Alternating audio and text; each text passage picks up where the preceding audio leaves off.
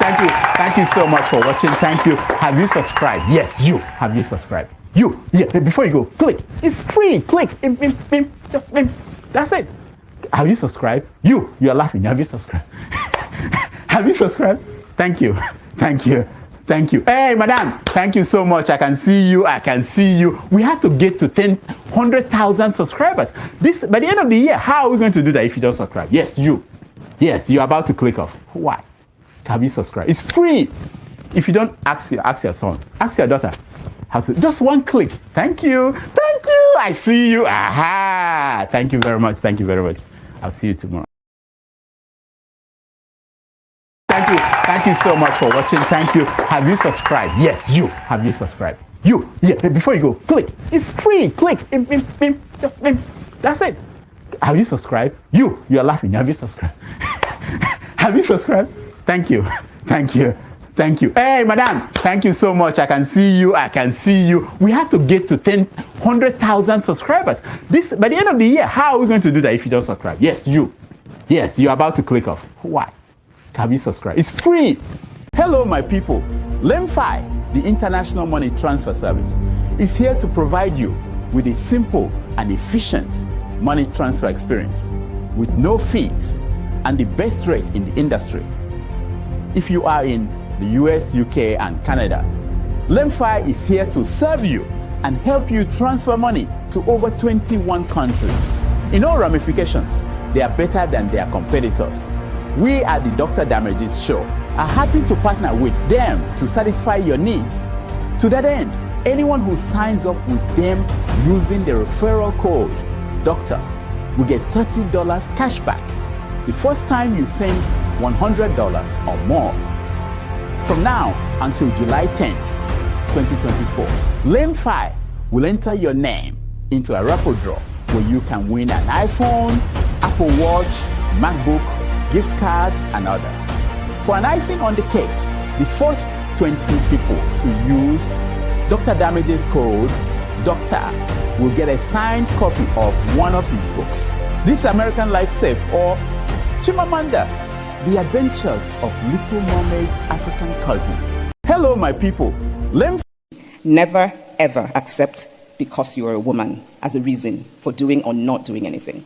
All over the world, girls are raised to make themselves likable, to twist themselves into shapes that suit other people. Please do not twist yourself into shapes to please. Don't do it. If someone likes that version of you that is false and holds back, then they actually just like a twisted shape and not you. And the world is such a gloriously multifaceted, diverse place that there are people in the world who will like you, the real you, as you are. We females are so often socialized to silence. Don't silence that voice.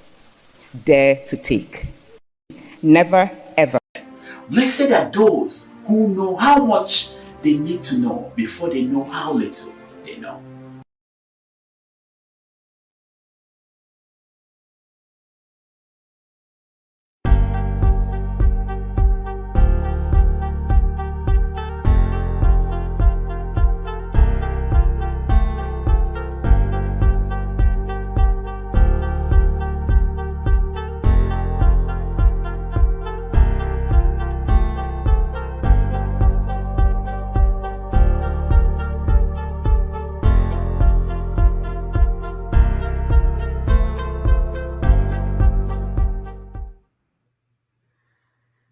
It's a beautiful evening here in Texas, everyone. Hope you all had a lovely week. It's a blessing to see another day. This is your one and only girl, Tope O. Welcome to the show, and thank you for joining us today. It is a known fact that Africans in general are very religious and hold their faith, be it Christianity, Islam, traditional religion, and most importantly, their spiritual leaders in high esteem next to God, following their counsel to the letter, even in obvious situations that may somewhat seem the sheep is gullible and being taken advantage of by the shepherd. Our topic for discussion today is religion, a blessing, a curse, to the family unit. We will look at religion as a safe haven and lifeline of hope during challenges, the thin line between common sense and spirituality, and lines and boundaries crossed. As a reminder, please click on the like button and share the link and join in the conversation. Be open minded and please be respectful to others. Welcome, Adama and Electricity. Thank you so much, Tope. Greetings, everyone, wherever you're watching us from. My name is Adama. Welcome to today's show. Today's topic is quite interesting. We are talking about religion, and we just want you all to keep an open mind. We're going to look at religion in all aspects. So, to our viewers watching, please feel free to join us in the panel. Keep an open mind, just like Dr. said. Let's all be respectful. You don't have to like each other's opinion, but you can respect it. Thank you. Electricity. Thank you very much. Good morning, good afternoon, good evening, depending on your geographical location. Truth be told, this is going to be an interesting topic. At the same time, we're here to educate and find. Uh, uh, just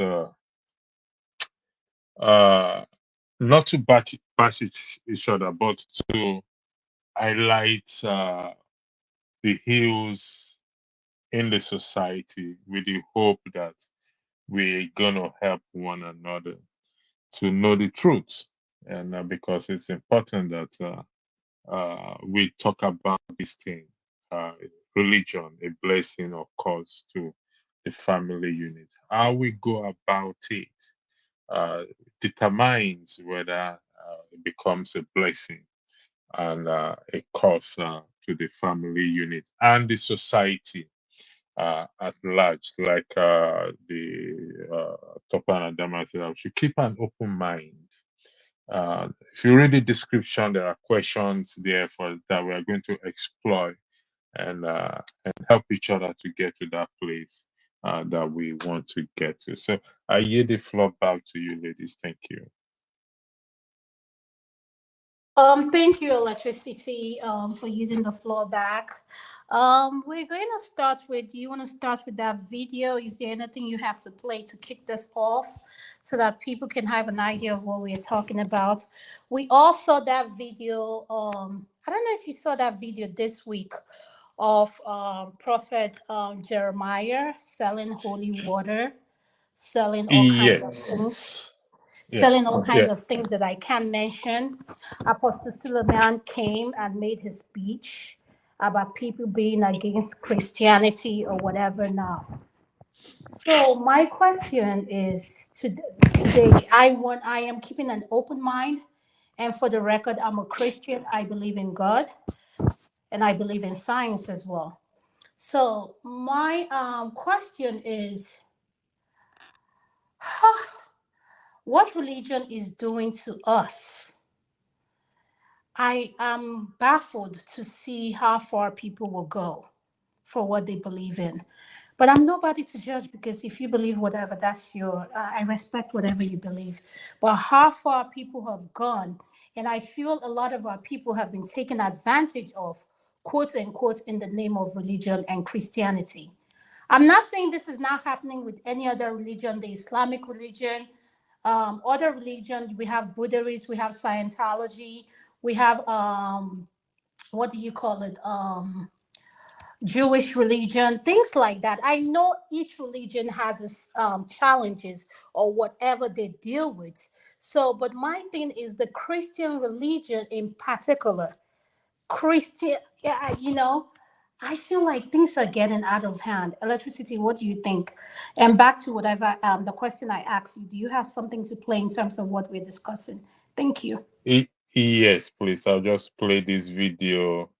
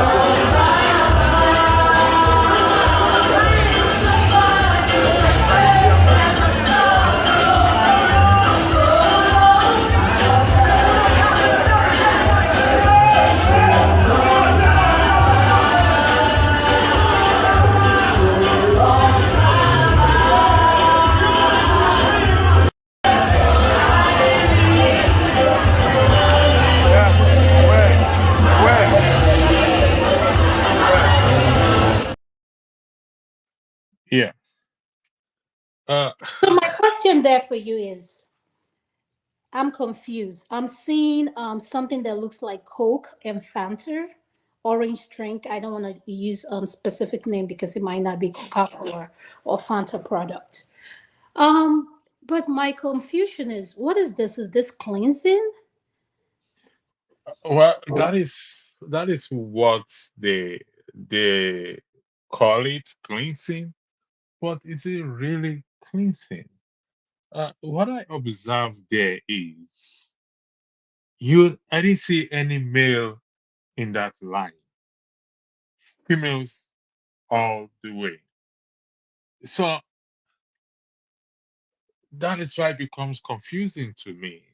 That is it only the females or the women that uh, fall into this circle or this permit me to use the word gullibility, if I want a better word. And how does that cleanse? What does it cleanse? Because let's say that is Coke and Fanta, the chemical composition. Uh, what does it clean physically or spiritually? These are the questions uh, that we need to ask and answer, and with the hope that we will help our people to get a better understanding of this. I don't know what it claims, and hopefully we will get viewers to come in who will join panelists who will come and join in and help us to understand this. But from my own understanding of this cleansing of a thing, we only have one thing that has cleansed us in the context of Christianity, which is what? Which is the blood of Jesus Christ. And that is also by faith. It's not something you and I always see physically. So I don't know. I'll yield the floor back to you. Doctor, are you there? Doctor. Okay, I think she stepped out for a minute. My confusion is this is complete nonsense. This is, you know, that thing they say common sense is not so common. This is complete nonsense. And like you said, why is the line filled with a bunch of women? That is one thing I that was so visible. Like, don't these women have kids? Don't they have businesses? Don't they have family? Like, don't they have a life? Like, why are we wasting our time on this nonsense? Nonsense. I don't realize what.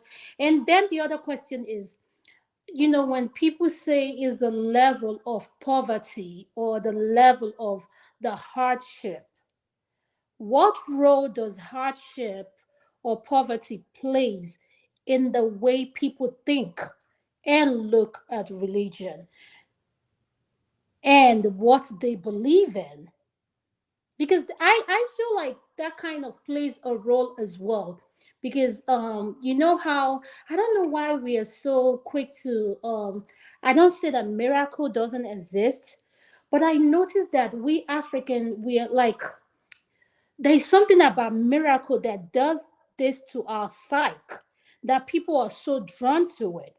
Even when they are being manipulated, they are quick to believe these things, and they go there for how do I say it? Cleansing. They go there for results. They go there for all kinds of things. Childbirth. There was a segment he did with the guy that was blind. Remember that guy that said he had glaucoma? I forgot what he said he had. And he said Yeah, his I think pastor told it's him. glaucoma. Yeah, Yeah, you're he right. said his pastor told him something instead of him going for medical checkup, believing on what the pastor told him. That is why he is blind today. And that broke my heart. So can you imagine how many homes that have been destroyed by this so-called men of God? Over to you. Yeah, the question or the intriguing thing is, are we whose fault is it? Is it the shepherds or the men of God, or the individuals who fail to read the instruction book? Just like okay, if you go to, if we men, we don't read instruction. We buy a computer, all we want to do is just plug it and just start to work. That is meant for you. But this is a matter of life, something that dictates one's life.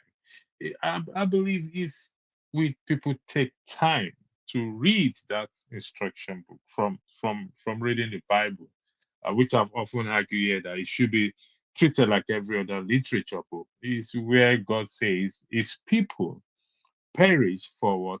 For lack of knowledge. Knowledge of what? Knowledge of God and his ways. So the question is, this thing, this cleansing we are seeing, are they actually the ways of God?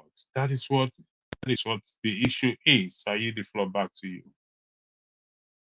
Tokwe, he played a video regarding to the cleansing with people using in my own opinion, Coke and Fanta product to do a cleansing. And electricity, I don't know if you have that video of that interview you did with that guy who's a great piano. What does he play? He plays an instrument, and he said he has played in a lot of concerts. I don't know if you have that video, so our viewers can get to understand what we're talking about in regards to the miracle. But if you don't have it, in regards to listening to the pastor, but if you don't have it, that's fine. Okay, so I that's have it. I will play it as soon as I finish uploading it. I have it already, but just I will just keep going ahead until it's kind of a little okay. bit slow. Thank All you. right, no problem. Thank you, Tope. Over to you. Okay, so the way I look at it is that women are the wives, the mothers, the grandmothers in the home, carrying out the burden of worrying about the hardship, finances, children's education, tantrums at home. And they have a lot of burden and, need a listening ear to fall back on. And that's how they end up falling victims of relying on either their pastors or alfas or babalawos, traditional um, pastors, if you will call them, and end up falling victims of, being gullible, being advised to do things that wouldn't make sense to the normal human eyes, such as that clip that was played with a pastor pouring in, Coke and Fanta and using that to anoint or cleansing, believing that that will solve any situations or hardship people are experiencing. People have been found to resort to their spiritual mentors in cases where they should go straight to the hospital for medical um, situations. People have had challenges in their marriages where they needed help to actually seek help um, from a therapist or some sort, A and medical result. practitioner or Yes, stuff like that. Yeah, yes, and they end up with going to. pastors. Yes, and people do crazy stuff. Growing up, I lived close to the beach, and Adama, you won't believe the kind of things um that I saw going to the beach, for a picnic. You see people coming there, with their gowns and coming to, get cleansing Tope, from the leave me water from alone. the You beach. mean Yeah, people go to the beach and have they cleanse, they have baths there at all times at night, every freaking time, just to get resolution. Either they're looking for money, or they're looking for the fruit of the womb. People do crazy stuff out of desperation, and these pastors and afars or these babalawos take advantage of people's desperate situations, and they just take their money. I've heard of a case of someone looking for the fruit of the womb being married for over 20 years, and the spiritual leader requested them to bring a cow. Meanwhile, that man was just feeding himself and his family. This is a very the aspect that I want to learn from. People who call themselves traditional believers. In Igbo, there is something we call Amadioha. And this is, think people believe in these things. Like, people have these gods they worship, traditional believers and all that stuff, and they sacrifice this animal to them, chicken, goats, all kind of thing. And my question is, who get to consume this meat, since The they claim, quote unquote, is for the gods? Like, who is consuming this food? the human pastors or the afas or the babalawos are the gods, feeding themselves and getting fatter each day. That's it.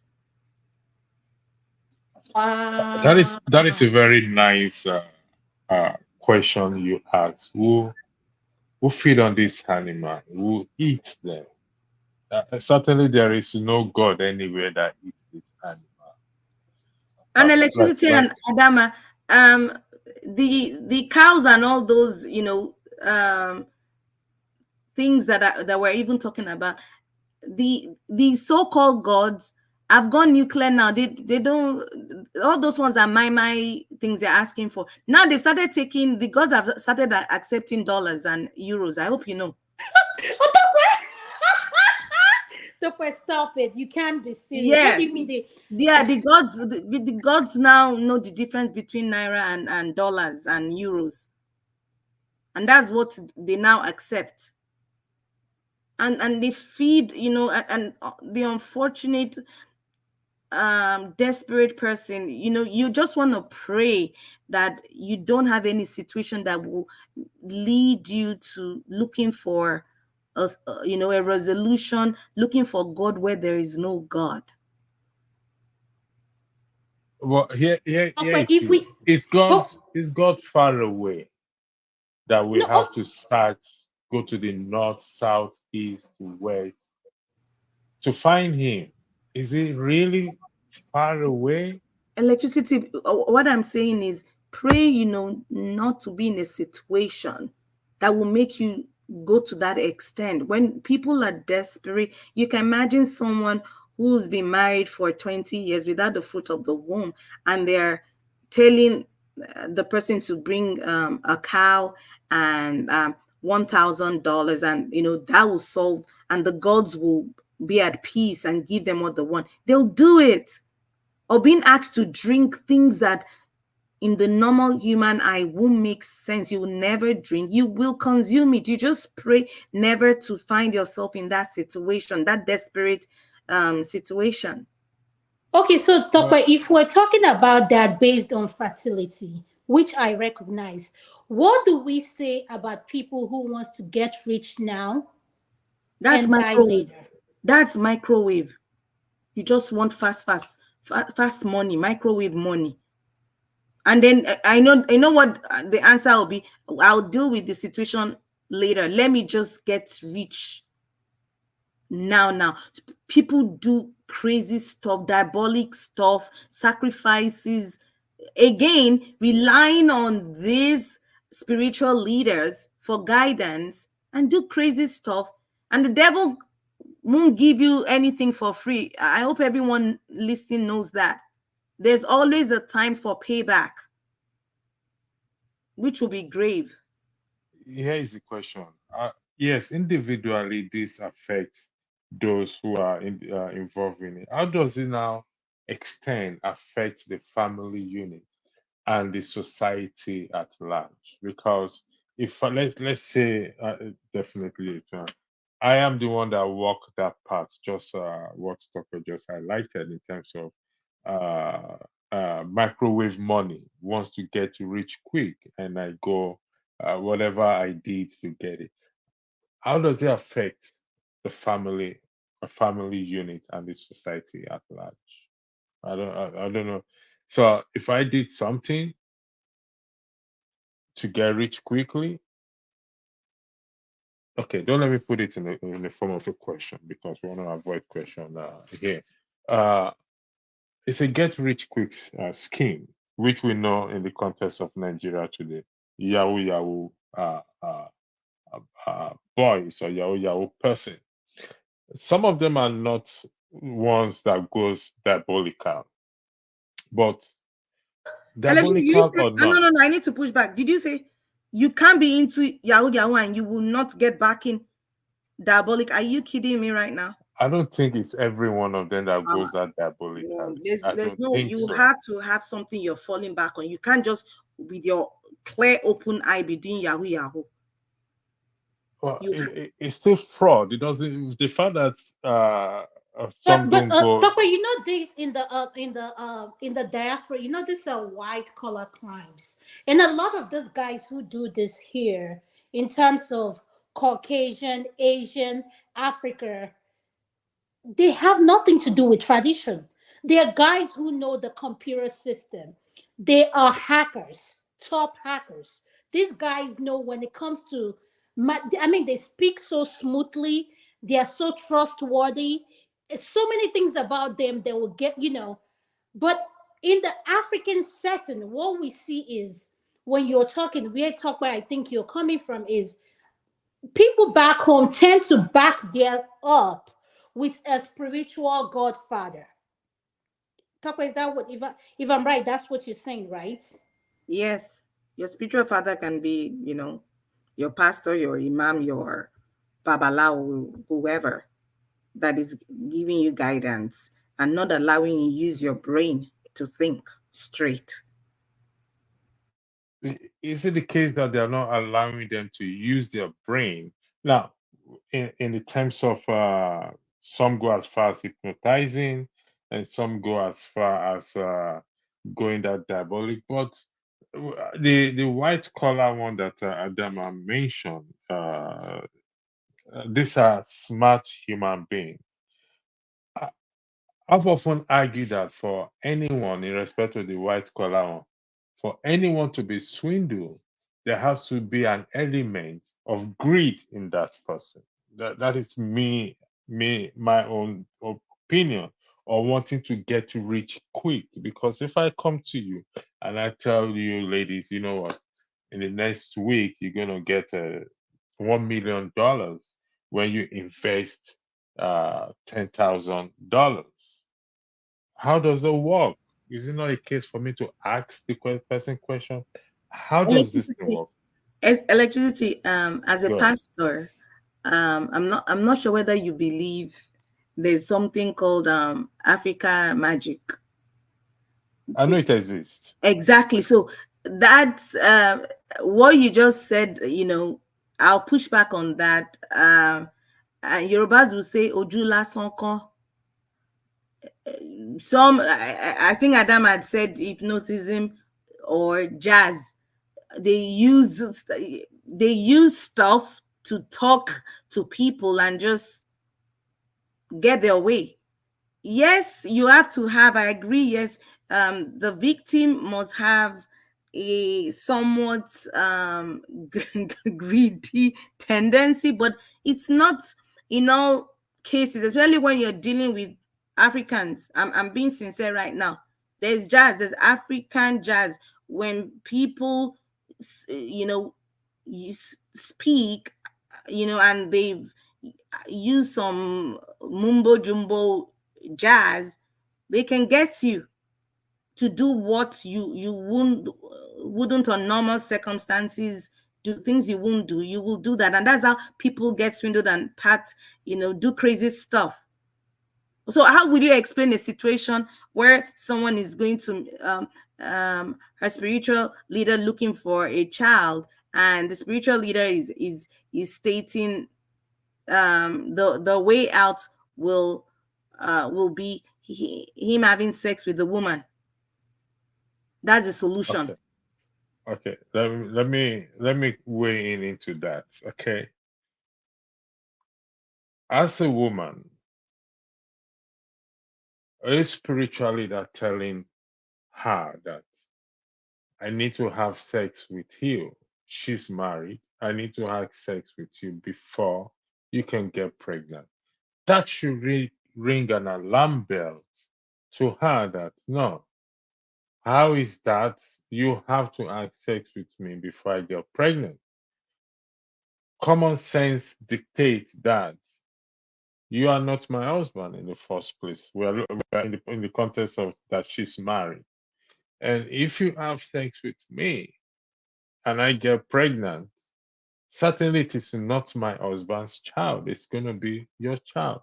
These are the things that uh, ring in a normal person's head. But like we stated earlier, this is a matter of trust and betrayal of trust that I trust this individual to give me a good counsel and a good guidance, but he gave me a wrong counsel. So, is there any hypnotizing involved in that? Is there any diabolic means involved in that? I'm going to read something out after you ladies speak. There's something I want to say. Topper says something that is so true. Until you are in a desperate position, the way your mind thinks, the way your mind works is different. It's just like when there's an emergency, there's a strength that comes from you that you never expected that will come from you. If you ever had an emergency, let's say something happens to your child, your loved one, you're quick to act. So let's play this scenario of women who are desperate to have the fruit of the womb. They've done everything. They go to night vigil. They do all the stuff they are being told by their spiritual leader. And they trust this man so much. Not just trust. And I want to echo something. Women are part of this thing.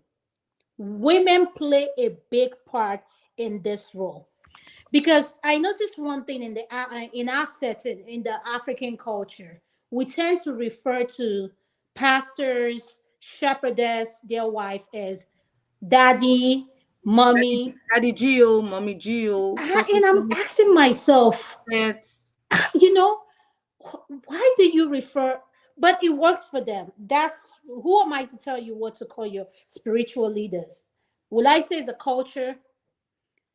So when a woman is that desperate, at the same time, you know how to say we women we're very emotional, and at the same time we're very secretive. Pray that you never find yourself where you have to make decisions you know you'll live to regret. Exactly. Especially when it comes, like you mentioned, when it comes to a case of for your child, won't you go any length?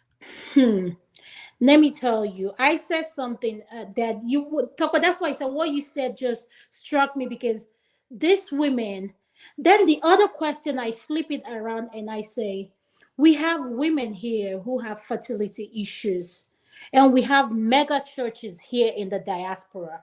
We have Joe Olsen, we have T.G. Jakes, we have Joy Myers, Joe Oxen have one of the biggest church in Texas. In Texas, is a former of NFL. I mean, is a football. I mean, is huge. Is huge. Can you imagine the kind of tithes they pay to that church? And we have these ones that have churches everywhere. These pastors are driving private jets. They live in a luxury house. They have all the security. Their wife are decked out. They are living this luxury life. Now, when it comes to the diaspora, where I see our people are kind of, I would say, I believe in tithe and offering. But a lot of these mega churches here in the diaspora, they operate off of tithe and offering and gifting. I've watched a segment where the pastor say, I need 10 people now. with $3,000 each. People were lined up, paying with their credit card, putting themselves in debt just to give to bless that pastor. He said, give me 10 people now to give me. Then the more people he saw, he went up on the amounts. And I'm like, wow. And remember, churches here are 501c. I don't know if you know, for someone like me, I know a little bit about business, and I've been in this for business meetings. For my church, I did something and I got to learn a lot. You start to ask yourself, wow, all these churches.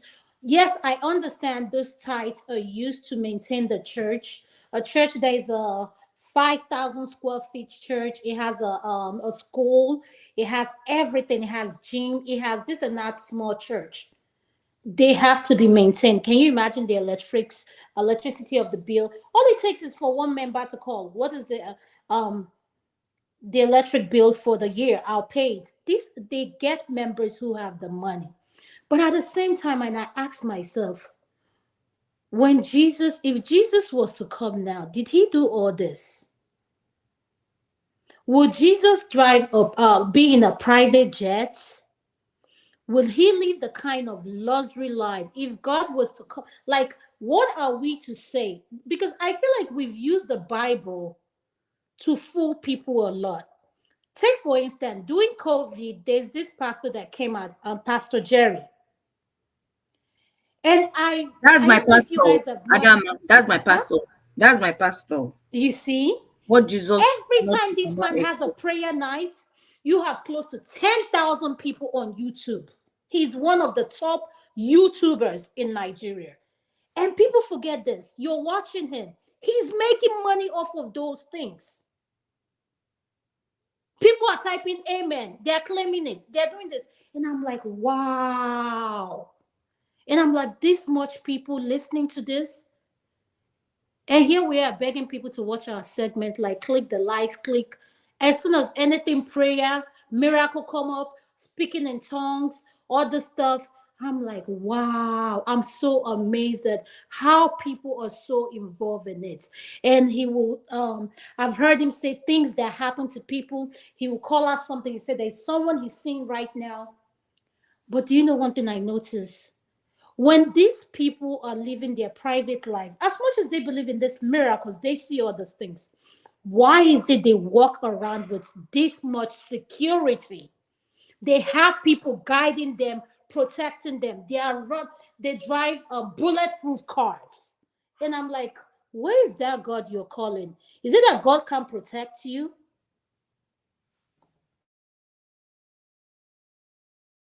Yeah, Adama, you asked a very valid question. Did Jesus do all this? I hope I'm correct in that question. Yeah, that I'm putting it right. Did Jesus do all this? Because we're in the context of Christianity. The answer to that question is no. He didn't do all this. He didn't live uh uh this kind of a life that was sane as an example for us to follow. He even warned the rich not to be high-minded. So it is the example that, I mean, like you said earlier, we are not here to throw stones at anybody or judge anybody or condemn anybody. No, far from it. He didn't do all these things. Uh, uh, if I have to work with bodyguards, then the question is, who protects my members?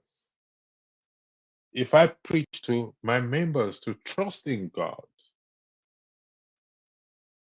and I go around with bodyguard and a bulletproof car, what message am I passing? Who pays for these bodyguards? Let's be realistic here. Who pays for these bodyguards? The tithe How do I and make? the tithe and offering. Let me see. Okay. The tithe and offering. Is that what the tithe and offering is meant for? That is another thing we have to delve into. Is that okay? what is the essence of faith? How many, like I said, the scripture, the Bible must be seen as a literature book in the sense that it must be treated with the same language, the same senses when we're reading it. How many of the prophets or pastors in the past walked with bodyguards? That's another question we should ask ourselves. How many of them? I mean, I'll give you an But example. John the electricity, you Right, have the right. answer to the question in terms of that's what I'm saying. People who go to this church, I'm talking about these all these churches we're talking about, mega churches. Okay. Topper, remember that video that happened where this particular pastor, this lady came to give a testimony about how long it took her to get a degree. And the pastor was shaming her. She made a mistake in her degree. The Having police, the police. yes, yes. And next thing you know, she became famous for it. Even as much as the pastor talked down on her and asked her question, "Are you sure?" And when I watched that video as a man of God, maybe it's just me, my own personal preference. If you want to correct someone, please, there's something called doing it privately, not doing it in a public space. That is just my own personal preference. But the way this lady was shamed and the way she took it, because this is her daddy G.O. talking to her. And I'm like, what? This is a mom of how many kids? She was so proud. She worked hard to get that degree. And the message was lost, sharing her testimony of how long it took her to get there. And this man came out and said, I'm going to buy her a phone.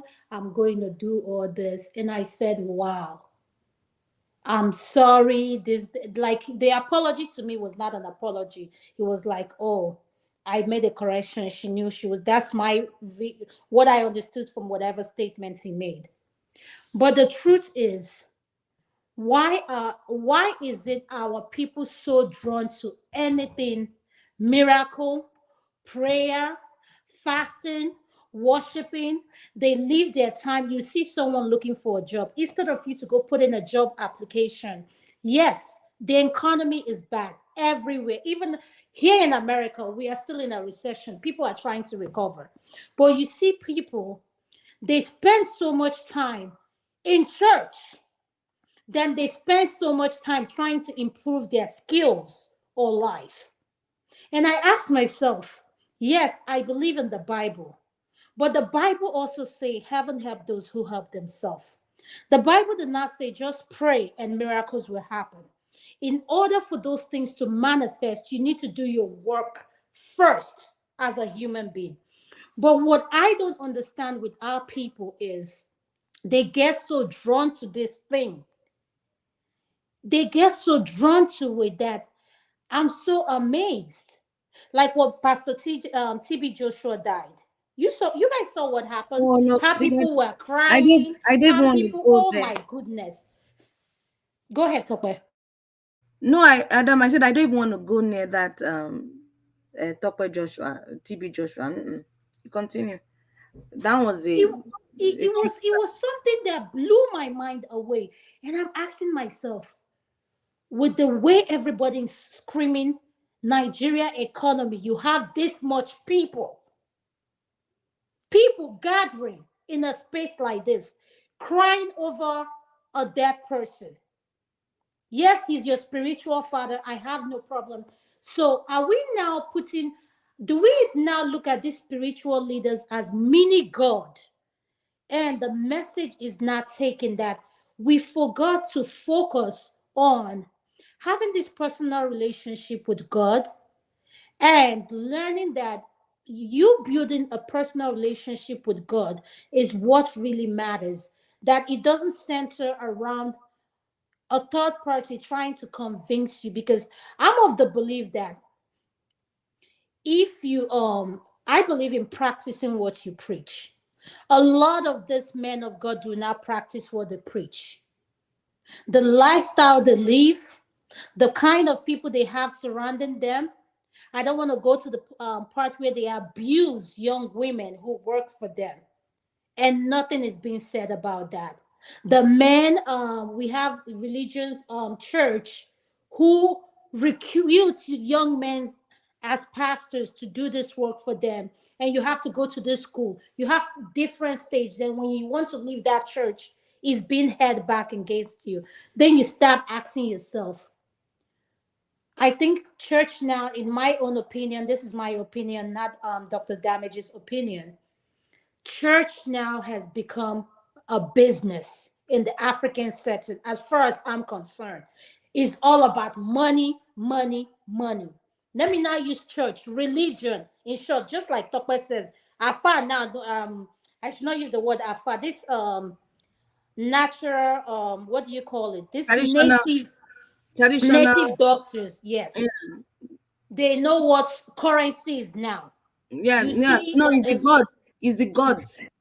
The gods. someone is interpreting what these gods are saying, and they do consultation now through the phone.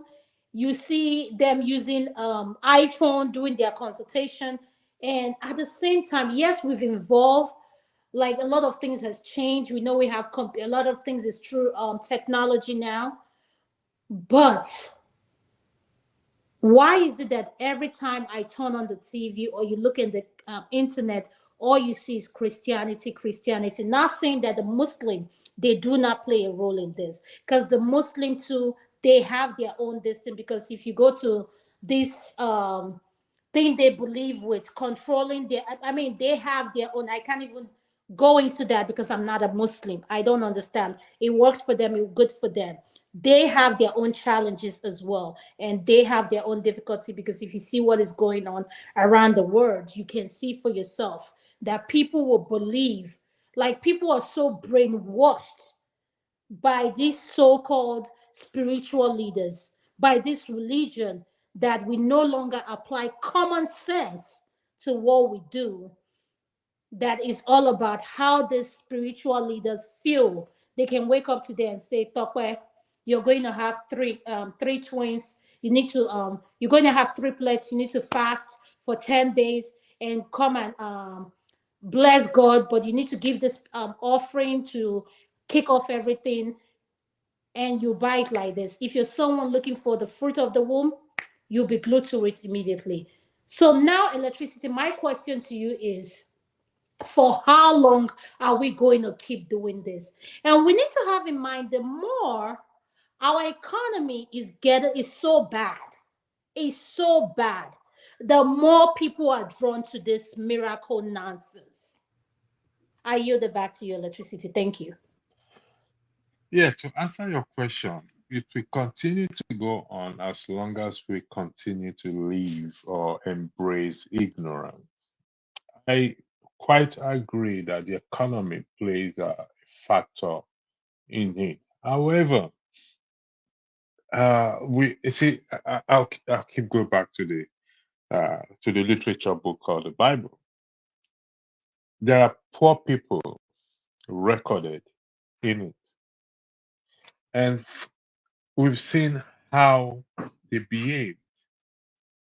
For example, there's a widow that the husband was a prophet and he died. He borrowed money before he died, and he said to, I think, Elisha, the debtors are coming after my husband, and he hasn't paid the money, and probably they think they will take his son.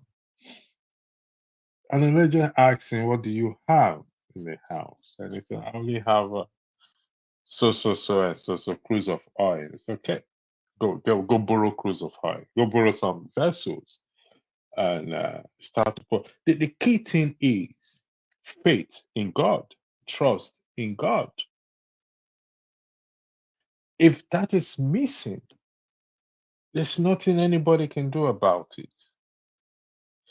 If we can have that faith in God, and this is why I said this podcast is very necessary, and I understand in terms of desperate situation can drive people, particularly in the context of just looking for the fruit of the womb.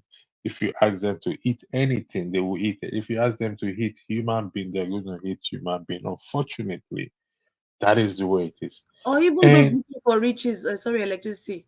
They will do sacrificial, funny stuff that just for money. yeah, yeah. The richest one, in my own view, in my own distance, I believe they can. That is uh, comes out of greed. But the one of the fruit of the womb, every woman, I mean, the women, every woman that desire a child wants to have a child, and when they don't have it, it becomes an issue. And if only, like I often said, if only we can take our time and read this Bible, then we will understand that everything that requires there is just simple faith and trust in God. Are there women in the Bible who have never had kids before? The answer is yes. Do they go searching from, do they go from pillar to post? The answer is no. An example has been set for us to follow. And if we choose not to follow that example, then we will fall prey to this man. Because, like we often say in politics, the citizens have responsibility as much as the leaders. Also, members have responsibility to check, to check. There's what we call checks and balance in the scriptures. Are you telling me the truth? I gave an example the other day. Sorry, I'm taking time. You the floor, but I gave an example the other day. My daughter listening to a podcast when the man was talking about the Antichrist, and he said the Antichrist does not reflect in the Bible. It's not written. You won't see it written. I was busy doing something else that has nothing to do. I think I was setting up the podcast or whatever it is. So when I heard it and I said that is not correct, and she said, "Dad, what do you mean?" I said, "No, that is not correct. Its intention is not to mislead, but I said that is not correct." I said, because the word Antichrist reflects in the Bible that only once. And she said, show me. And I went to pick it. And I looked for it and said, look at it here. It reflects once in the Bible. So if you know these things, it gives you that edge. It puts you on that edge not to be deceived. As Jesus said in Matthew chapter 24, verse 4, take heed that no man deceive you. See, take heed. I have a responsibility to take heed. I yield the floor back to you. Thank you. The floor is to you, ladies. Yes, I can hear what you say. Could you please play the second video if you don't mind? Thank you. Uh, let's see if this thing has uploaded. The one about the young man, the guy that was Yeah, playing there was the a video you saxophone. highlighted about the water being sold. Can we talk about that? And after Okay. that, we're going to switch. Let me highlight the because G2. Yeah, I don't know if you are seeing this clearly. Yeah, I'm after not that, we're sure. going to switch the topic a little bit so as to we've been on this religion thing for an hour now, so let's try to Can switch you it up. can you see this video? Yes, I can see it. So Yes, I this can is see it. from Thank you. Jeremiah 5:1 is selling. This is the pool of Bethesda water. Okay, no, let me go to it so that the viewers will understand. Go back to here. I'll start from the beginning. Sorry about giving me time. So this is miracle and healing water for $6. This man is in Nigeria, for crying out loud. My question is, why are you using US dollar? Why not the Naira currency? Why not Nigeria currency? This man lives about six or maybe about, no, let me go back, 10 kilometers from me. I know where his church is. So that is one example we're talking about. Triple impartation miracle water. These are the questions people should be asking themselves. What is triple impartation miracle? What does triple impartation mean? What are you imparting? 10 US dollars. This is another one. This is the pull up Bethesda, 4 US dollars. And this is what's it called? What is it? Just bring it, 14 US dollars. Bring what? You see, these are the things that people should be asking. We should be asking This that money question. making machine, electricity for the pastor. It is money making machine. However, are people asking the relevant question? That is the crossroad we are right now. Because listen, if we're gonna follow Jesus Christ, then we have to do like what Jesus Christ. A lot of people ask him questions. Only once Jesus Christ did not answer the questions. He said, if you can give me an answer to my question, I will also give you an answer to your question. That was in reference to the baptism of John the Baptist. But they did not give an answer to his question. And he said, you know what? On this occasion, I'm not going to answer your question either. But for every question they ask him, he answers. So here is my problem with people. Why can you not ask your uh, shepherd or your pastors? Why can you not ask them questions that you feel does not sit well with you in the scripture?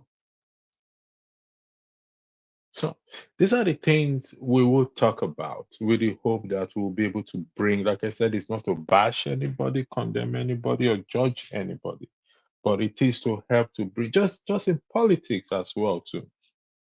I'm not bringing politics in the same way we've not read the Constitution and we keep bashing the Constitution, even though the Constitution is not a problem. Is because some of us have failed to read it, and we just go with what electricity said, even though electricity itself have not read, hypothetically have not read the Constitution. The Constitution is our problem. It's bad. Religion is our problem. The Bible is our. No, it is not. It is me that refuse to read it, to gain knowledge and understanding from it. I yield the floor back to you, ladies. Thank you.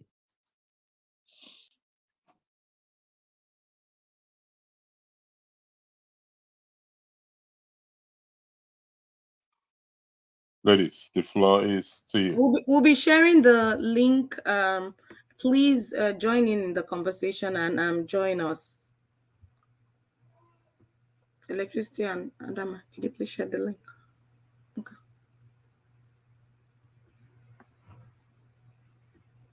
Adama. I'm sorry, I didn't even know I was muted. I kept talking. So, in terms of the product he displays, my question is, who are the people buying this thing? Who are the people for real? Who are the people buying all this water and everything? People desperate for answers. And Adama. why are they paying in dollars? If the church, like, why are they paying in Because they dollars? believe when they buy the holy water, anointing oil, their answers will be, or their problems will be resolved according to the man of God. That's the situation. So, according to So if they buy it in naira, what will happen? No, What if they buy? they'll probably buy it in naira. They'll just do the conversion, but it's more appealing to have the the gods understand Dollar dollars better right than now. naira. Yes, because I told you they will accept the naira, but the gods accept dollar first Alaba. because it's stronger. I apologize. This is not a laughing matter. What I said is not a laughing matter. Yeah, like I'm going to repeat for emphasis purposes for the audience and those who will watch it later on. the purpose of this segment is not to throw stones at anyone or to judge or condemn anyone. It is for us to learn. So I would like to emphasize on that. I yield the floor back to you, ladies.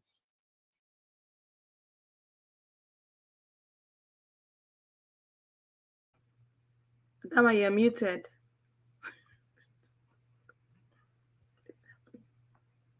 Okay, I Muting think thing. she's muted.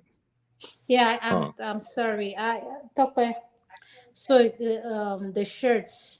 You know, another thing, things have been added to this what do you call them, merchandise, the church. Yes, every church has their merchandise, like, including my own church. We have, when we travel, like when we went to Jerusalem, we went to all this.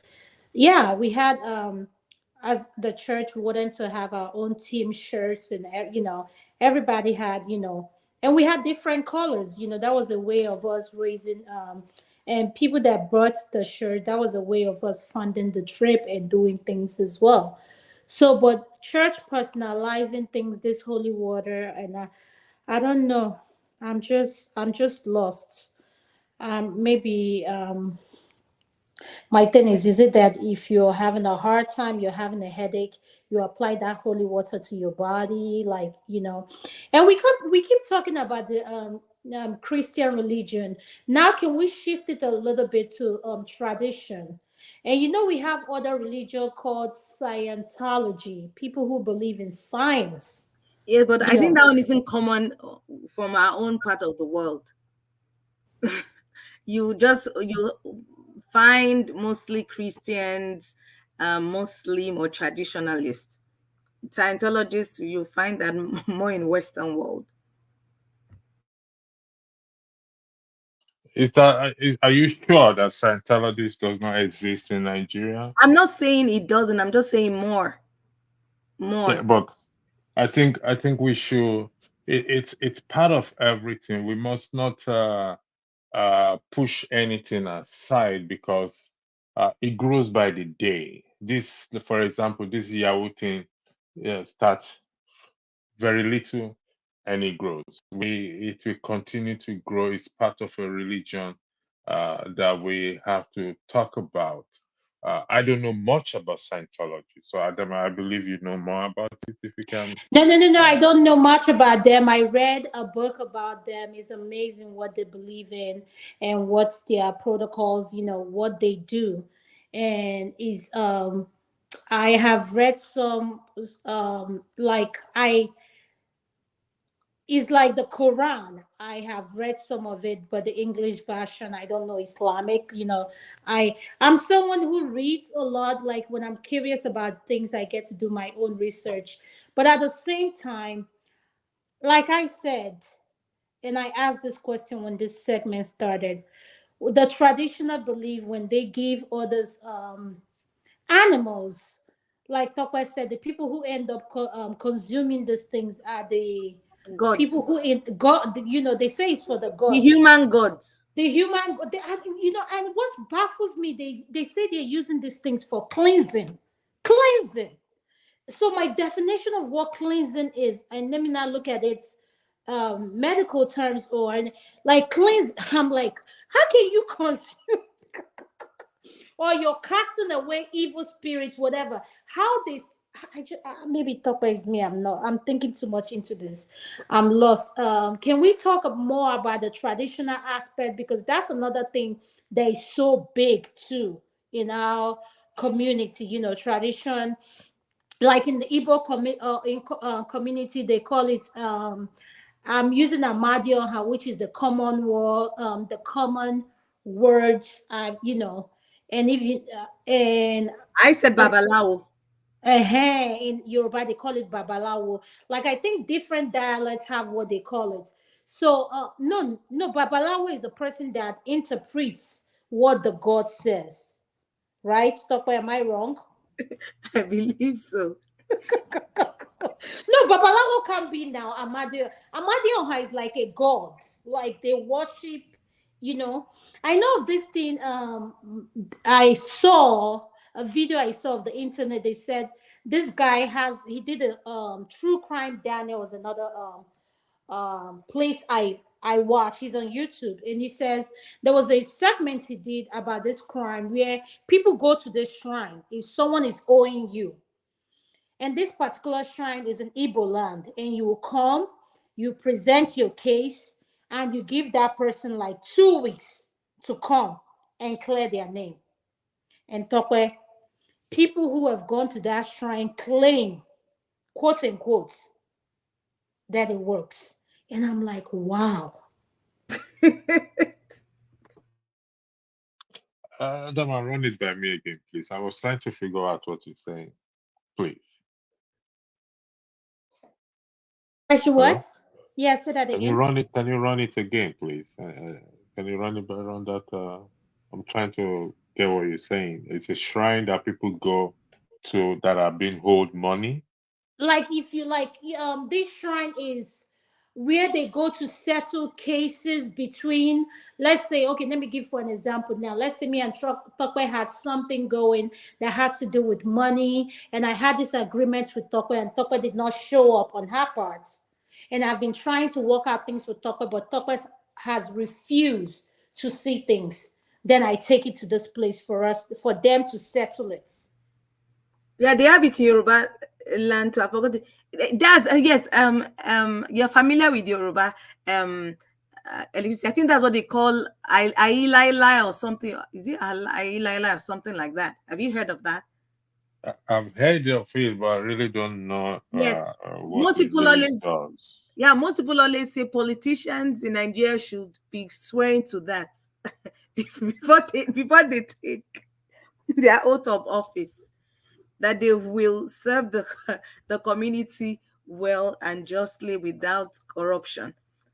And yes, Adama, people believe in it. People have testified that that thing actually works. They call it Ailala in Yoruba. I don't know what you said. They call it in Igbo. Is that the amount they are? No. Okay. This one is a shrine. Yes, it's Ailala. Yeah, I don't know the shrine has a name. When I watched this segment, and he posted everything, the guy that contacted him wanted him to cover and gave him everything. And I was like, wow. And the person showed up. They called that person's name, their first name, their last name, and they will summon that person. The Mazi And Prince says it's called Alusi. oh, I Alusi will see. in Igbo.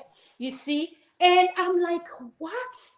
And yes, as Africans, we have traditions. So my thing is, does this tradition, do they work here in the diaspora? I'm just, asking. When you say do they work in diaspora, I need a context in terms of the same way it works in Nigeria. If they perform it in diaspora, does it also work? Is that what your question you're asking? Yes, if these people who call themselves the eyes of the gods, I'm using this term, when they come here to the diaspora, be it Europe, America, wherever in the world, do they still see those things that I they hope you know. see? Yes, Adam, I hope you know there's Babalawo in Chicago. They have it even in the UK, just so you know. There are Babalawos there. Wow, okay, Yes. interesting. Mm-hmm. I say, yeah, it is to me personally. Where does it take us to? Where has it taken us to in the African context? Where has it taken us to? I will come back to you. Just need to attend to one or two things. Thank you. Adam, I want us to talk about it in regards to the family unit, especially when it comes to children. Do you know how many kids have been victims of this form of ignorance that parents have,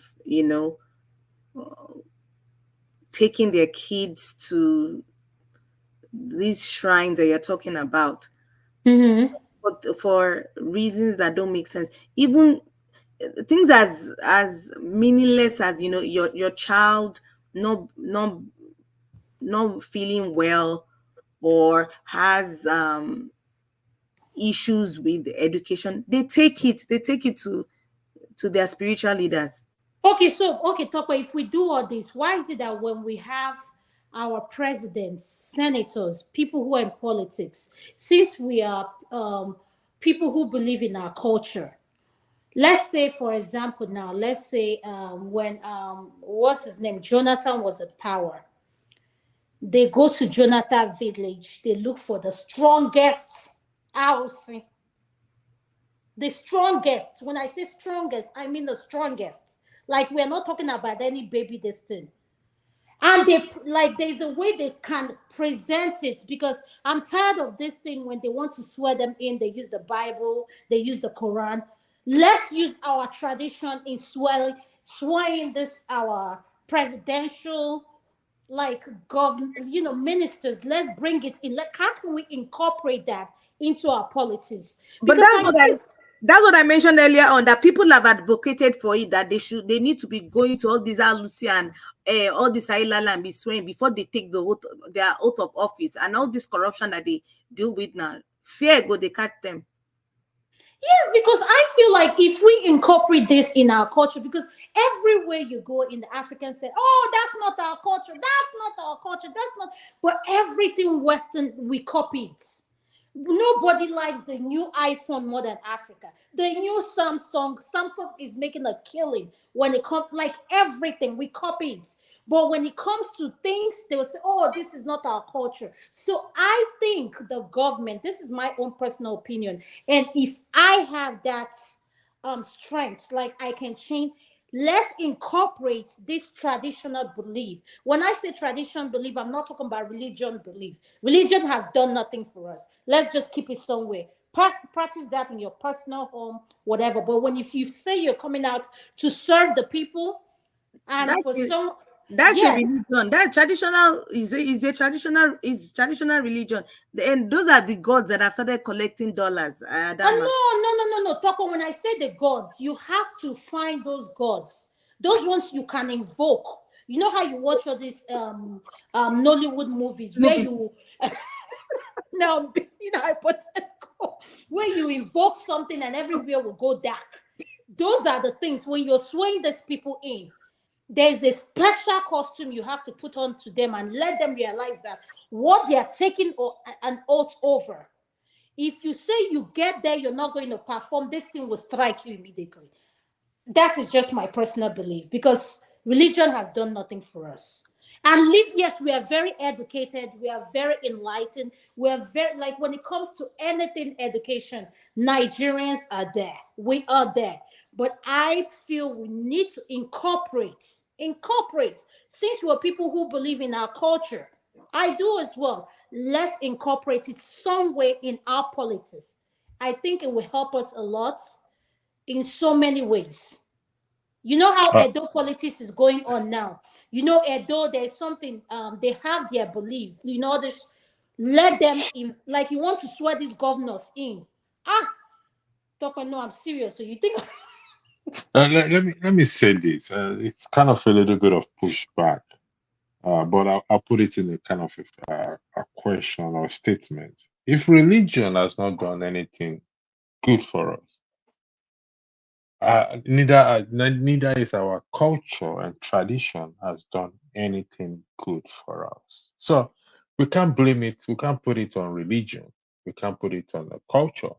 I think we have to put it on us individuals to do right by each other. Does that mean we are not going to falter? Of course, we're going to falter.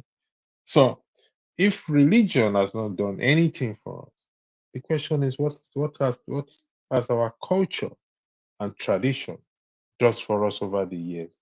Has it changed the price of rice? Has it affected the price of petroleum product? Has it make school fees cheaper or whatever it is? So where do we draw the balance? Now we will come to this back again, time permitting. Before we discuss, I want to throw a spanner to the way. Before we discuss interfaith marriage, I want us to discuss the issue of the lady in Canada. Again, copyright infringement. I can't play some video. It would have been nice to play that video.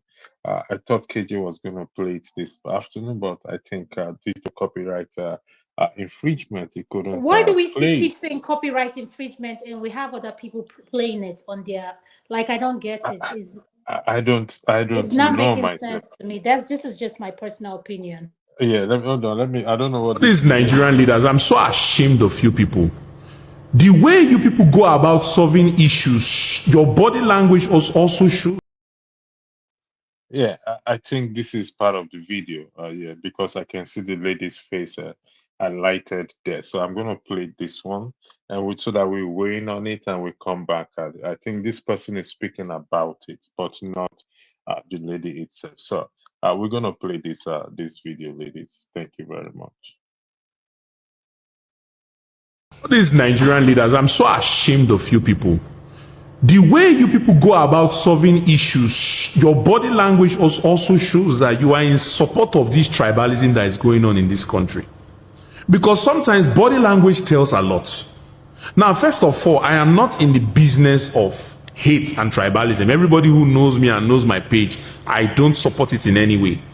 But I must tell you that our Nigerian leaders have a way of directly or indirectly promoting tribalism. And I will explain why. Your body language tells a lot. Now, I am not in support of what Amaka said about her hate on the Yorubas and the Edo people. So whatever action is taken against her, fine, I have no problem with that. But my question goes to the level of hypocrisy in the Nigerian leadership. Since 2023 to date, it has been all about Igbos. Igbos must go. This, that. But if you go to the internet, you can't stay 2 minutes with some kind of tribes. Igbos must go. This, that. Igbos are this. Igbos are that. Igbos are that. There is no action that was ever taken against any of these people. But just one lady who got emotional about the whole attack because of the pressure that has been going on since 2023 to date, all of a sudden, vroom, you people have taken action. Why didn't you take action against the Yorubas that have been saying Igbo must go all these years? No action taken against them. But one Igbo lady just said one thing and brrr, you people have taken swift action. That body language tells a lot about your tribalist nature. That body language tells a lot about your level of hypocrisy. If you want justice in Nigeria, just as you punish this lady, you are supposed to be punishing every other one that has been preaching hate on the Igbos since 2023 to date. This hypocrisy is too much for us to bear. If you don't like the Igbos, let us go. You don't want to let us go. You don't want to let us even have peace in the land again. You want us to stay. What kind of hypocrisy is this? You will not give us peace of mind. Everywhere you go, Igbos must go. Igbos must go. The hate is so strong on the internet now. You will not take justice against these people that are perpetrating all this nonsense. Just one lady from the Igbo now. Look at the way you took swift action. Take that same action with all the Yorubas that have been insulting us since 2023 to date. Let's know there is fairness and justice in this nation. What level of hypocrisy is this? You don't want us to go. Allow us to stay in peace. No. You don't want us to be in peace. You don't want us to go because you want the resources in our backyard. What kind of level of hypocrisy in this country? Seriously, I'm not happy with this nonsense. All right. For the record, please. Okay, I don't know. I'll yield the floor to you first, please. Go ahead. No, go ahead. You can speak. Then I'll wait. Go ahead. You can speak. I believe most of us have watched the video. Like I said, this also gives us a little bit of context into it. But this is not about Igbo, Yoruba, Hausa, or whatever it is. It's about what she said. Now, a lot of people have been making excuses or have been hearing excuses about that. Oh, she's having a mental breakdown, or she's reacting to something, or she's not reacting to anything. But if we pick the words one after each other and compare and contrast to previous comments or statements that have been made in the terms of bigotry and all those things, all bigotries are condemnable. So She went as far as saying, I'm going to poison the Yorubas. I'm going to poison the Edolite or the Edo people.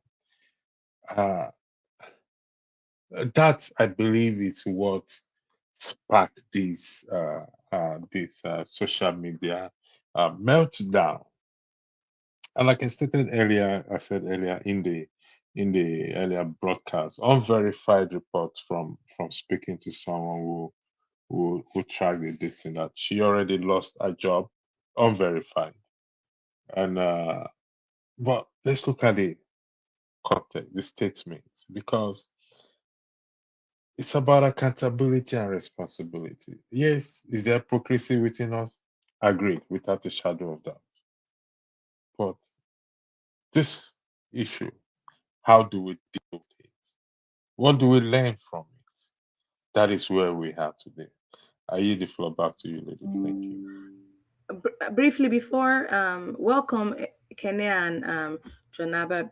Before Thank I you. pass it over to both of you. In regards to that lady, to be candid, I personally feel she wasn't treated well.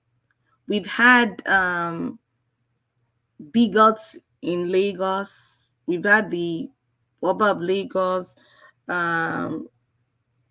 wanting to chase Igbos years ago out of Lagos.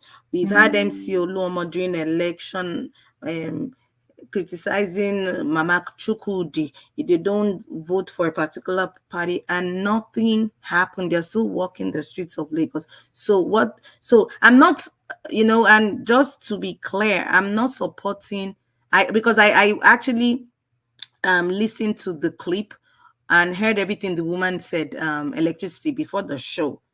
Yes, it was wrong, but all those other people have done so many things in the past against Igbos, and nothing happened. Igbos lost their shops, burnt their shops in Lagos. So many horrible things have happened to other ethnic groups in Lagos. The Yorubas did, and nothing happened. So why are they now trying to chastise this woman? Yes, what she did is wrong, but what are the other people walking free? Can I welcome? Yes. Have you Thank you. finished up where Yes. Yeah. before I can speak? Are you done? Yes. In regards to what electricity just played, electricity talk bed. Welcome, Uncle Jonaba. Welcome, Kenneth, to the show. This is my own personal opinion. First, I disagree with what she did, and I've heard people make excuses in terms of her mental health. Like I said, someone who believes in science, if you need help, please seek help. Psych, whichever help, whatever you're going through, please seek help. We cannot keep making excuses for people's foolish behavior. Now, I'm going to use an example here in the diaspora. Black men have been locked up here in the diasporas for crimes they do not know anything about, or something that they couldn't prove they were not part of those things.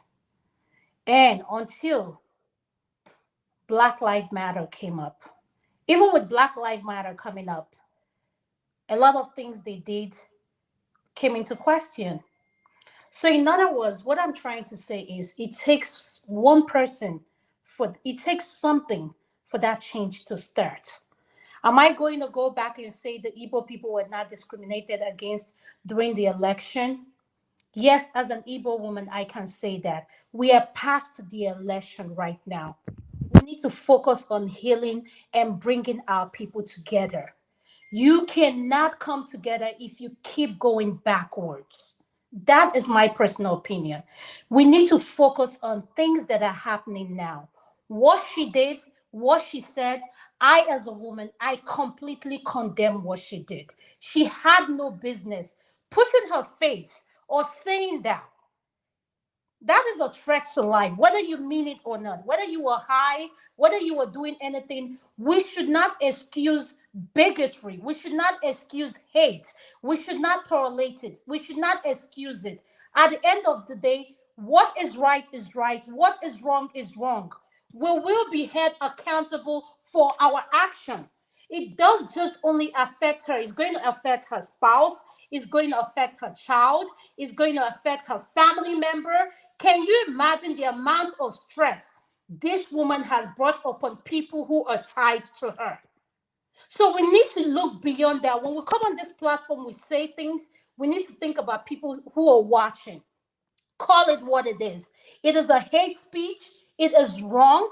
I'm not going to sit here and start blaming this ethnicity over this ethnicity. I'm tired of this tribe thing. It drives me nuts because at the end of the day, I'm speaking from when you come to the hospital, you don't care who I am. You want treatment. You want to make sure you're in the best hand. We all here, all of us in the panel, we bleed red. So we need to stop this hate. It has to stop. Quit excusing something that has no, we cannot be making the reason, oh, Igbo people did this, yes, Igbo people has been through a lot. But at the same time, stand up for what is right. We have to heal. If we keep making excuses and going back to what happened, we are not going to move forward. Yes, what happened may have caused trauma. Get therapy for it. Stay off the internet. You don't need to be on the internet if you know what you're watching is going to affect you more. That's my suggestion. You don't need to come online. So let us learn to promote love and not hate. Thank you very much. Thank you, Adama. Welcome, AY. Hey, can I add to what Adama said? No. I was next, please. I was next. Ekene, you're going to speak after you, Janaba. AY, welcome to the show. Good. Then after Janaba is going to be AY. Thank you, Ekene. You're next. I don't know. Yeah, Yes, sorry thank for you. interjecting. I don't know if some of us. Displace Janaba, Hold on don't one worry, I second. will displace Janaba. Yeah. Can you gentlemen, hold on. Janaba, you have to. Okay, it took out one. Thank you very much, Janaba. Are you the club? Okay, Ekene, I just want you to So- know we're going to use the timer, and I have it for 5 minutes, so your 5 minutes starts now. So I don't know if some of us have been on social media of recent. That there are a lot of things going on social media, and a lot. And this Amaka's comment came just few days, a day or 2 days after a serious threat of Igbo's life, threat to Igbo's life happened, and then she was responding to that. I shared an audio on this private chat. Please, if you can play that, then let's analyze this to see if what Amaka said is wrong or right. Till tomorrow, wake me up anytime. Whatever that Amaka said, I, Kenechukwu, strongly support what she said. If you have no idea of what has been going on social media of recent and nobody called it out, no House of Rep member write their stupid letter to Ostra to condemn what has been said against the children of Igbo people, 2 Yoruba boys. We are on social media calling for elimination, unalive. What is unalive? To get life out of something, to take life out of something, meaning killing of Igbo children. He encouraged his Yoruba brothers and sisters wherever they are around the world. They should target Igbo children and begin to unalive them.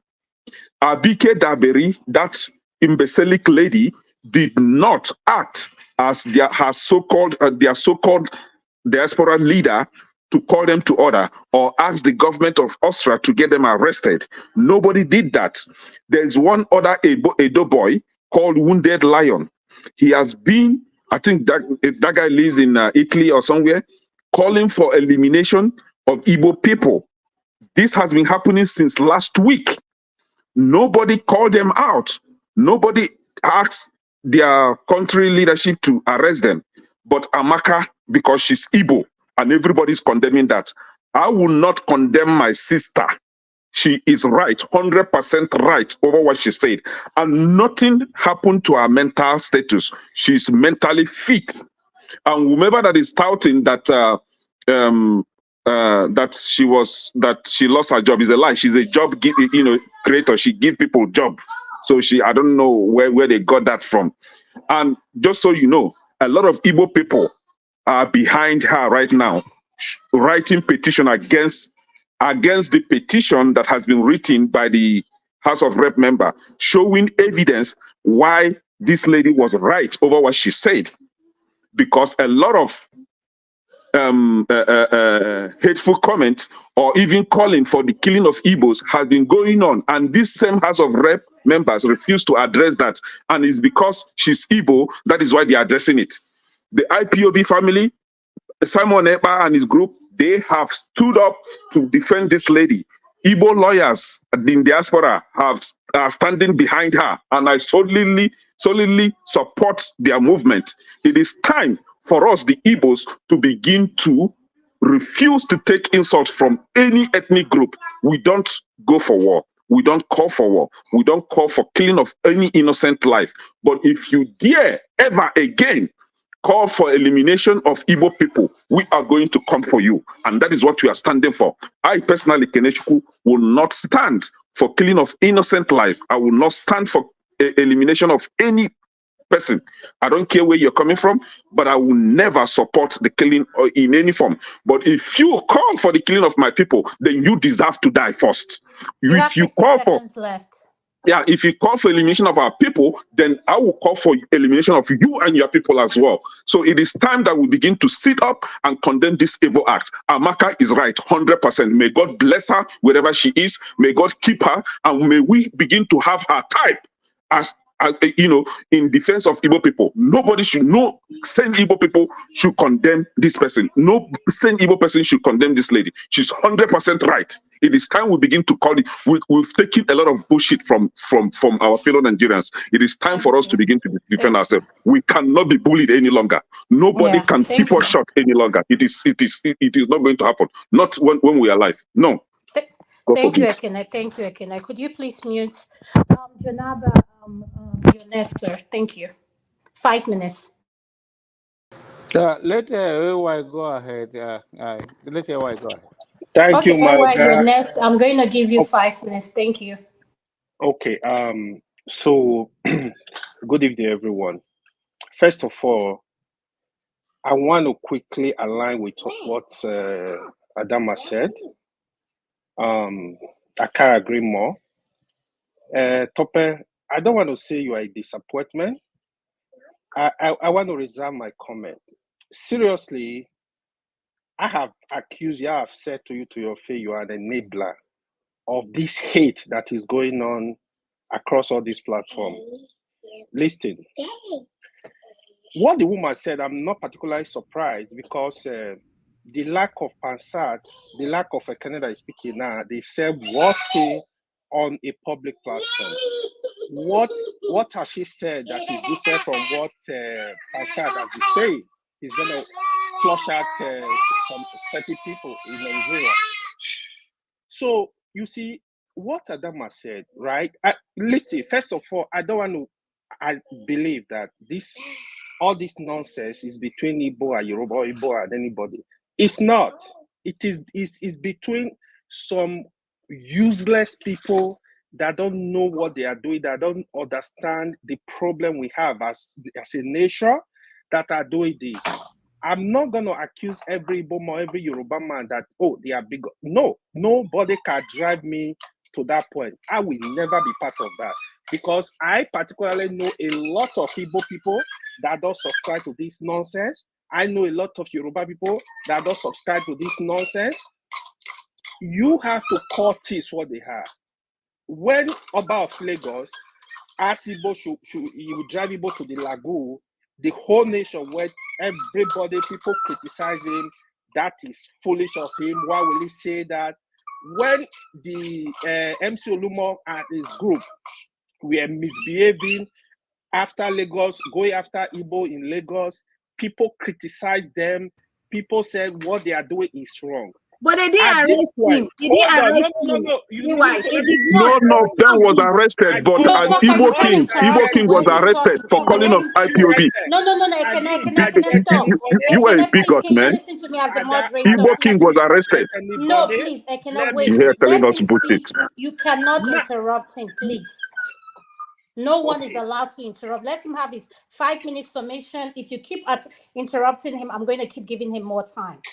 So now, if the way we are going as a nation, in a system where one person will come spreading hate, spreading bigotry among the Nigerian people, one day, if you drive this country into war, if you drive this country into where people will resort to killing themselves, know that if you ever participated in this, the blood is in your hand.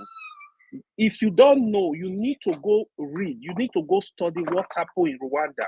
What happened? What tribalism did in Rwanda? You will know Nigerian population is over 200 million. I will see where you will drive all these people to. People that are doing all this, they're gonna put this country in flame. The blood that will come out from there is in your head. If you ever participated, if you ever supported in any way, it's in your head. We need to be careful. The lady that did what she did, that video is horrible. You want to poison people, you calling people, subsidizing people to poison people. That is unacceptable. But it's acceptable to throw people in the lagoon. Ekene, you cannot keep interrupting him, Ekene, You, please. I know you want to speak, we have please. to criticize, instruct them, denounce what that lady did. There is no two ways. If anybody, no matter who you are, if you are from the north, you are from the south, you are from the east, no matter who you are, we are going to criticize the same person. There is no way. If the person can be punished, let them get punished. If it is my mother should be punished for doing that. We should stop supporting nonsense. I listened to KJ this morning. That's why I didn't want to come on. Somebody saw these people were saying, like, what are you saying? What are you saying? Again, for me, I will never believe it's about all Igbo, it's about all Yoruba. No, I know a lot of good people, a lot of people that they don't subscribe to this tribalism nonsense. I know a lot. If I don't know them, I know people personally, one that I know they don't. If I don't, I will say all Nigeria are. But those people that are doing this, they need to stop before this get out of hand. Thank you, Adama. Thank you so much, AY. Uncle Janaba, we are going to go to you next. And after that, if Tope has a question, we can go to Tope, then which I think she has a pushback. So, Uncle Janaba, can you please unmute your 5 minutes start now, sir? Thank you. Thank you, Dama, Electricity, Tokwe, Kene, and AY for being on the show. It's always a pleasure to be here.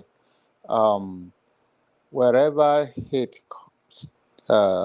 statement, comment comes from, whether from Hausa, Yoruba, Igbo, Idoma, Igala, wherever within Nigerian space and beyond, hate should not be tolerated anywhere in the world.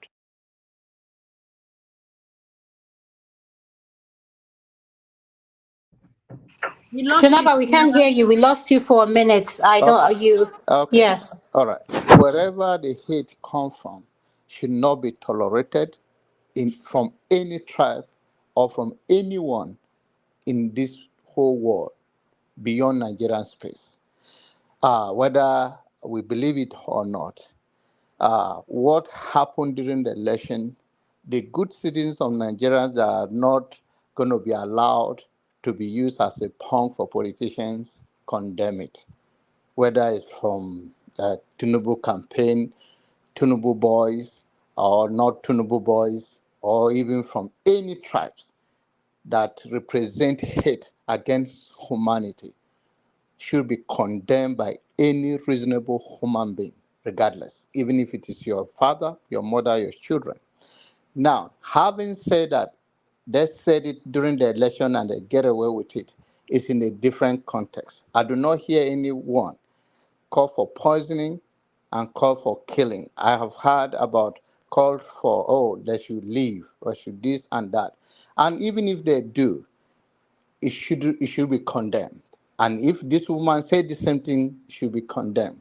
There are many ways to get things done without inciting this violence that only people that benefit from it are the same politicians who are eating in the same table when they get there. So the ordinary Nigerians that are buying into this, that is okay, that and who is going to be affected by it, if anything, go beyond the control or our control that is into violence and war or anything. Who among those people, the elite, that their children or themselves will be affected? It's the same divide and control strategy that I've used over the years, either tribal or religion, that have worked for them over the years, that are using to the down of the people.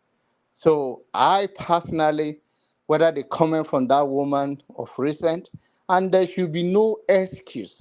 The only thing I will expect from any reasonable human being is that, yes, it happened in the past, it was not addressed. If you're going to address this, please let's start from those that started. But to say this woman should have a pass, or is what she said is okay. It's okay to be on the other side and say it. If you are a victim as well, you will not say the same thing. Or if you affect one close to you, I believe you will not say the same thing. Law is changed when the elite and those that claim themselves to be martyrs are involved. When it's ordinary citizen, nobody will call for anything. And it's also go to Nigerian politicians that whatever has been happening that they could not address, and now they have the law to address this, they should go back there. Meanwhile, I and everything in my being condemn the statement of this woman, and anyone that agree with her is condemnable. That's all I can say for now on this matter. Please, I come to this platform because of this beautiful lady and this platform, that one day one person will run with the vision of uniting us instead of dividing us, and see humanity instead of seeing tribal or religion. You are not born into that before. If you are convincing yourself that you are born to be any tribe before, you don't know how the human being exists. So Thank you so please, much, Uncle Jonaba. I really appreciate you. Topa, I'll have you ask AY your question. Then after that, I'll go to Ekene. Then after that, we'll go to Alaba. Topa, go ahead on mute and ask your question to Okay, AY. it's actually not a question to EY, it was just kind of a response. On no account do I support violence. My take on that woman's case was that what is good for the goose is good for the gander. I watched the politics go down in Lagos with the Oro Festival, trying to threaten a particular ethnic group from coming to vote. My take is people like MC Oluomo are dangerous in Lagos, and they're still walking free and were never arrested. I listened to that woman's clip. It was vile. It was horrible. What I'm saying is she shouldn't be the only one taken down, and I don't support her. But they need to still address likes of the evil bigots like MC Oluomo that are walking free in Lagos is what I'm saying. And all the other politicians in Lagos who have been supporting tribal war in Lagos should also be arrested. That's what I'm saying, AY. I am not supporting or enabling bigotry. Far from it. All right, thank you so much. Thank you. Ekene, do you have any pushback? I'm Yes, giving you just Tobe, 1 minute to respond. God Then we'll bless go to you. Alaba, please. Yeah, Tobe, God bless you immensely, right? So this is it. For whomever that wants to play this their dirty game here on this platform, I'm not, you guys know that I'm always ready for all those nonsense. But my point is this: I will never support any form of ethnic bigotry or call for extermination of a group. I don't care which group that person belongs to. Provided you're a human being, this life that I cannot give, that I can't take it because I can't produce one. And I will never support whomever that calls for taking of other people's life. Yes, you can sit here to condemn what Amaka said. You can sit here today to condemn what MC Olomo said, or what these two Yoruba boys in Austria said, or what these wounded lion from Edo State said 50 in Italy. seconds left, Akene. Yes. But the problem is you are calling for prosecution of Amaka. Are you also calling for prosecution of MC Olomo and those Yoruba boys? And this is not something that happened in the past. No, it happened now, few days ago. Amaka is just responding to those videos, those audios. I shared it in a private chat and I shared it on the platform here. Play it so that people will hear what they are saying against the Indibo. If you want to prosecute Amaka, prosecute these people too. Thank you. If you refuse to prosecute them, then you can't prosecute Amaka. Yeah, thank you. I really understand what you're saying. We're going to go another round. Alaba, welcome to the show. Could you please unmute? You have 5 minutes, sir. Thank you, sir. Yes, I just came in to respond to Kenneth, AY, and John Abba. And while I'm doing that, the mud splash might hit some other people that are on the panel. I am, let me start with myself. A proud Yoruba man. I am married. And because I'm married, I am not loyal to my wife. Yeah, let that statement be a shock to all of you. But I am loyal to our values. And that's what it should be for all human beings. Don't be loyal to a person, a tribe, a nation, an army, or a people, or a party, or a people. But be loyal to their values, to their values, to their virtues. That is what loyalty is. And that is what love is. A lot of us on this panel, like I said, I'm here to target Kenya, AY, and John Abba.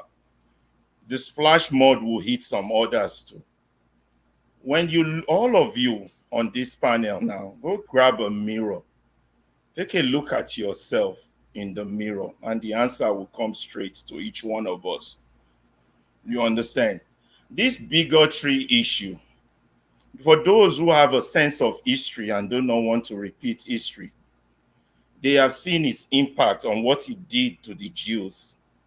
When it happened to the Jews, in fact, it started by burning of books. They didn't start arresting people.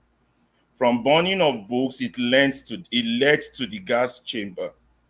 Then of recently, within our own lifetime here, we saw the impact in Rwanda between the Tutsis and the Hutus. That one also, it always starts softly. It always starts softly. Yes, we are all very proud tribal people in Nigeria. But the bigotry attached to our tribalism here is not coming from the people. And every one of you here on this panel know that. It's coming from our politicians, particularly this demonic party called the Agbero People's Congress, the APC. They are funding people all around the internet. They are pushing their agenda. The spokesman of your president, Ononuga, has not made a single recollection of the bigotry hate speech he gave, and he still has a job. It's an official policy of the APC that is being backed by money. Some of us who can see afar, we've seen it. And some of us were so ardent on it, we even warned Rudolph about allowing his channel, medium to be used for this bigotry agenda. So it's no surprise that the heat is coming on now. Now, all of you want to come out here and blame that girl, whatever, the Canadian girl. But have you looked at yourself in the mirror? What contributions have you made yourself to this bigotry on the soft level. Yeah, I know you will come back with a retort that, yeah, but I have not called for people to be killed. And as I've heard one of you said, we are very, tribalism is with us. We can't get rid of it. But that's not the point. The point is that in your own action, you, Adama, you, Tokwe, you support bigotry. You support it by going to that bigot station, one man to mow. All he does on his station is spread bigotry against Igbos. You can't deny the fact that you don't know this. Now you want to condemn the Canadian woman because your story is not out there. And then to some of us who cloak ourselves in pastoral clothes, who are in fact an embarrassment to God. The only intellectual property in their head is tribal and bigotry, and that's the only topic they want to talk about. Yes, you, Ken, when they started talking those topics, I saw you jump on to join them. I'm not talking about you, John Naba, because I mentioned pastoral. Those I'm talking about know themselves. All of you go and look at yourselves in the mirror. You are contributing your action. The people you mingle with, I cannot be alive, and I know a rapist or a pedophile, and I know they are holding a pedophile meeting somewhere, and I say, well, since they are not raping my child, I go join them. Or I know somebody who belongs to the Nazi party who preaches bigotry, hatred, and I go join them in the meeting. And now when it has become popular, so someone is being blamed in Canada, you want to jump on the microphone and attack those people. Well, that is all I have to say. My people, go and look at yourselves in the mirror. I will wait for 2 minutes if anybody wants to give me a feedback. Thank you so much, Mr. Alaba. We appreciate your input. Can I reply to Alaba? Okay, go ahead, AY. I'm going to give you, we're going to go another 5 minutes. So go ahead. Hey, Mr. Alaba. Yeah, you made some very valid points, right? One, I really want to push out there that I've been pushing. My preaching has been, I want people to understand the struggle of Nigeria is just two sets of people. Either you like it or you don't like it. I have given you an example. We have 109 senators.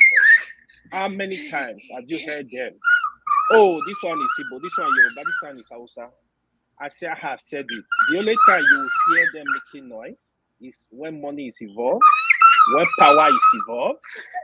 As of rep, the same thing. My support for the common man in Nigeria,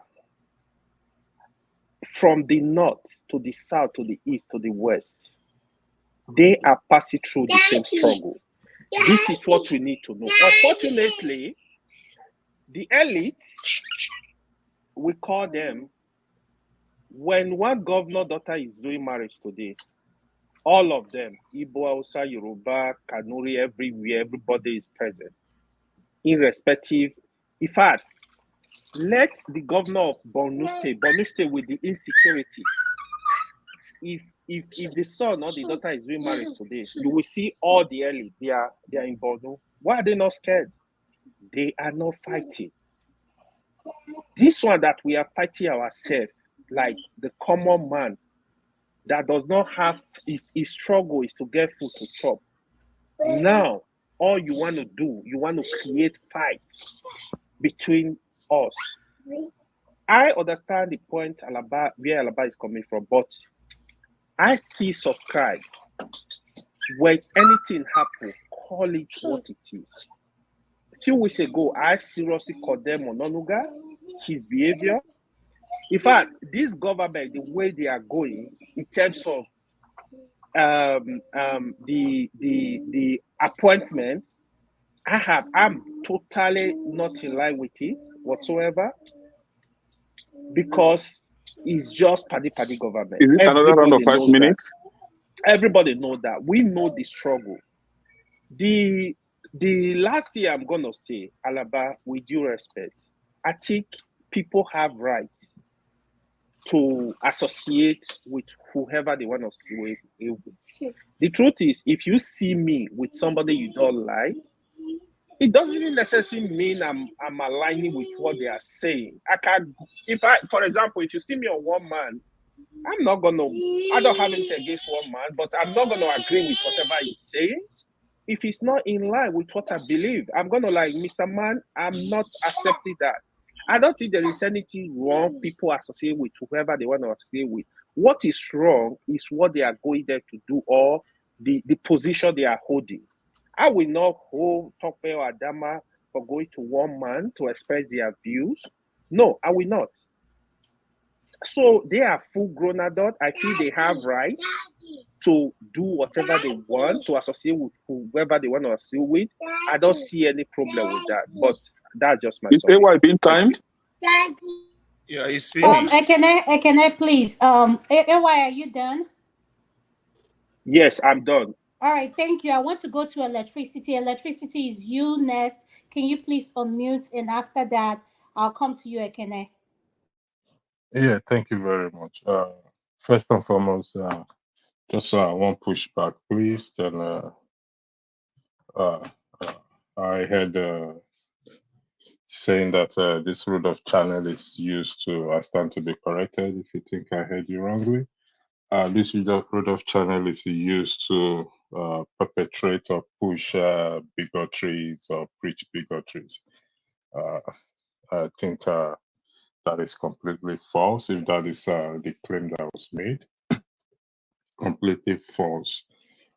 If you can provide evidence of any videos in that regard or statement that says that this platform is used to preach bigotry or promote bigotry, is it that the case that people have not made bigotry statements? Of course, they have. And the platform always push against that and fight against that.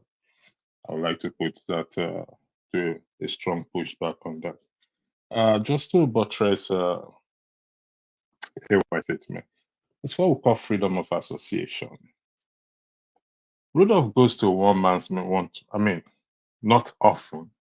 He goes to one man, went to Mo's platform. Really, to me, I find this very ridiculous.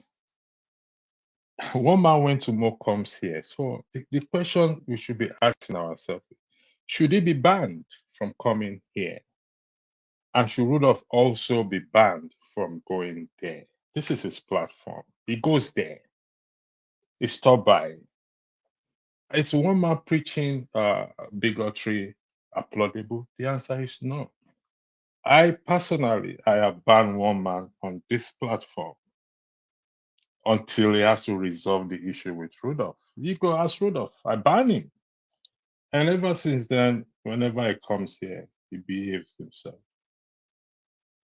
And also, in earlier podcasts, I took one man's comment off. Is it this podcast? Or I think this podcast. I deleted one of his comments that I considered, even though it was an emoji, I deleted it. So I think if we're going to educate ourselves, we should educate ourselves based on facts. When one finger is pointing at someone, 5 is pointing back at me. So those are the two things I have to say. People can go to wherever they want to go to. If Adama and Topper goes there, they are not preaching bigotry. I've never heard either of them preach bigotry. I don't go to one man went too much. I don't go there. But if it comes to my attention, I'll go watch it. But I have never. So why it's so into people or that some people's skin is what I don't really understand. Why they find it took it so personal to continuously take it like a federal government assignment, jam question and answer, still amazes me. Because if that is the case, we're not allowed to go anywhere. We just stick to one place and not move around. To me, I think if we're going to apply intelligence, let's apply it rightly. So people can go to wherever they choose to, as long as they don't support, they don't applaud what is happening, what that person stands for. If that's be the case, then we shouldn't all be here, because you know what? It's on record that Rudolph goes to one man went to Moshe. He has spoken there. We need to just close shop right now and go home and sleep. Again, I will say again, internet, YouTube is open for everyone. So if those who don't like the fact that some people go to one man went to Moshe and they come here, I will always applaud Dr. Carlson. Dr. Carlson was fired from Fox News, giving to his opinion, or he went to whatever he went to. He went to open his own YouTube. He has over 2-point-something million viewers, subscribers. So for those who possess the entire knowledge or feel they do possess it, please show us the way. Open your platform and let those show us the way. Build your platform. Trust me, people will come. Those who share your views and your belief and everything, they will come. Throwing jabs over childish things, people going to one platform or the other. To me, I think it should be below anyone at this point. I yield the floor. Thank you. Thank you, Electricity. Tokwe, I'm going to go to you. If you have anything to say, could you please unmute? Then after that, I'll go to Ekene and Jonathan. Before you go to Ekme, can I respond? So because okay, Tokwe, could you wait 1 second? Let Alaba. Alaba. No, that's why I said wait 1 second. Let him respond. Alaba, I'm giving you 2 minutes to respond. Okay, 2 minutes is enough. There's a saying that it's true, everybody has the right to go to wherever they want to do and mingle with whoever they want to mingle with. But there's a proverb that says, show me your friends and I will tell you who you are. Tell me where you mingle and I will tell you who you are, because birds of the same feather, they do flock together. The commentary was not about Rudolph. It's about those that want to use Rudolph's platform to push on Onuga's agenda. That's what the commentary was about. And it's about people looking at themselves in the mirror instead of putting on pastoral gowns to deceive people and check their privilege and their excesses and their contributions to the issue of bigotry. That was what my commentary was about, in case they didn't hear me the first time. So that's all I have to say, and thank you. I gotta go. Thank you, sir. Well, thank you, sir, for joining us. And Tokwe, I'm going to go to you. Tokwe, do you have anything to say before I go to Kene? I'll give Ekene my time. Okay, Kene is you 5 minutes. Thank you, sir. Okay. My brother Alaba, I know you mentioned my name, and I don't know. I've been searching to see where the bullet was directed to me, but I couldn't see. And I think my skin is still fine. But I don't know if I was on the list of those stray bullets targeted to.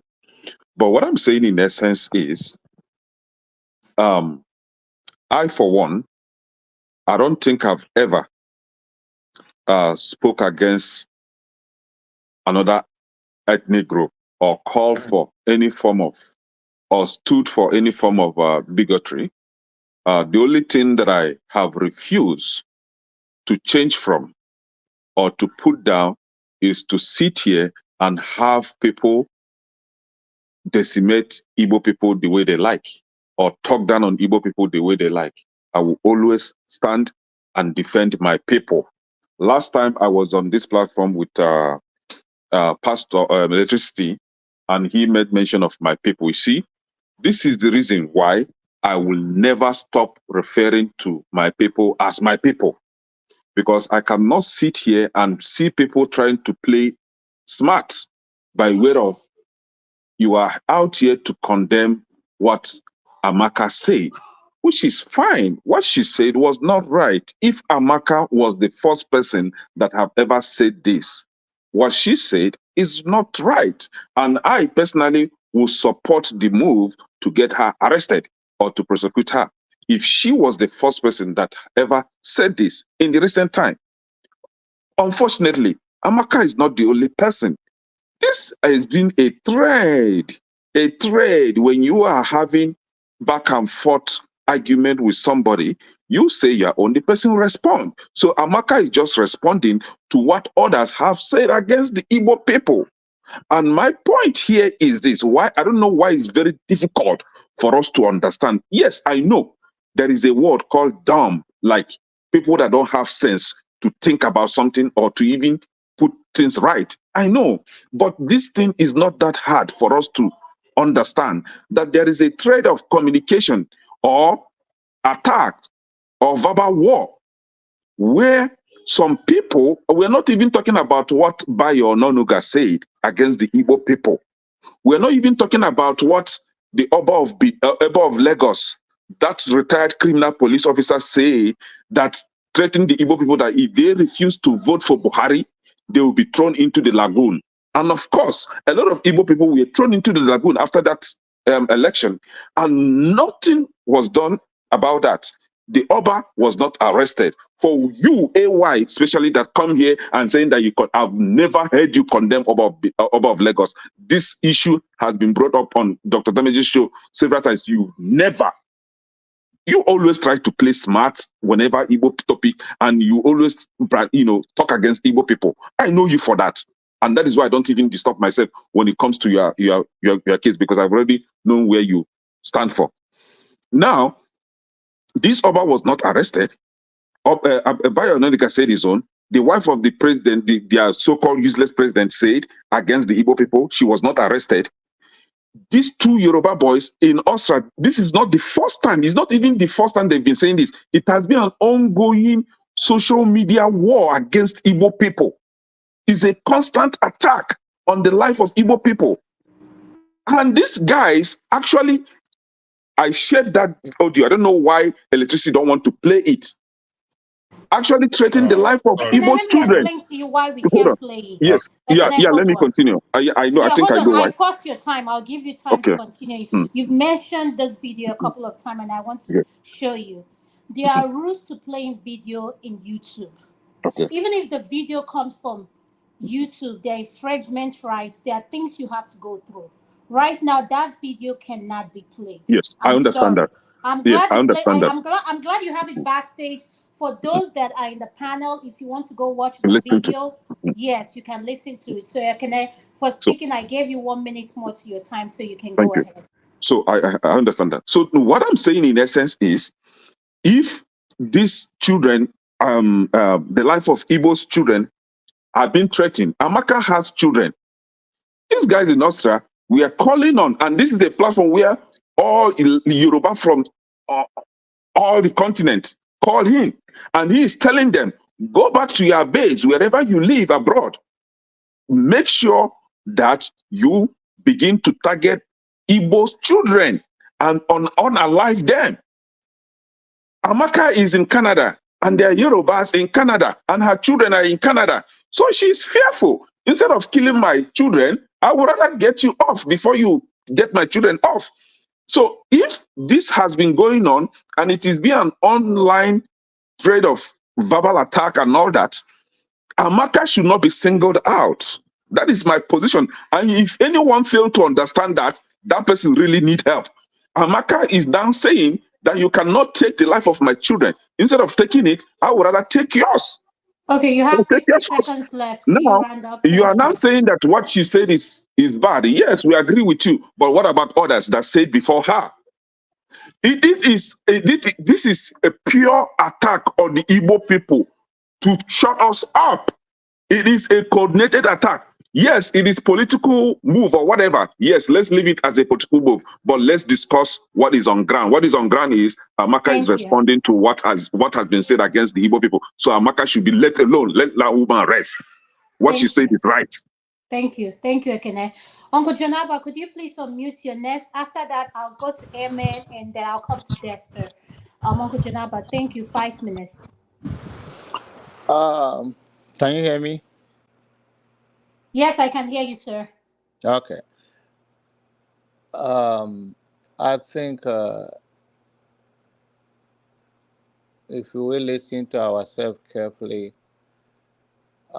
is that in one way or the other we condemn, even though we are using other kind of language, we are condemning what this woman or any other person, or Naniga, or any other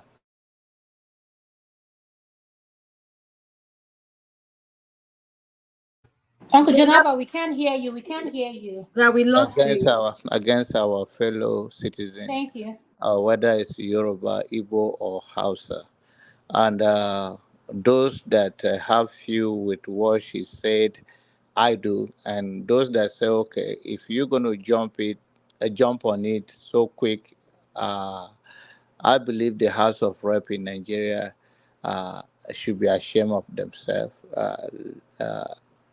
They are murderers of Nigerian citizens by their way of life, their policies, what they represent. Have killed more Nigerians than the threat of that woman. But nevertheless, whatever that woman or any other person have said before her, to me, I said it again, it's unacceptable.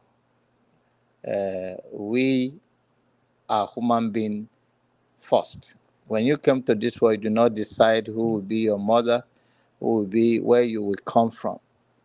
Of course, there are many Nigerians that are married to other tribes or other citizens or other ethnic color, whether white and all of that. So in that case, those people decide it, and then they are becoming a human being. So we have uh, biracial who happen to be half caste. Because of that, they do not make that decision for coming to this world. So any decent human being, you look beyond tribe here, that this is a threat against humanity, even though they're trying to tribalize it. It's not welcome in Nigerian space. It's not welcome in the world. The world is becoming a narrow place, a global square, a global village, whereby we become more productive or more evil because we can sit in our living room, sit in our bedroom, sit in our restroom, and tweet and say any kind of thing, and it go viral. That 1 minute fame that she thinks she made now brought so many attention that I believe in a good conscience she could have responded to this threat, so called by Kene, that she was responding to those threats, or she has a baby, and that elimination of a call for elimination of her baby is her defense to eliminate others. No child need to die untimely because there's a few between people that disagree that don't man enough. And to my brother, he said already that he was not directing it at me because she mentioned word pastor. Because I could have told him, I hope as he's talking, he's looking at the mirror as well. But that is okay. We're all going to learn. Nigerians say by fire, by thunder. We will learn because this place we should bring humanity and empathy to everything. I think that's where we'll have a good judgment. All those pushing around to justify evil, there's a scripture that says that you may not do it, but if you have pleasure in them that do it, you are the same. Thank you. Thank you so much, Uncle Janaba. I appreciate your submission. Emma, welcome to the show. You have 5 minutes. Could you please unmute? Emma, are you there? If not, I'll go. Okay, thank you. You have 5 minutes. Welcome to the show.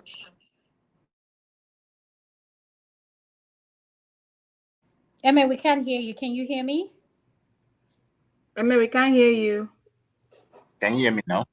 Yeah, Yes. we can hear you now. Thank you, sir. Okay. Um, yeah, I want to appreciate the host for the job well done. At least it is not even there's a lot of disagreement, but I think we are still civil, and I appreciate that. On this discourse, I've just been trying to think and to see what's the best solution. Um, we all have we all have we all have a hand in this, every one of us. And the thing is that we just don't respect ourselves. That is just it. You see, we are in this delusion that we are one in Nigeria. And I think that is making everybody to act, you want to act in consonance to that. Like, okay, yes, we are one, we have to act like that. But there's a deceit in that. We are not truly one if we don't know the parameters of oneness and act in those parameters. What do I mean? In our own unique ways as ethnic groups, we have our own ideologies, we have our cultures, we have our values.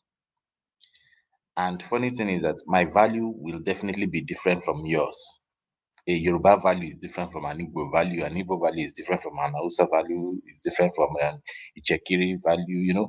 A Tifi man's value. We all have these divergent values. And until we respect those values, we continue to have this kind of problem. Even though if you think we are one in Nigeria, we must learn to respect ourselves. And that is how we can at least manage it. Because when you respect your next person, you will understand that, oh, I shouldn't trespass in this regard. This is the way they do their thing. It might be foolish to you, but that is the way they do their thing. It is wise that you respect it that way. So please, I beg every one of us to respect ourselves. Let the Igbos respect the Yorubas. Let the Yorubas respect the Igbos. Let the Yorubas respect the Edos. Let the Edos respect the North. Let everybody respect ourselves. And it's one of the reasons why, personally, I want to appreciate that we should go our ways, or at least manage our regions the way we want to. This is one of the main reasons that made me advocate for that. Because it's like we've not even respected ourselves and we want to be one. No, it's not going to work. What do I mean? Look, okay, on this issue of this lady that gave that statement and things like that, I think the government has done really bad in handling the situation. Government is government for all. And if you are not going to have the same judgment on all wrongdoers, but you want to single out some people, then you are even causing problem again. Anyone that speaks with such bigotry should be dealt with, irrespective of who you are. It should be dealt with. And that is one of the things that we are talking about. If there's no uniform justice, there's no uniform rule of law that doesn't respect anybody, then you are already creating these divisions as a government. And not in a nation where there's already there's already elements of this division are there. You need to do things that will make people trust that, okay, this person or this government is serious. But for every opportunity you think so far it doesn't go against your will or your people, or you think you can use that to score point against, for every reasonable Nigerian, we know the government failed in that regard, except if you just want to think misfortunately. Abike Dabiru represented the government, simply failed in that regard. The House of Rep are a disgrace to me. Go and nab that lady, yes, but pick everybody. It is right that you even say you are investigating and then come with a reasonable conclusion, come with a grand conclusion that covers every offender. Then you just quickly act without thinking, and everybody can see that you are so shallow. And what kind of a government is that, for crying out loud? What do you want to achieve? Do you want to use it to placate the president, to show that you're acting on his behalf, or what? Because I couldn't even reason it. I'm a Yoruba man. That doesn't make sense to me.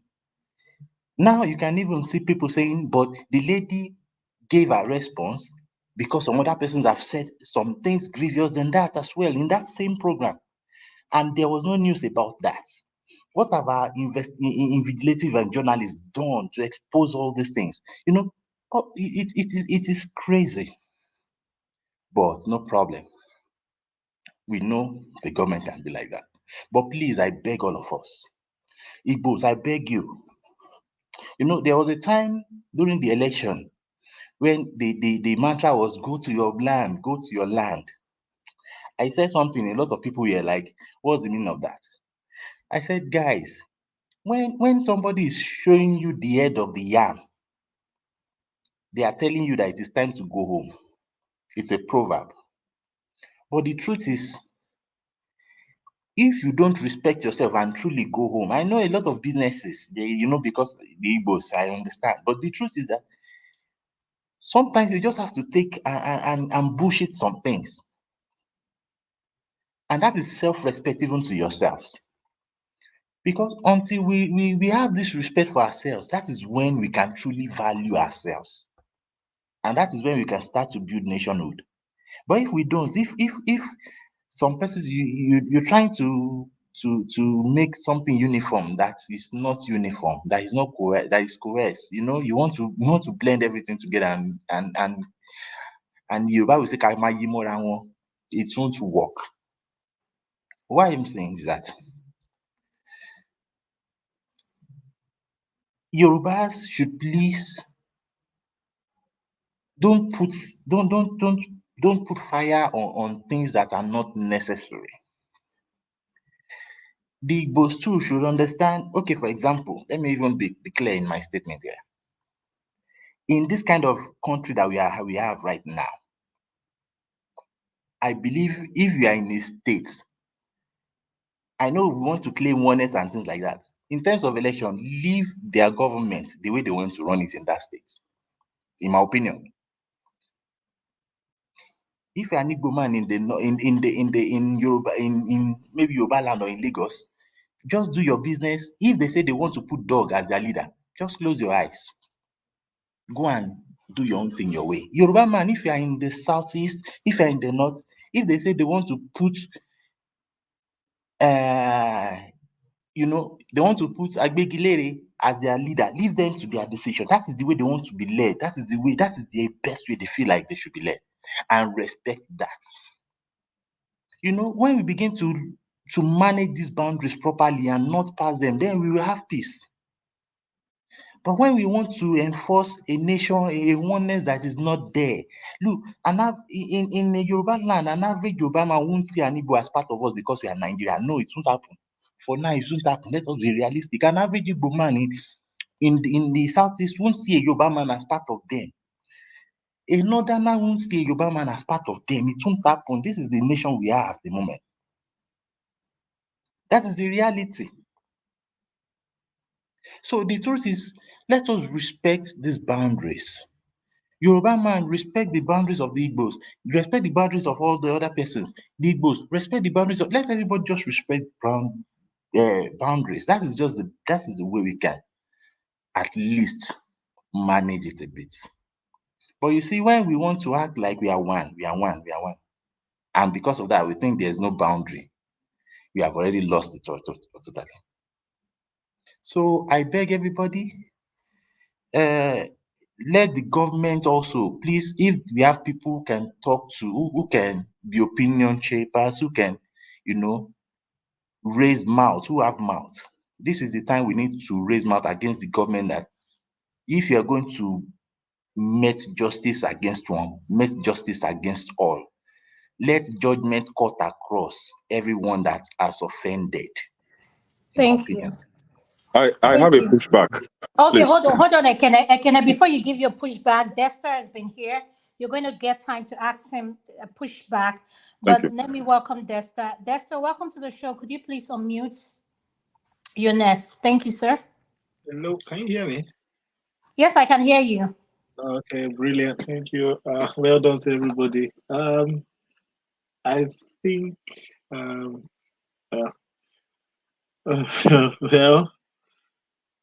I just think that I think we're having.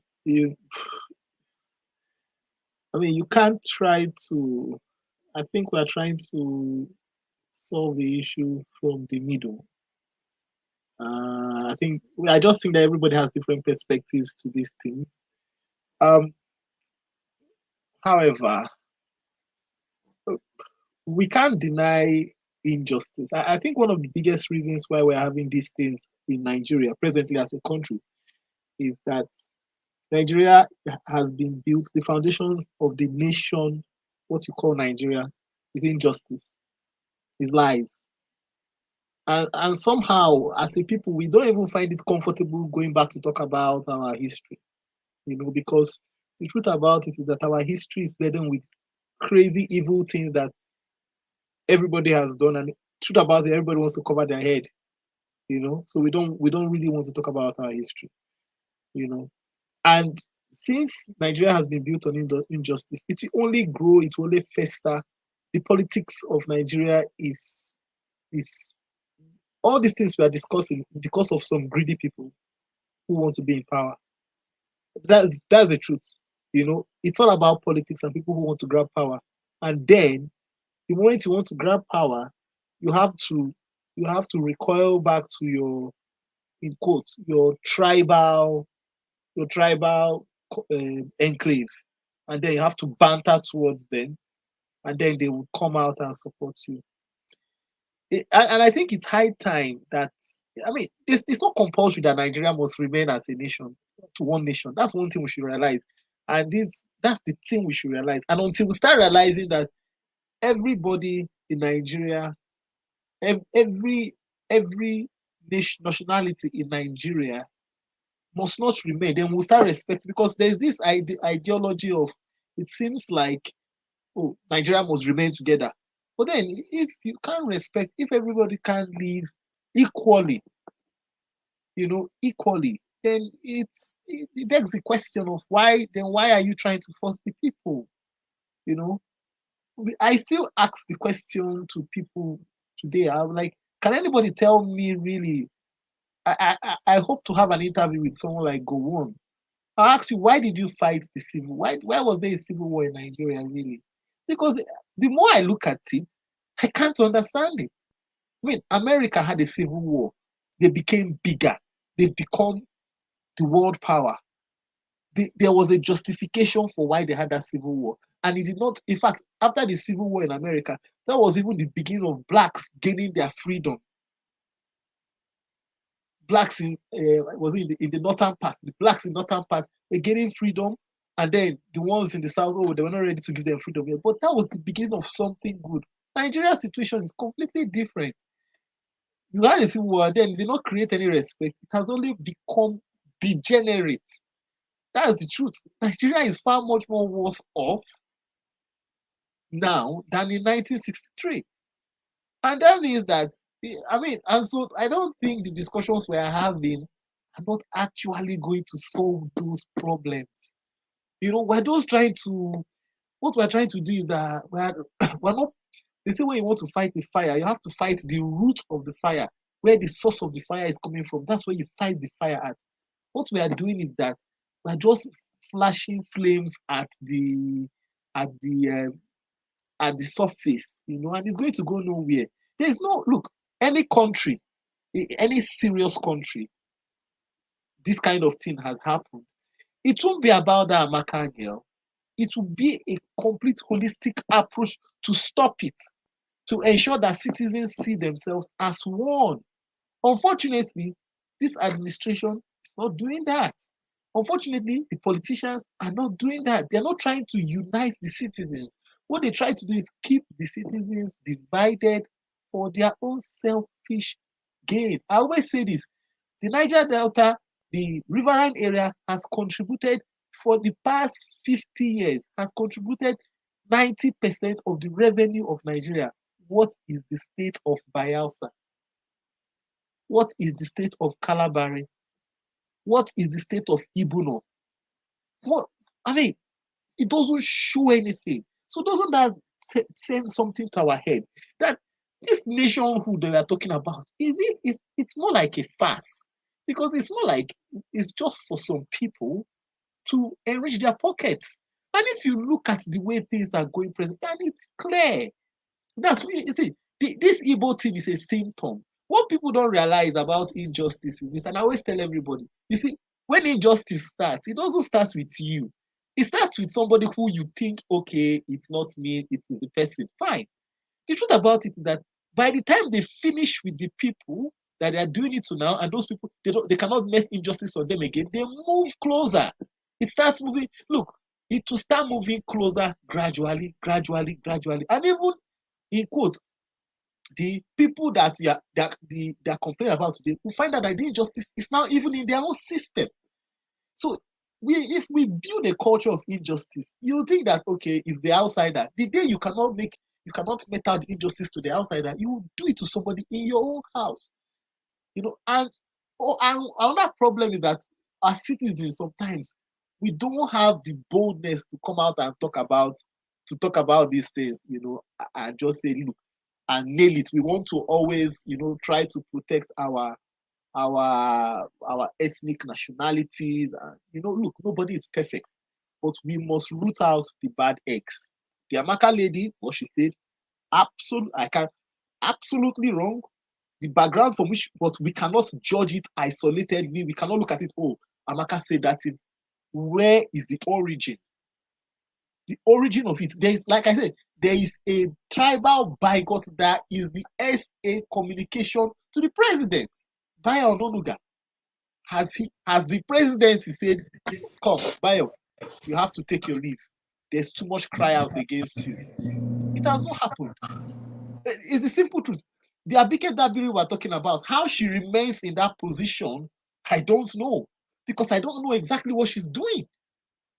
Today, the Nigerian passport is not any stronger. Dexter, you have 1 minute left. Yeah, thank you. The Nigerian passport is not any stronger. I wonder what Abike Dabiri is doing. Nigerians travel all over the world. You have Nigerian professionals traveling over the world. They have to do visa and wait for like 2 weeks to get a visa. Meanwhile, if she's doing her job, many of these European nations will be giving us e-visas where we can just do it on our phones and we travel. So I think sometimes we are not actually, we are being deflected by the politicians somehow. Thank you. Thank you so much, Dexter. Yes. And I'm So going please, to give you, I have a small pushback, please. yes, I'm going to give you 1 minute so I can allow other people speak. Could you please make it fast and push back? Amy, And let's go to the yes, next. I'm directing this to Amy, right? Amy, you started off perfectly and then ended on a wrong path.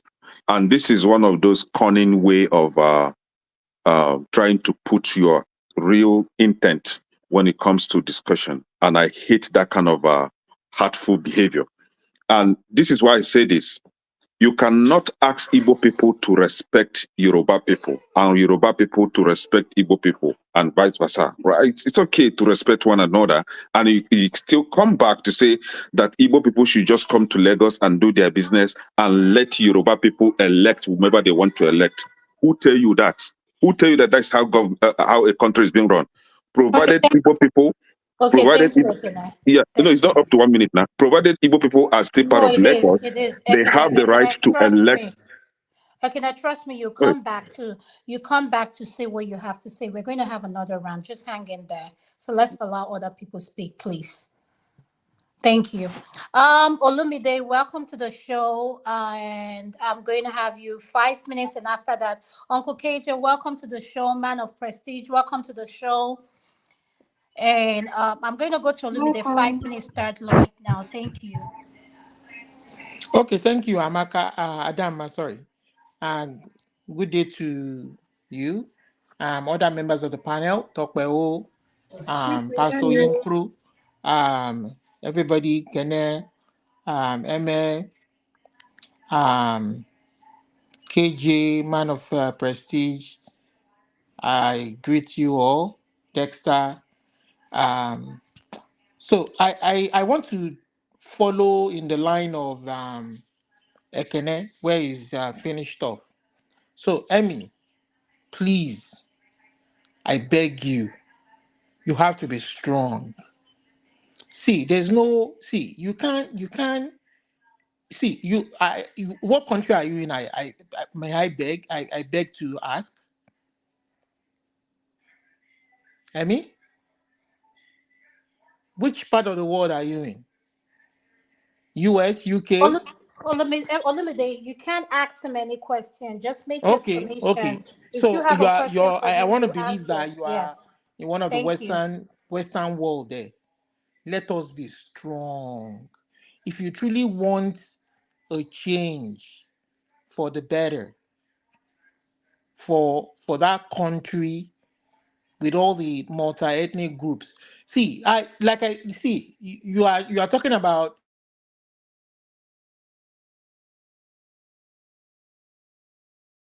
Olumide, we lost you. Are you there? Yeah, I'm here. Okay. So I've been on Dr. Damage's platform for a while now, and I know where you used to stand before, especially before the election, when I used to shout Yoruba nation, Yoruba nation, Yoruba sovereign country, and I knew where you stood. But now you are beginning to advocate that everybody go their way. You've kind of evolved, which is okay. I understand your frustration. The country is not working. I mean, people are beginning to see where we are coming from. But you should, no matter what happens, even as much as I want my own country, I still see that even some of our Yoruba people, there's this yearning desire that the country can still work. Some other ethnic groups that I talk to, Igbos that I interact with, from different parts of the country, still believe that the country can work. And I think personally to myself, how in heaven's sake will this thing work? The way we all behave and treat each other, But we should learn to speak the truth where that truth lies. You understand? If we want the country to work, like we all live in the different parts of the world, you understand? We want to bring those good examples and we want to bring it to our own part of the world and make it work. Minding our culture, our different languages, our different orientations, our religious affiliation and the rest of it. We should learn to be honest. People talk about, Joraba is the one that was talking about, if despite the fact that Nigeria is supposed to be a democracy, this same Joraba was saying that, don't they operate electoral college system in the US? And I said, but we don't have it in our constitution. We don't have the electoral college. Then how then will a few set of people manipulate the whole country of 200 million to go to an election, and then in your own closet you decide who you want to be the leader and rig the election and not make the election work? I mean, how do you want a country to move ahead on that? Could you please hold on 1 second? I see Mazi Prince trying to come in. Mazi Prince, I see you trying to come in. Could you please just have your camera turned off, please? Thank you, sir. Go ahead, Olumide. I'll add 1 minute for interrupting you. Go ahead. Thank you. So you understand, but we don't even need that electoral college system. That electoral college system, despite the fact that US is supposed to be an homogeneous society, it is only in recent times that it is becoming multicultural. You are having different ethnic groups, people from different parts of the world coming in and making up the United States. But it was supposed to be an homogeneous society of English speaking. And they had this electoral college to create their own balance. But we have our own system that God has given us naturally. Different ethnic groups, over 300 ethnic groups in that country, where if a man desires to be the leader of the country, will go before all the other ethnic groups and convince them to elect him as the leader of the country. You understand? How you will use the resources that belong to the country to better the lot of all the people. That is our own God-given accountability there. Where you would convince a man that does not belong to your own affiliation, whether religious, language, or ethnicity, to come and vote for you. And then every 4 years, you are called into account by the people themselves. And then we mess it all up. And then you can't speak the truth, Amy. And you are saying that we should leave the Yoruba people to choose who they. Even the Yoruba people in Lagos State, if you are speaking from a knowledge and reality of what is happening, Olivia, you have even the 1 minute Yoruba left. people, who told you that even the Yoruba people want the same people that they voted in the last election? Who told you that that is what the Yoruba people want? And is that how to grow a country where, regardless of where we live in every part of that country, we can't feel at home? You can't vote who you want. Where you are, were you born there? Are your roots there? Can you not vote? Don't your children have the same rights as the same person that was born there, that they will call Omonile in that Oyibo land? And then you are speaking that the Igbo man should leave Hausa people. Hausa should leave this. Is that how to grow the country? Is that how to overcome the kind of challenges we are facing right now? Thank you very To much. pretend that all is well. No, Thank you. amen. In as much as you started well, you understand. But that line of thought is not a line of thought that you should be towing as a Okay, progressive or as thank you. somebody who means well for not just your Yoruba people, but for other ethnic group in that place. Thank you so much, Olivia. I appreciate your input. Could you please mute yourself? Uncle KJ, you're next. Welcome to the show, sir. Your 5 minutes starts now. Thank you, sir. Uncle KJ, are you there? I think he's not there. I'm going to go to Man of Prestige. Man of Prestige, welcome to the show. Could you please unmute? Yeah, good morning. I'm sorry. Good up. Good evening from my end. Good yeah, good afternoon from my end. One day, what's Good up? evening from your end So greeting to everybody. I'm not gonna mention people name, but I will especially mention the two co-hosts, Adama and the Tope. It's nice for inviting me to Hello. this forum. I'm glad to be here. So Welcome. from the little that I have gathered, so I know I can tell what the topic is. It's not what the caption said it's supposed to be, but it's a good, it's a good topic. From my own point of view, I'm very passionate about what's going on in Nigeria right now. As a proponent of one Nigeria, which I have been, I want us to be one Nigeria, but I'm kind of scared that things are not going the right way. So let's call a spade a spade. People, you need to go read the genesis of genocide of Rwanda and some other places, where there have been a genocide. We are heading to that place right now. We have what we call a code genocide. You know how they say Cold War. This is exactly how it's trending. People are just taking it lightly. We know this is more of social media, okay? Because I talk to people in Abiyokuta, some extended family. They are not aware of anything. Ordinary people, they're not. But this is politician perpetuated, you know, xenophobic. It is xenophobic. Has gone beyond bigotry. You may call it bigotry, so you're taking it for granted because whatever is happening in Nigeria right now is not good. It's not good in the country. I'm not going to come here to passion the blame, but all I know is all political. It's not what the politicians, they are using it to manipulate it. We know what happened during the election. So anybody know, I don't have to go back and rephrase what happened. So this Amaka something, yeah, I'm definitely glad that she has been fixed out. Let her face the consequence, whether she's from Igbo or somebody says she's not from Igbo, she's from it doesn't really matter where she is.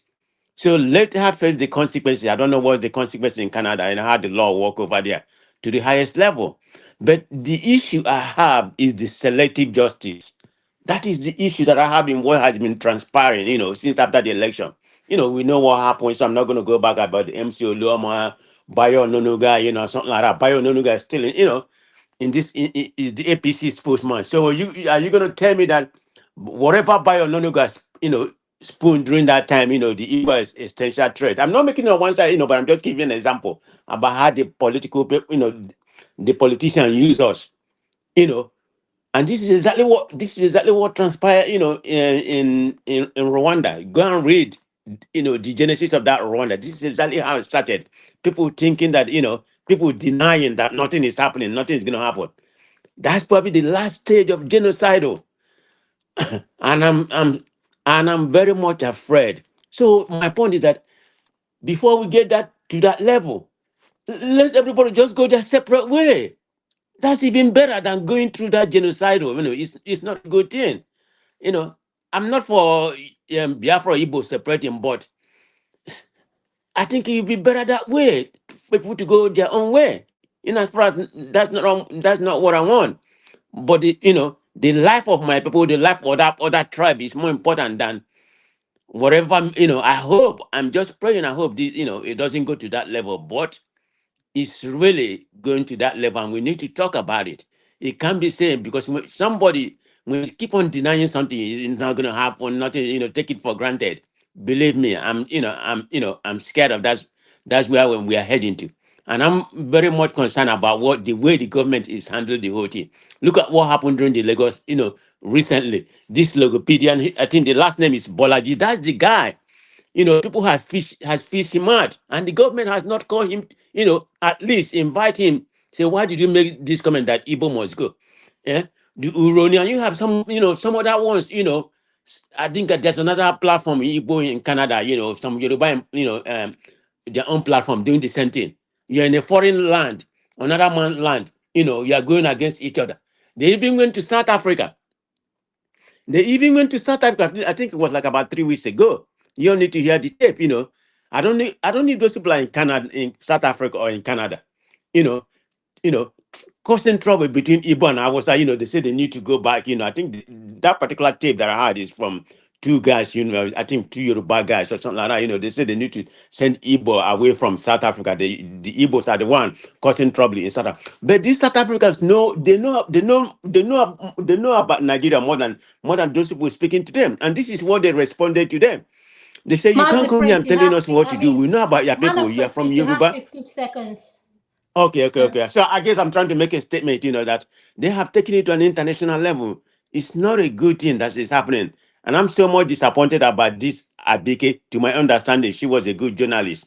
But what she just did was a selective justice, because there's another guy, that said his name. I have his platform here. He's based in Canada. His name is Adebiyi Olatunje. This is exactly what he said. I'm going to read you Barbados what he said. We are expecting our worst of all Igbos in Abuja, Lagos, Kaduna, Ibadan. We will kill them all before we progress to their homeland. My wife is from Imo. I will kill her. So why not fish out the same thing the way you fish out Amaka? That is my problem I have. This Thank just you. happened, it Thank you, happened sir. before this Amaka something. And nothing happened to nothing happened. And just there have been so many, numerous of this kind of incidents on both sides. So Yeah, I'm very thank you, much sir. I concerned where we're heading. appreciate Okay, you. I don't know what's gonna happen. I But I'll appreciate leave your it like that. input. Yeah, thank you so much, sir. Uncle KJ, you're next. Could you please unmute if you're still there? Yes, I'm still here. Thank you so much. Uncle KJ, welcome to the show. So you have 5 Welcome. minutes. Thank you. I'm happy to be here. So I just want to request for the panelists that are not speaking, could you please have your mic muted, please?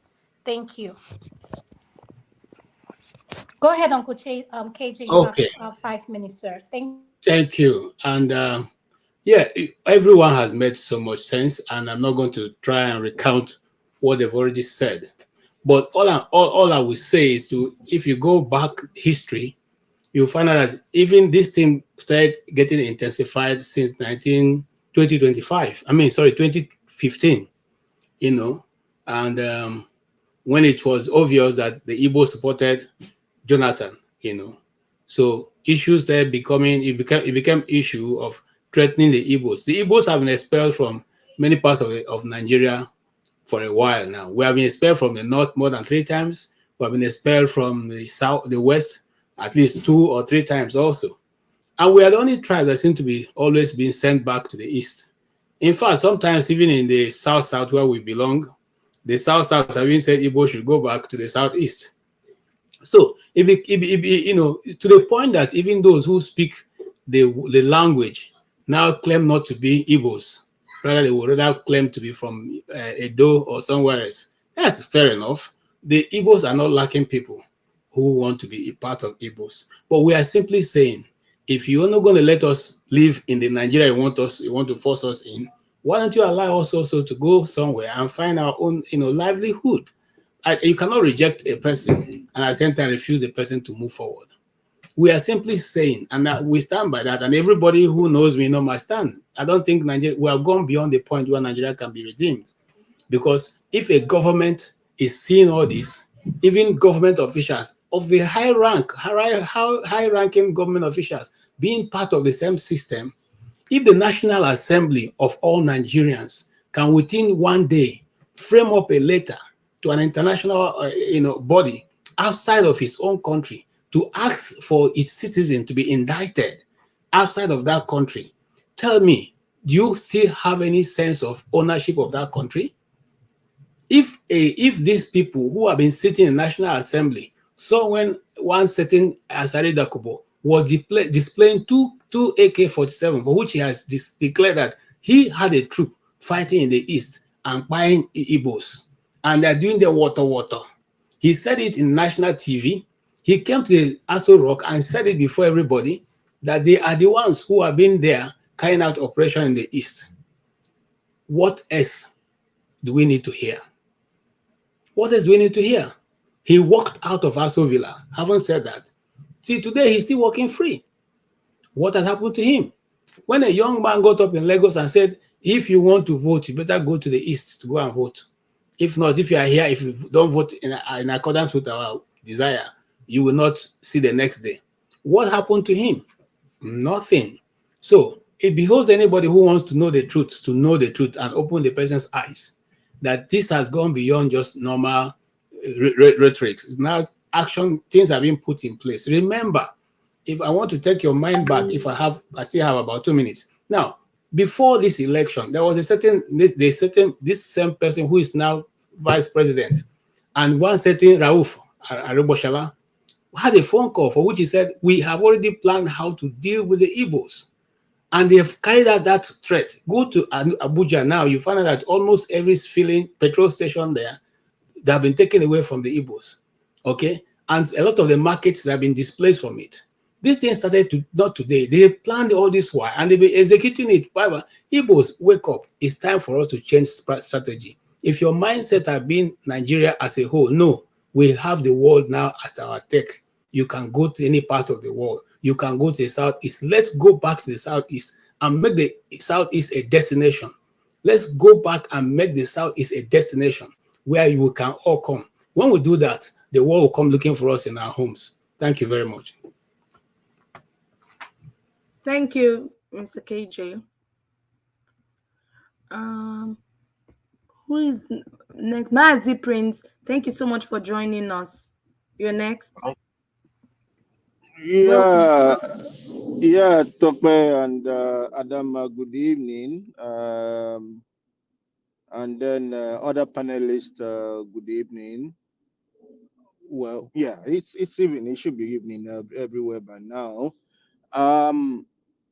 For me, I don't want to go into historical, banting and all that stuff. But first, just a quick correction to KJ. KJ, it was not Aregbeshala. It was Shetima was having a conversation with Amusan, the ex-governor of Ogun State. That was who he was having the conversation with. And also, when we talk about the attack on the Igbos, it was 2011 when Buhari lost to Jonathan.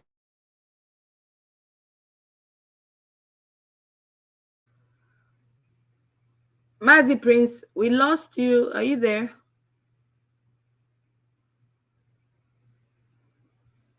Kenneth, are you there?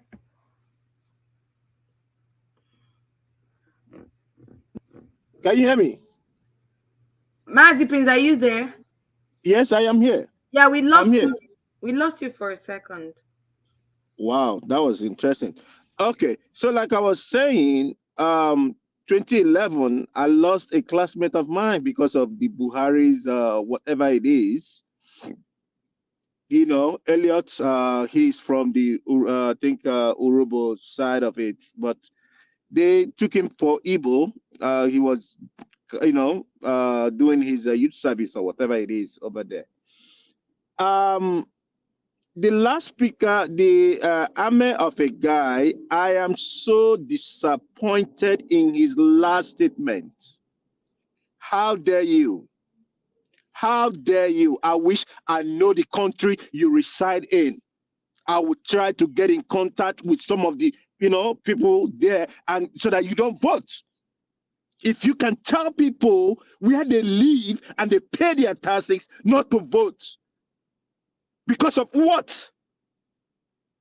Because of what? Election is, voting is an obligation. I live overseas and I vote. I've never seen any white man coming to tell me who did I vote for or who did I not vote for. It is my own say. It is my own contribution. If the other person wins, fine. If the other person loses, fine. But you don't dare tell people not to vote where they live. I'm so ashamed of you, Ahmed. I held you at a high esteem, but today has shown me that you are one of them. Stop pretending. It's a shame. I was just listening to everything. I was like, people were saying, I kind of align myself with what every other person has said until it came to Ame. Or you could say, when they say, go to your state and vote. Then when you want to collect taxes, why don't you collect taxes to only those people from that particular place and leave those people who are not from that state?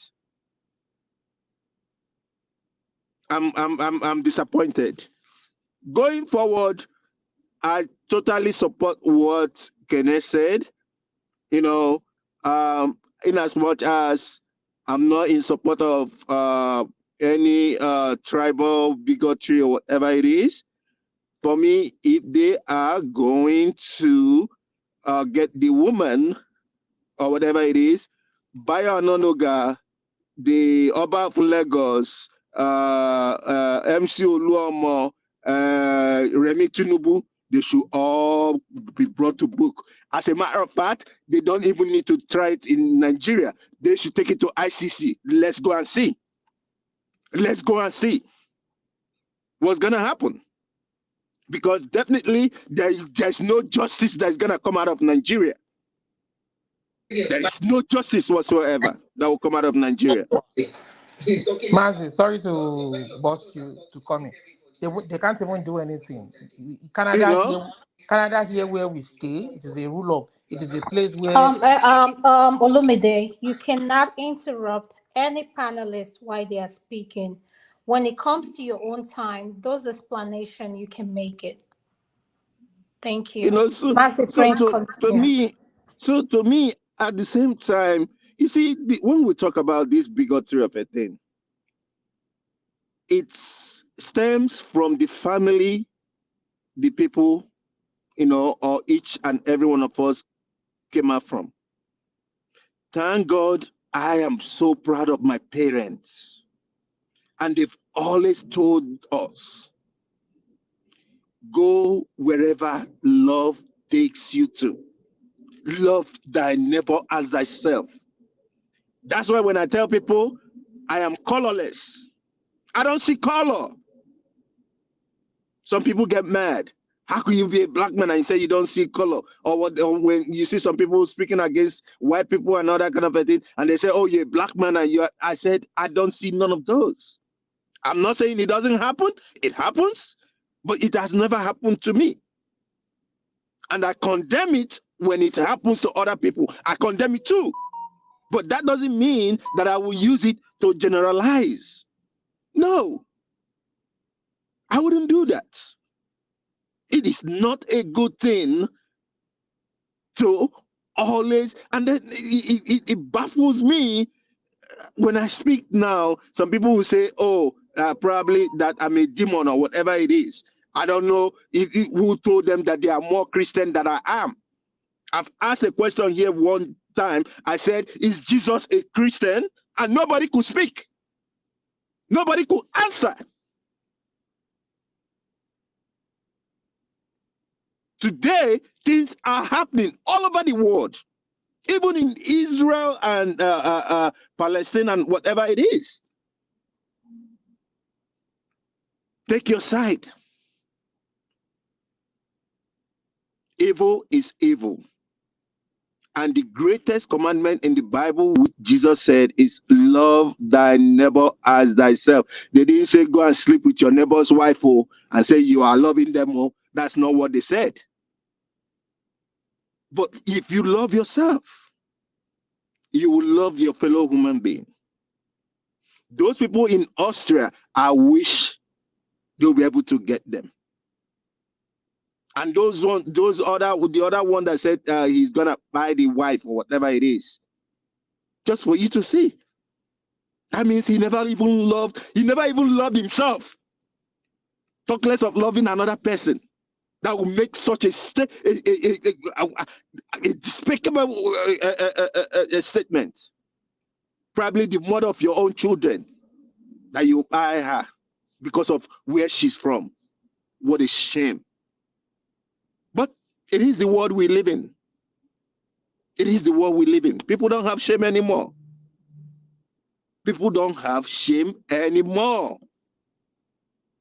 And shame to Nigerian government. The way they handle all these things is just so irritating that I didn't, as some, I sat down, I was talking with my wife, and we were reasoning. It doesn't make no sense. Abike Dabiri, a son, was killed some years ago. I think it was in UAE by the clique he got into. And that was after that she got into politics. And now look at what she has turned herself into. A very negative person. I'm so ashamed of her. She doesn't represent me. I don't even know all these things that they talk about, diaspora, whatever it is. She does not represent me. I've said it times without number. I don't know her. And thank God there is no case I will have that I will even invite her in. She should keep to herself. I know those she's represented, not me, for sure. We talk about all these things. And let me say this, okay? All of us here, let me tell you, when they say Omo Igbo doesn't mean only Southeasterners. So it means everybody. Everybody. If you are from Delta State, if you are from Cross River, if you are from River State, everybody, it will affect them. So we should be consigned. We should be consigned. I rest my case for now. Thank you. Thank you, Mazi Prince. Thank you so much for your submission. We want to welcome Madam Gladys. Thank you so much for joining us today. Your submission, ma'am. Madam Gladys, are you there? Madam Gladys, are you there? Okay, we'll go to Olumide now. Olumide, you had something to say earlier on. John Abba is the next person. Yes, So after John Abba, then we're going to go another round. Hello, Adama. Can we just give Olumide a few moments? So I was just going to say that regarding the statement that maybe, especially about when the House of Rep member or two of them wrote a letter to Canadian government to prosecute her or whatever, that's not gonna happen. It's not gonna happen in our society. We don't quell free speech in our society, and we don't. Whatever she made, I listened to what she made on that online panel. It was a discussion among panelists, and we don't listen to I do online rant and act that way. No, Canadian security agencies are busy with more serious stuff. Okay, we are not like the Shido nincompoop society that don't know what they are doing. That they can't even protect their own citizens against terrorists. coming to the air to come and lie to everybody that they freed the 20 medical student that was kidnapped in Benue, when as a matter of fact, those people paid ransom. A government that lacks integrity, all their law enforcement agents, the army, the police, all of them lack integrity. So that lady is living in a free country and nothing is going to happen to her. Nothing. We don't entertain idiotic. Yeah. Thank you, Olumide. I appreciate what you have to say. Now we're going to start another 5 minutes rounds, and I'm going to start with Pastor. Pastor, could you please unmute? Andrew, could you please unmute, please? Thank you. Yeah, sorry, can you go to somebody else, please? I'm trying to. Uncle KJ, are you ready? Thank you. Uncle KJ, are you ready? Could Yes, you please I am unmute? ready. Thank you. 5 minutes, sir. Thank you so much. And again, well, I don't want to join issue here, Mazi Prince, but I'll let that go. Olumide, thank you so much. You see, I didn't want to say this earlier in the program, but you see, we are dealing with a nation where the government finds it so easy to lie to its citizens.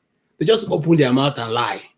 In fact, if you want to know one of the lie, go to the last presidential special assistant to the president briefing on what the president is going to achieve when he goes to China.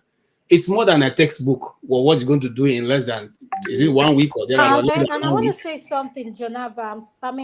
Uncle KJ. Yes. I just wanted you to add this to it.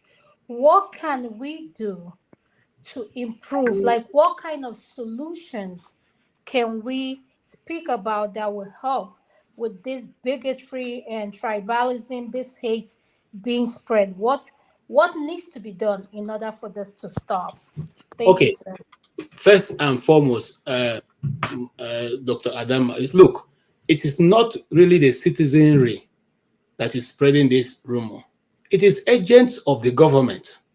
So the question now be, how do we now fight a government who details its own assistants or superintendents to begin to lie about a particular people, a particular ethnic group, and continuously dwell on this? I have distributed people all around Nigeria and abroad to keep being in these panels and spearing these lies about these people.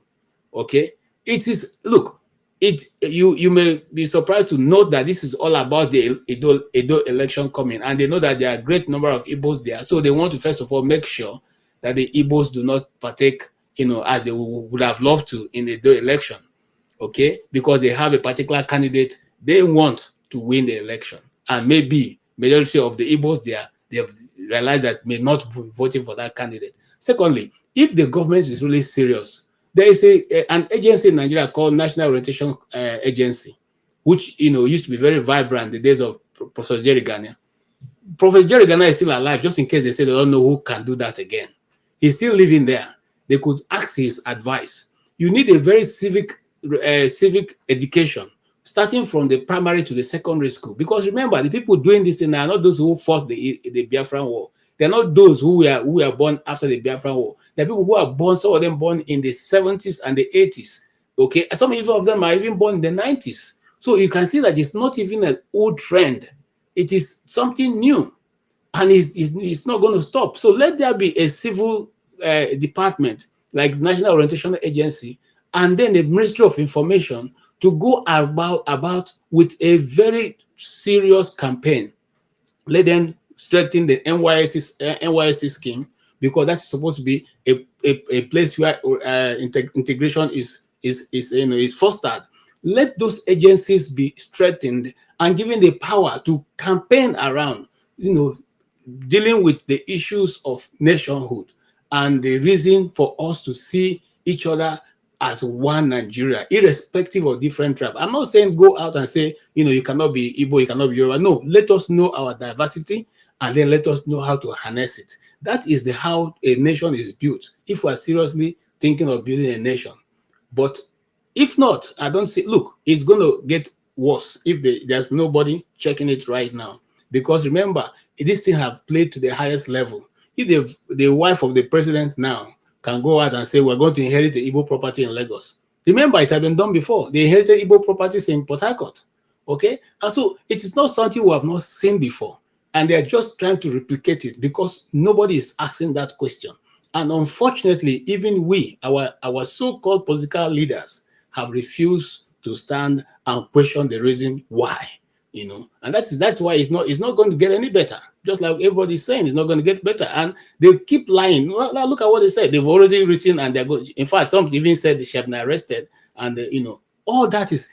I don't know why we find it so easy to lie to our people. You know, the government is supposed to protect you, lie to you, deceive you, and cheat you on top of it. You know, and that is not a problem. But once the name IBO or IGBO is mentioned in it, everybody comes out with their sword. And that's what the late Chinua Achebe said, there was once a nation. I recommend that book for many people to go and read because it totally and accurately articulated what the problem is with Nigeria. Thank you. Thank you so much, Uncle KJ. So, I'll come back to Tokwe and electricity last, and myself. Mazi Prince, you're next.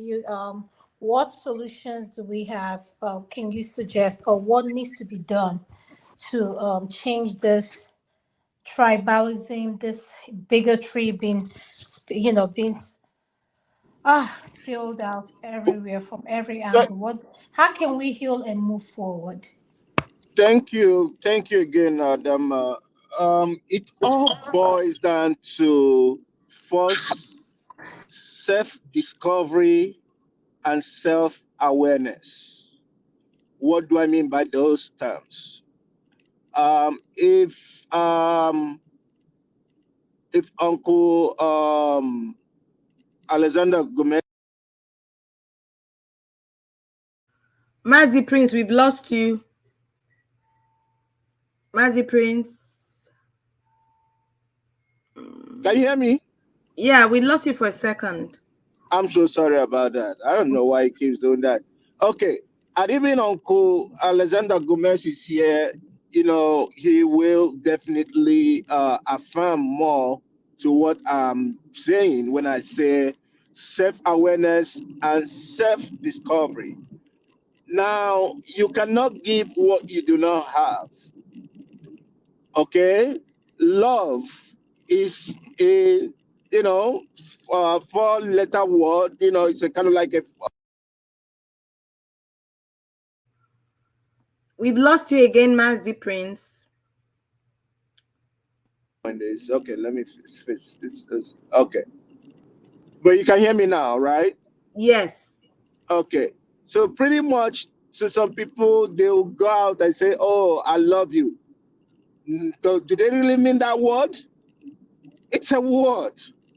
But then if it's not inbuilt, then it is nothing. It is nothing. It's kind of like pouring water. Let's say you park a car right underneath a tree that has birds on the tree. Okay? And then you come out and then you see a poop on it and then you pour water on it and then it goes away, right? But the car is still there because that means that another bird will poop on the car. You know, I'm just using that as a preamble. So, in other words, what I'm saying is we have to love ourselves.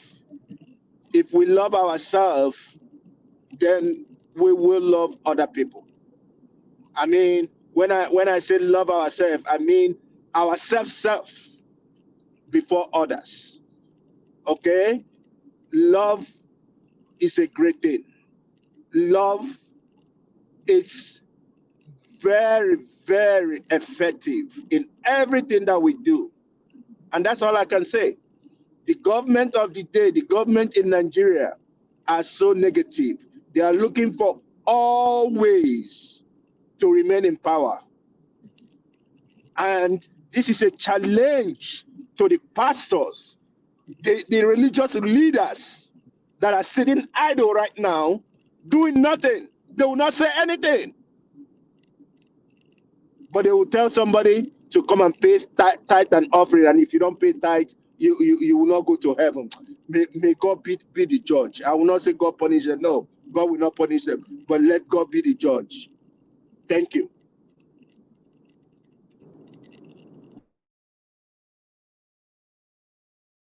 Thank you, Mazi Prince, for your submission. Man of prestige. Yeah, I'm here. Yeah, thank you very much. How many minutes do I have? I'll give you 5 minutes. Okay, 5 minutes, thank you. I'm timing you. Thank Before you you. start, man, for Prestige, this solution aspect, are you going to allow me contribute because I haven't contributed to the solution Yes, aspect? no. Alaba, you're going to contribute. It's No, going. it's I'm calling Olumide. everybody according to the way it is going. So you're next after Man of Prestige. Thank Oh, you. okay, thank you very much. Adam, I don't like this your ethnic bigotry you just exhibited now. You called me Alaba, so me and Alaba we are the I'm sorry, Olumide. I Wow. am so sorry. It wasn't intentional. I'm so same. sorry. I just Look, joking. that guy just missed your name. That's it. I'm just joking. Thank you. All right, let's go on. So, like I said, I'm very passionate about what's going on. When I mean passionate, I'm very concerned. And you say, what can we do? You see, this is where leadership come in, because this is not something that emancipated from the regular masses. This is something being generated by the politicians. And what is the function of the government? Is it not the number one protection of the people? That number one before other economical factor. You know, and for this to happen, government has to take initiative. There has to be a conversation in that country. The president has invite in all region, chieftaincy or whatever you call it, regular people come to a round table and have a conversation. It has to be, they have to talk about it. It's not just denial. Like I said, denial is not going to help that country. It might lead to, a very unpalatable situation. So a conversation it has to be had. Tinubu has to initiate it. People in the government say, let's have a conversation. Let's have a healing moment. For each different ethnic group. We are very tribalistic people. Let's just call it what it is. You know. So you have to bring people together in order for the country to function, because it doesn't matter what kind of economic policy he tried to implement or whatever. If the country is not united, nothing is going to happen. And I'm saying it here, mark my word, what I'm saying was today, that is the trajectory we are having. It doesn't matter where he's going. Okay, right now he's going to China. Okay, can somebody tell me, what Tinubu is going to China to do? So you're going to China, right? For the people that confiscated our plane, and put it on eBay for the highest bidder. So what does that tell you?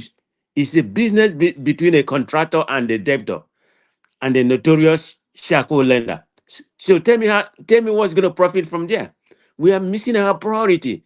You should have stay at home right now and talk about what's going on in that country that need urgent. I'm not trying to be emotional, but I have read about some other countries, where genocide was started. I know this is going on online, but you have a lot of gullible people in Nigeria, the regular masses, because of the poverty, you know, it might pivot toward that area, and the outcome may not be good for that country. So what I'm trying to say, there has to be a national dialogue. Whatever you call them, the pastor, of course, I don't trust the pastor, okay? I don't mean to say that, but, just because of their antecedent. I mean, the pastor, the chieftaincy, the politician, we have to gather each region and talk about it and ask each region, the do one nation, the Biafra, what is the problem? Let's have a dialogue. How can you, I mean, if my children say something is going on or they are crying, I have to talk to them. We have to talk. We gather together and talk. If you have a problem with your wife, you have to communicate. But that doesn't happen in Nigeria. So the point I'm trying to make, this originated, and we know the main purpose is for political gain. I don't know how that's going to happen. It has to be initiated by government. It can't be initiated by you and I. Believe me, it's not going nowhere, because ordinary people in Nigeria, they are getting a long way. It's the politician that is perpetuating this nonsense going on in Nigeria. So they have to call for us to unite before any other kind of thing will happen. That's that's my opinion. That's how I see that. But if not, nothing. Different group of the country can, be talking, say let's talk. It's not gonna happen. It has to be need. So that's why we need a human leadership in that country. But for now, I don't see it happen. But I pray, something come out of it. So I leave it like that for now. I don't want to be.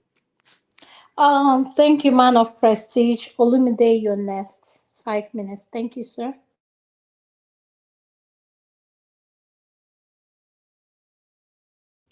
Olumide, your next. Could you Thank you. please? Yes, Thank you. thank you. So I'm just going to go straight forward to what I think the solution is that, and it is very easy for us to profile all manners of ways, love and this and that. See, no matter what ideas, there are a million ideas that people have proposed in that country in terms of laws, in terms of, what have you, but at the end of the day, we are still in the quandary that we are in. We haven't moved. We have only moved backward. For me, the solution straight ahead is how we choose those who lead us. How do we select the people that lead us? We have chosen a system. We are not a monarchical system where we have kings and queens. If we had a monarchical system and it was very clear, it would have been better, so that when some people are disgruntled with the king or the queen or whoever is leading, they will pie them and they will install themselves as king, and then maybe they have a better idea of how to. They will do it quickly. Maybe within 6 months they will feel disgruntled. Some people will plan pie the king, pie the queen, bring their own ideas of how to move the society forward, and maybe we begin to evolve from there. You understand? But we don't have that kind of system. We have subscribed to what the Western world, how the Western world choose their own leaders through a democratic process. Whether it is presidential, whether it is parliamentary, it doesn't really matter.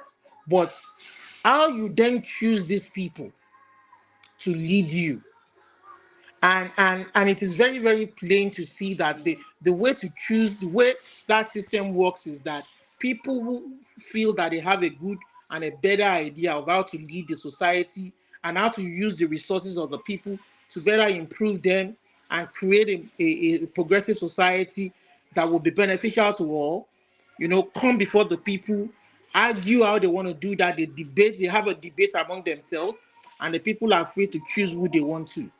But when some people decide to rig and corrupt the process, it's similar to going to write an exam to be a medical doctor, to be a lawyer, to be a mechanic, to be whatever professional you want to be. And then you rig your way, you rig your way to pass the exam.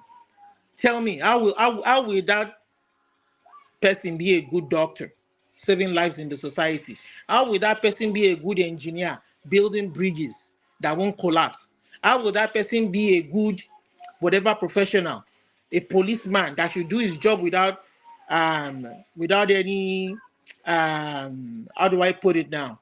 Without any unbiased, without any conflict of interests, So this is it is the same thing with our process. These are the people that implement the laws or change the policies, bring in policies that govern our society. And when we bring in people who deliberately don't want to make that change, or who deliberately don't want these policies to work, what else do we expect?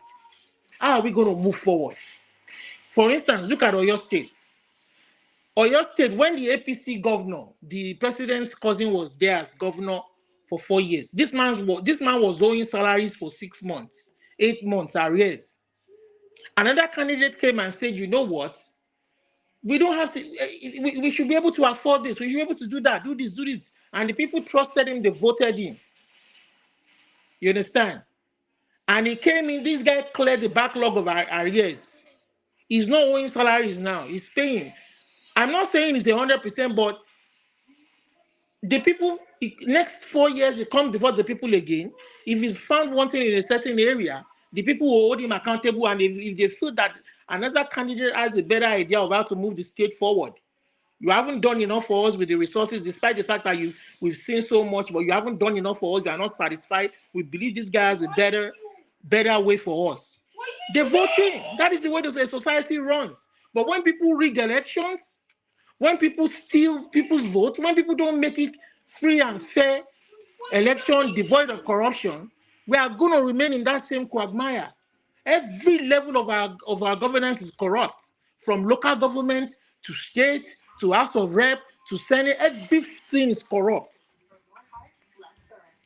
America today, it is true that they didn't get there in one day. It was a process, but at least that process was not corrupted. For hundreds and hundreds of years, it wasn't a corrupted process.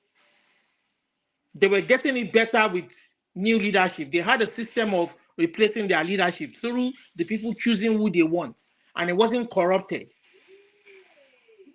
That is why they are the number one nation today that everybody is looking up to. Look at other Western countries that we don't talk about. There are other smaller Western countries we don't talk about, but they are thriving. Their democracy is thriving because their way of choosing their leader is devoid of corruption. Is it Sweden? Is it Denmark? Is it Norway? Is it all of them, especially in Europe? You understand? So this is where our problem is. And God has blessed our own country. America is inviting other ethnic groups to come and help build their nation, creating a diversified society. Canada is doing the same, creating a diversified society. UK, as conservative as they are creating a diversified society. It is not like this. It is not like in the Canada where I live. You don't have people who are racist. I mean, I've been living in Canada for 14 years. I've been called nigger at my work. I've been called nigger, but I know those people are minority. They are not in the majority. They are minority. They are not in government because nobody is going to vote them. They don't have a voice. They are always there in the society, but they don't have a voice. But when they rig the elections and they rig themselves into power, that is where they are giving those voices. They are giving those voices, and those voices are not really the true majority. They don't reflect the aspiration or the wishes of the people. But they would never hold a free and fair election. That is what has kept us where we are today. They knew what they were doing. In 1999, when the military already handed over to the civilians, we knew the constitution wasn't perfect. We knew the way the people was a scam, was a lie. But they pacified the people by saying that, you know what, your elected members of the house will change it over time. The wrong areas, the weak areas, they will change it. They will change it. They will amend it. Look at where we find ourselves today. We can't change it. We can't amend it. Even when they do, they pretend that they do. They don't allow it to work to effect. They rig the elections. They choose, appoint people who oversee the institutions. And no wonder these institutions are very weak. But despite the billions they allocate to resources, they will kidnap people. You claim you have all the modern paraphernalia to tackle law enforcement, to tackle insecurity. They kidnap people. Only God knows how many billions in ransom was paid under Buhari government alone before that guy left his 8 years.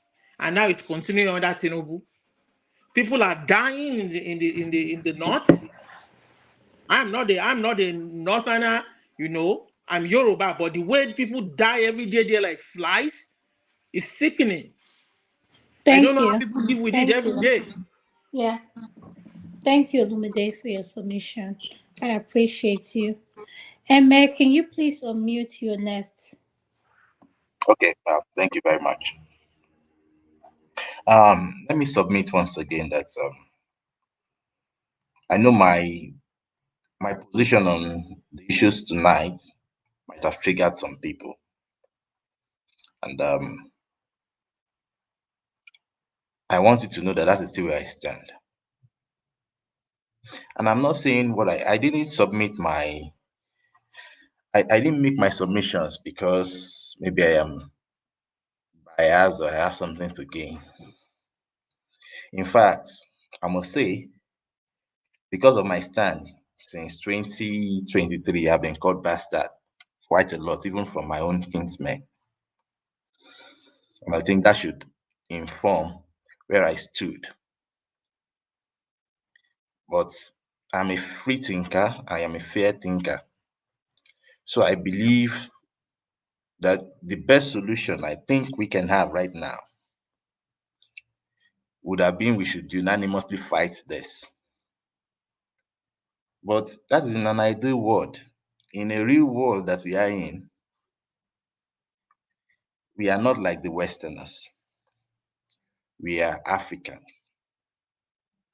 And the uniqueness of Africans is that we have divisions, we have different groups, and the boundaries for which each of these groups exist is always respected.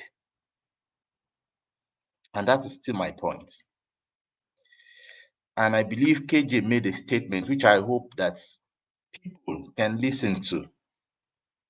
He might have said it angrily, but he's still saying the same thing. That's come. Let's go and do our own side. I'm not saying your side is not developed. I'm not saying that you don't have the resources to do that.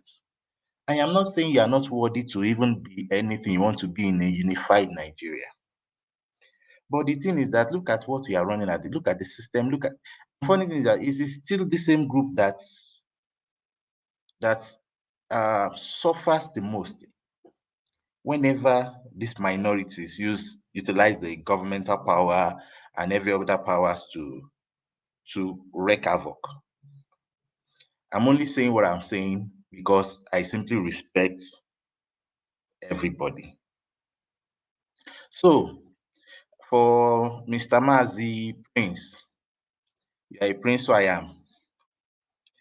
I am sorry that you might feel disappointed, but that is still my stand. And hopefully some other time you will get to understand where I'm coming from. The same thing with Olumide as well. I didn't say what I said because look, if you like, say we are one, there's a constitution, there's no way you can even prove that in the reality. On paper, yes, but in reality, that is not the truth. The North are governed by a different constitution, especially when it comes to their local matters. And there is no government that will interfere in the way they want to do their thing. There is no government that will do that. So you can't tell me if those people have their own constitution, we are one. The Sharia constitution is not the Nigerian constitution, and they live by that on issues that they want to live by that. So this sense of nationality that my brothers have, I would say have it, yes, but please think deep and re-strategize. That is my submission. Thank you so much, Emma. Emma, can we go to Jonaba next? Thank you. Uncle Jonaba, are you there? Yes, ma'am. I wanted to go IED, but now that you call me, I hold back because it's getting too much, keeping me for long, and but it's alright. I would like to know the name of the wine my brother Mazi Priest take this evening, so he can send it to me. So, um,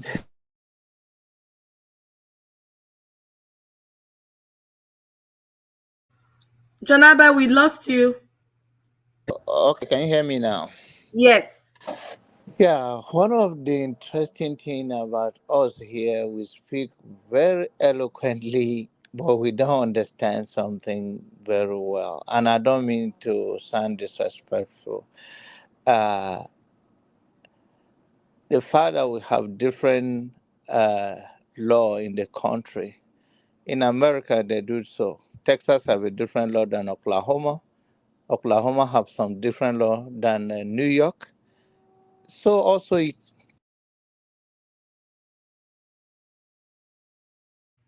Jonaba, you're yeah, out. so also even as close as New Jersey to New York. So our diversity and being having a different law in within the state in the same country is not a problem. There's somebody that says here, whether it's the same guy, say, let's learn to respect our differences and our culture. And I think that should be it. The notion that we are not the same because we have different law. We are not going to be the same, even as an individual. Even twins are not the same. But we should learn how to lose. We should know when to appreciate and how to celebrate our wins. But the notion that other people have, that make us not to be the same nation and don't make us to, we are not one people, I don't understand. That is how it works. That is the constitution. You cannot have it in both ways. If you're going to preach that our differences is unique, then stick to that. We are one people. It's the same people like us in diaspora who are supposed to know better, but unfortunately, I don't know whether we know better, because if we know better, we should act better. We are the major problem Nigerian is having today, because when people look up to you because they think you are more exposed, you are in a country where things are working, and you should imitate that, or should look at it and bring it back home. But all you find is you use this place as a safe haven to be sowing that seed of discord and disunity with your rhetoric on this platform or elsewhere. It is the same reason why we keep us where we are. Because leadership is not that hard. It's not that hard. I believe nobody come to power come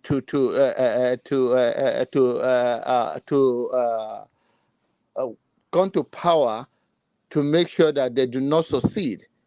But the people they work with, the citizens themselves, over the years, it's a pile up of dialogue. There's no excuse to where this government is today. But we as a citizen have a responsibility to look at each other to say, okay, these people are fooling us. We have to make sure we unite.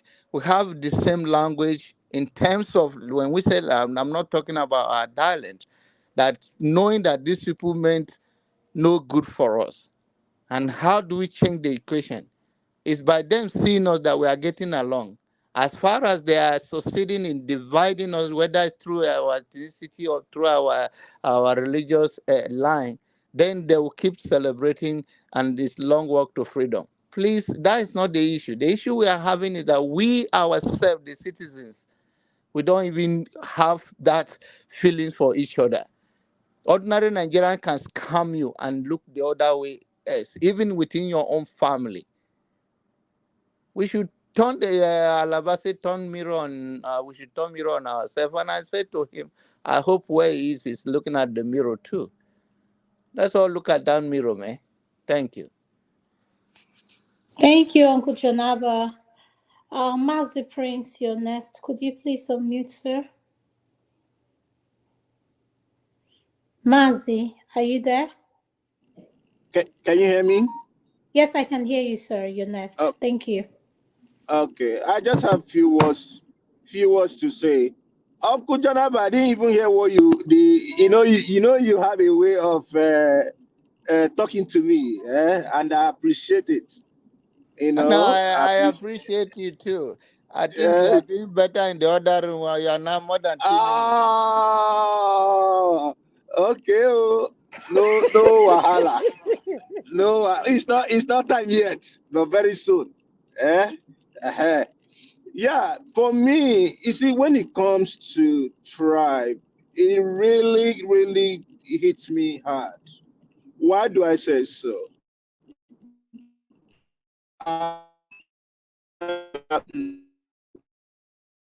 You're breaking up. Can you hear me now? You're cutting in and out. Can you hear me now? Hear you. Yeah, yes, we can hear you now. You can hear me now. Okay. So when it comes to tribe, it's something that is very, very personal to me. I could say that I am somebody who has traversed around Nigeria. The only one that I didn't test was Hausa. I did not test Hausa, but other tribes have really, really gone round, and they are very, very, peculiar in their, in their different, forms. When I finished from high school, I was waiting for my, to write my jam. Then stick to that. I was waiting to. We are one people. It's the same people like us in that. Mazi Prince, you're sounding far away. No. I'm here. I'm close by. Can you hear me? Now we can hear you better now. Oh, okay. So, like Yes. what I was saying, pretty much when I finished, waiting for jam and all that kind of a thing, I fell in love with a Yoruba lady from Ogun State.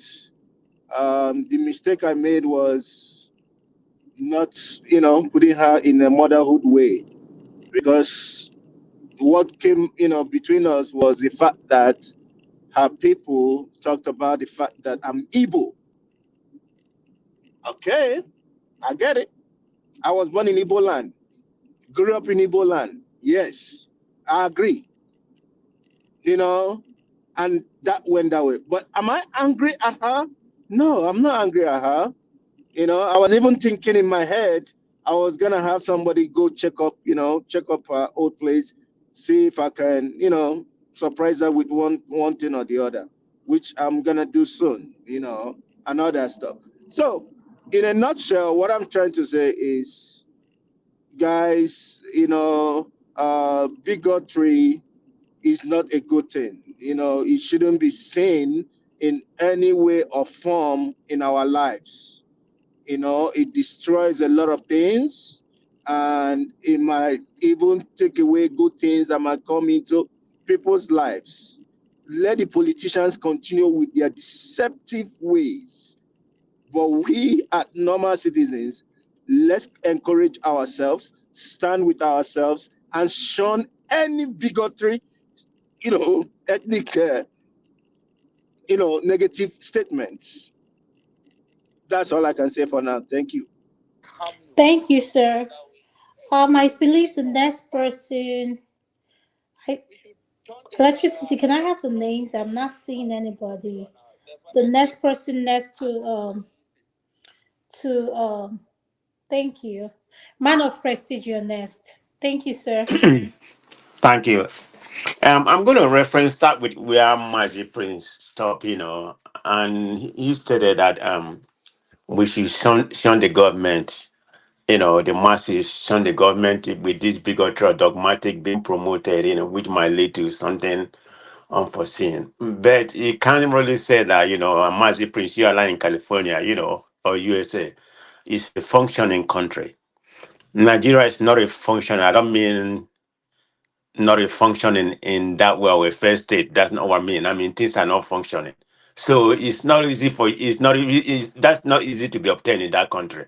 Why am I saying this? Because the government pretty much control everything. I mean they can pretty much, because of the money, they control the money, they control all apparatus, people are subsidiary to them. They look at the rest of the Nigerians as docile, which I don't think they actually is, but because of the poverty, they are parading in that narrative. So it's not easy for the masses to change their mindset. So that's why I mentioned the point of a leadership, a national unity, a national unity, conference to be gathered, for people to talk about it. This has to be initiated by the government, because we don't have the institution where you and I live right now, whereby the institution can take up a topic, can take up any kind of issue, and try to resolve it. That doesn't happen in Nigeria. The Nigerian institution is not, it doesn't function that way. There's no institution in that except the political institution. So that's why I'm calling the government to try to initiate this national dialogue. You can't easily shun them, because what's this going to happen? It's going to spill over to the masses. Now it's happening online, and we know who, we know how it's being perpetrated. The genesis of this is for political gain. That's what it is. So it might spread to the, to individual, spill over to another, another angle. So that's just my opinion. I don't see that your suggestion being fruitful that is going to help whatever is going on in Nigeria. No, it's not. It's in my own opinion. It has to be. It has to be coming from the top to the bottom. Yeah. So I already made my submission earlier by the dialogue which I proposed. I mean that's the only thing I can propose in that country. So I'm not gonna come and bash the country. Hopefully things will work out. I'm just praying that we don't deteriorate to that level right now. That's how I see it for now. Thank you. Thank you, sir. Adam, Olumide, Adam, Olumide, you're next. okay, I was gonna say I was even gonna make a rebuttal to Emmy. I was gonna say I have a reply for what you told me about. So Emmy, you mentioned something that I also share the same view with you. What we talk about is very very broad, and sometimes we're not able to kind of highlight everything on our mind because of timing. So what you shared now, it is a Yoruba man there as president of Nigeria now, and you are Yoruba, I am Yoruba, even though I don't think Emma is here anymore, Abi.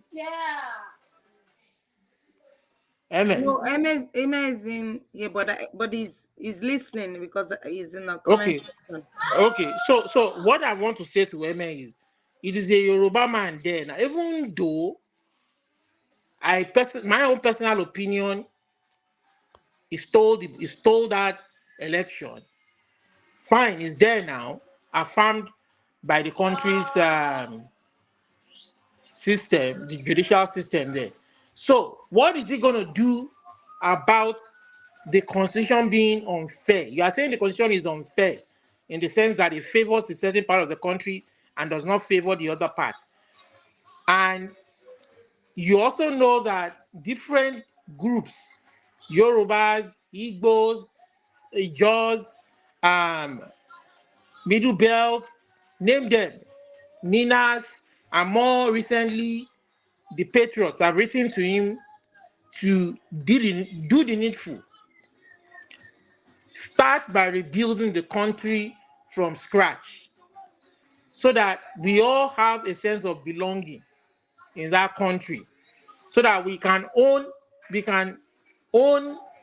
these documents that we have to come together to create, not a few people forcing it down the throat of everybody else. And he has the opportunity to rebuild the country and be a father of a new one united country, to run a true federal structure as it were, with our different ethnicities, language, religion, culture in mind, so that we can begin to respect each other's boundaries, as you have stated in your own. So the ball is now in his court. Because if you are now saying now that, oh, the North, now there's a Yoruba man, what is he going to do with it? You understand? So he has the opportunity. Or is it going to be the same system that they've been running among themselves, a few cliques, pretending that we are doing elections every 4 years, but what they are actually doing in a sense is installing and choosing among themselves which should lead us. And nobody is the better for it.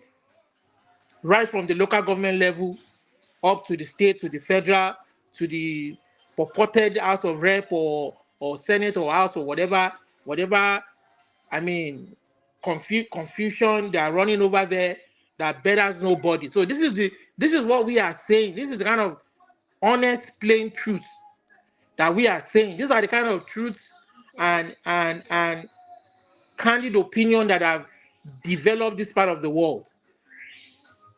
UK, US, Canada, every progressive part of the world, they've always listened to criticism to make the country better. You don't go after people when they criticize you. You want to kill them, your young people, when they expose evils and evil in the society because it affects you. then if that thing affects you when they expose it, then you are not a good leader. You are not a good leader. If you feel you've been wrong, you go through, you exercise your right within the ambit of the law of that country. Go to court. Don't use the law enforcement again to harass people who speak the truth. Don't send the state secret service they are supposed to protect our leaders against foreign entities, not against citizens that mean well for the country. So some of us are not going to come here and pretend that all is well when all is not well. When a whole police force, a whole IG will come and lie that they were the ones who freed kidnapped victims. Yet we don't see the people who kidnapped them being arrested. We see the victims after they have paid, not disclosing to us that they've paid millions of naira in ransom. Are these the kind of things that you want me to come and defend? To come and say that my country is secure when it is not secured? When farmers cannot go to farms, they are dying every day. Jonaba, is that what you want me to come and say? To come and pretend that all is well? Oh, it will be better. It will be better. Sorry, I'm not going to do that. It's not for somebody like me. And if you want to get upset, knock your head on the wall. Get upset, knock your head on the wall. Okay? That's my own 2 cents for now. Thank you. Please, Adama, Olumide, can I thank you. respond since he called me? Let me tell him something that is very No, unique. I've been waiting here. Yeah, you can wait, but I'm not talking to you, please. Please. I'm not talking to you. I'm talking to the moderators. No, I'm just Ekene, please wait. My name was Ekene, called please and I was wait. trying to respond. I don't know whether you are waiting or not, please. Go ahead, Uncle Jonaba. You can use my few minutes to respond. Let him use my few minutes to respond.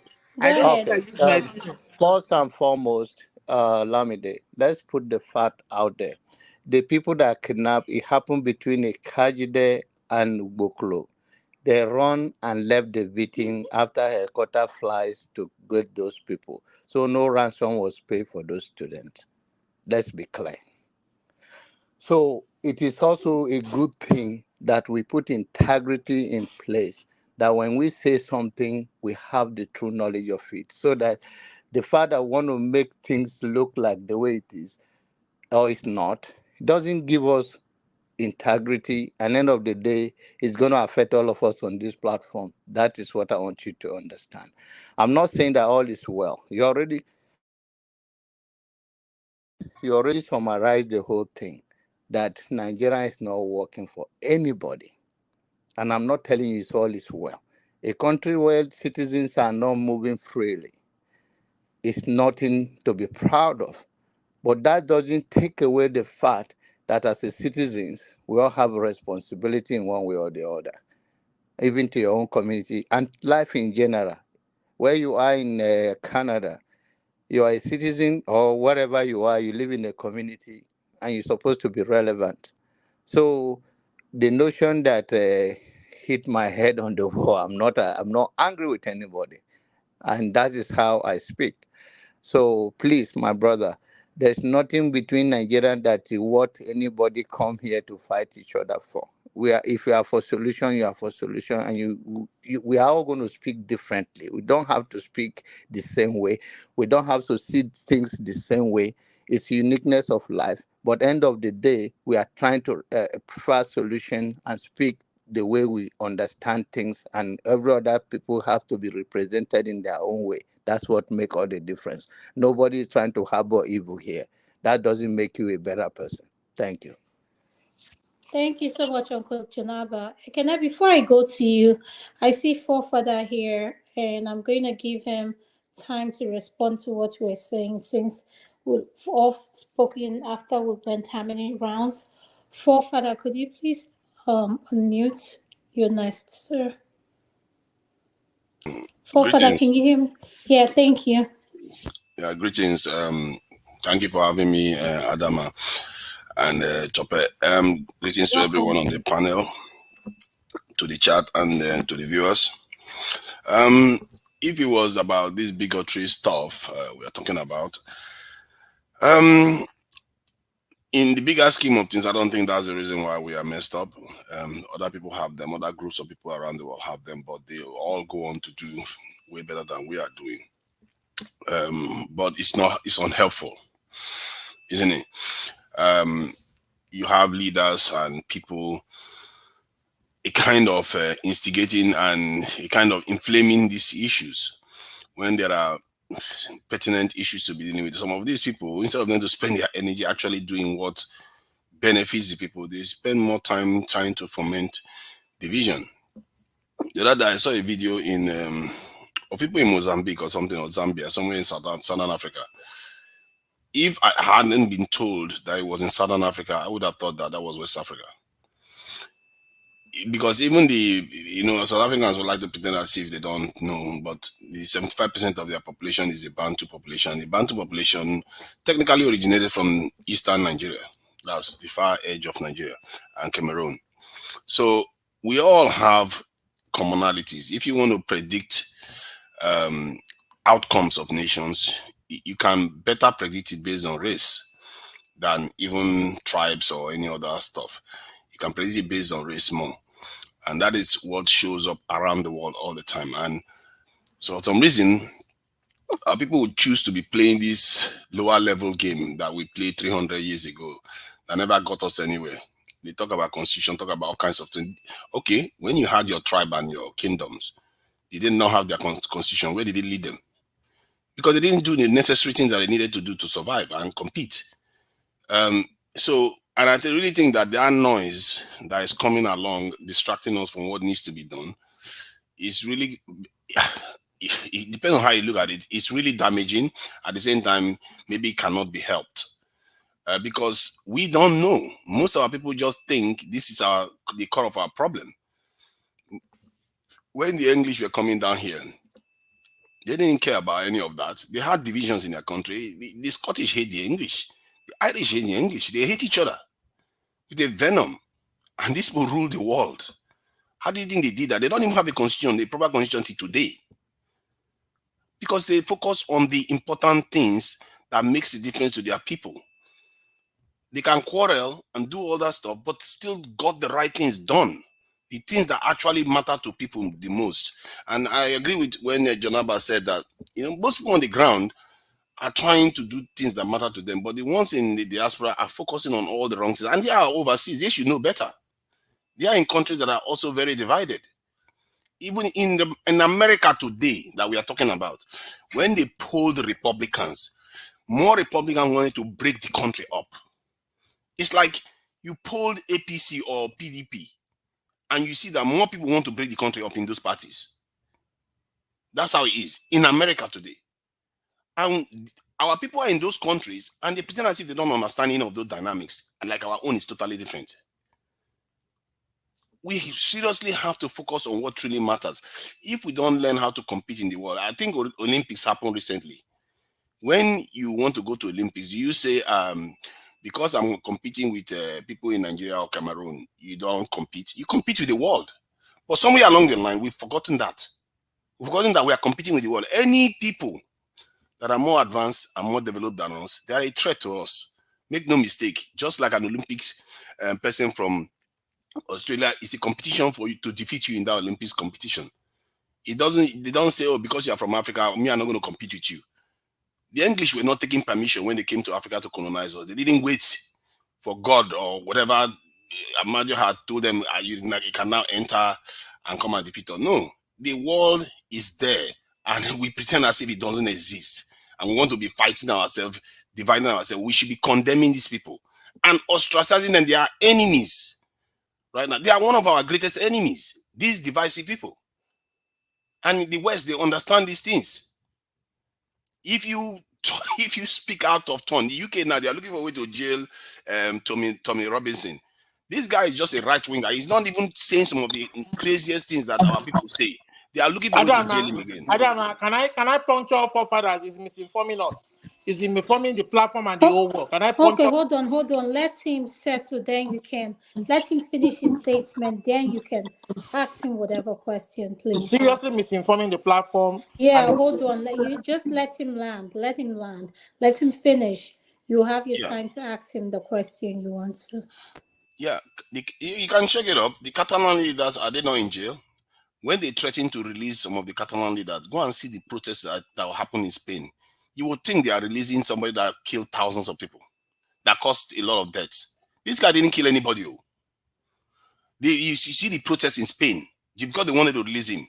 The Baathis, the Kurds in the Turkey. If you try in many countries, if you try to destabilize the nation, because those people, what they realize is that ordinary people want to get on with their life. They don't have time for this.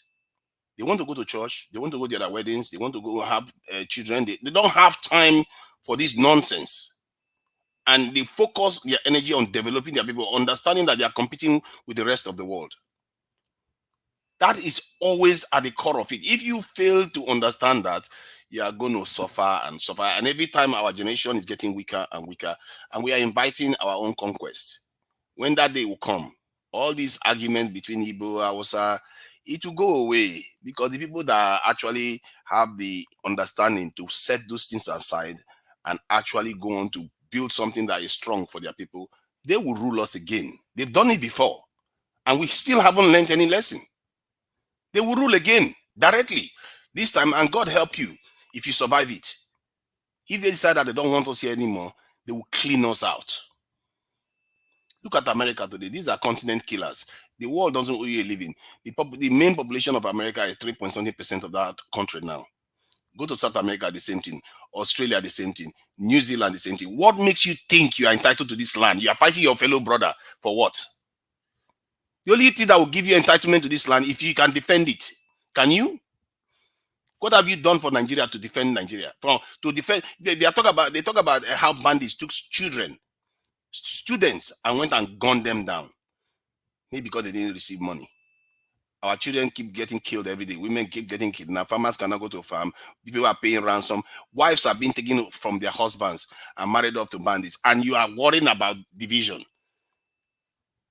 I tell you, if those things don't bother you, then just be prepared that whatever you're fighting for, you don't control. First of all, you don't even control it right now.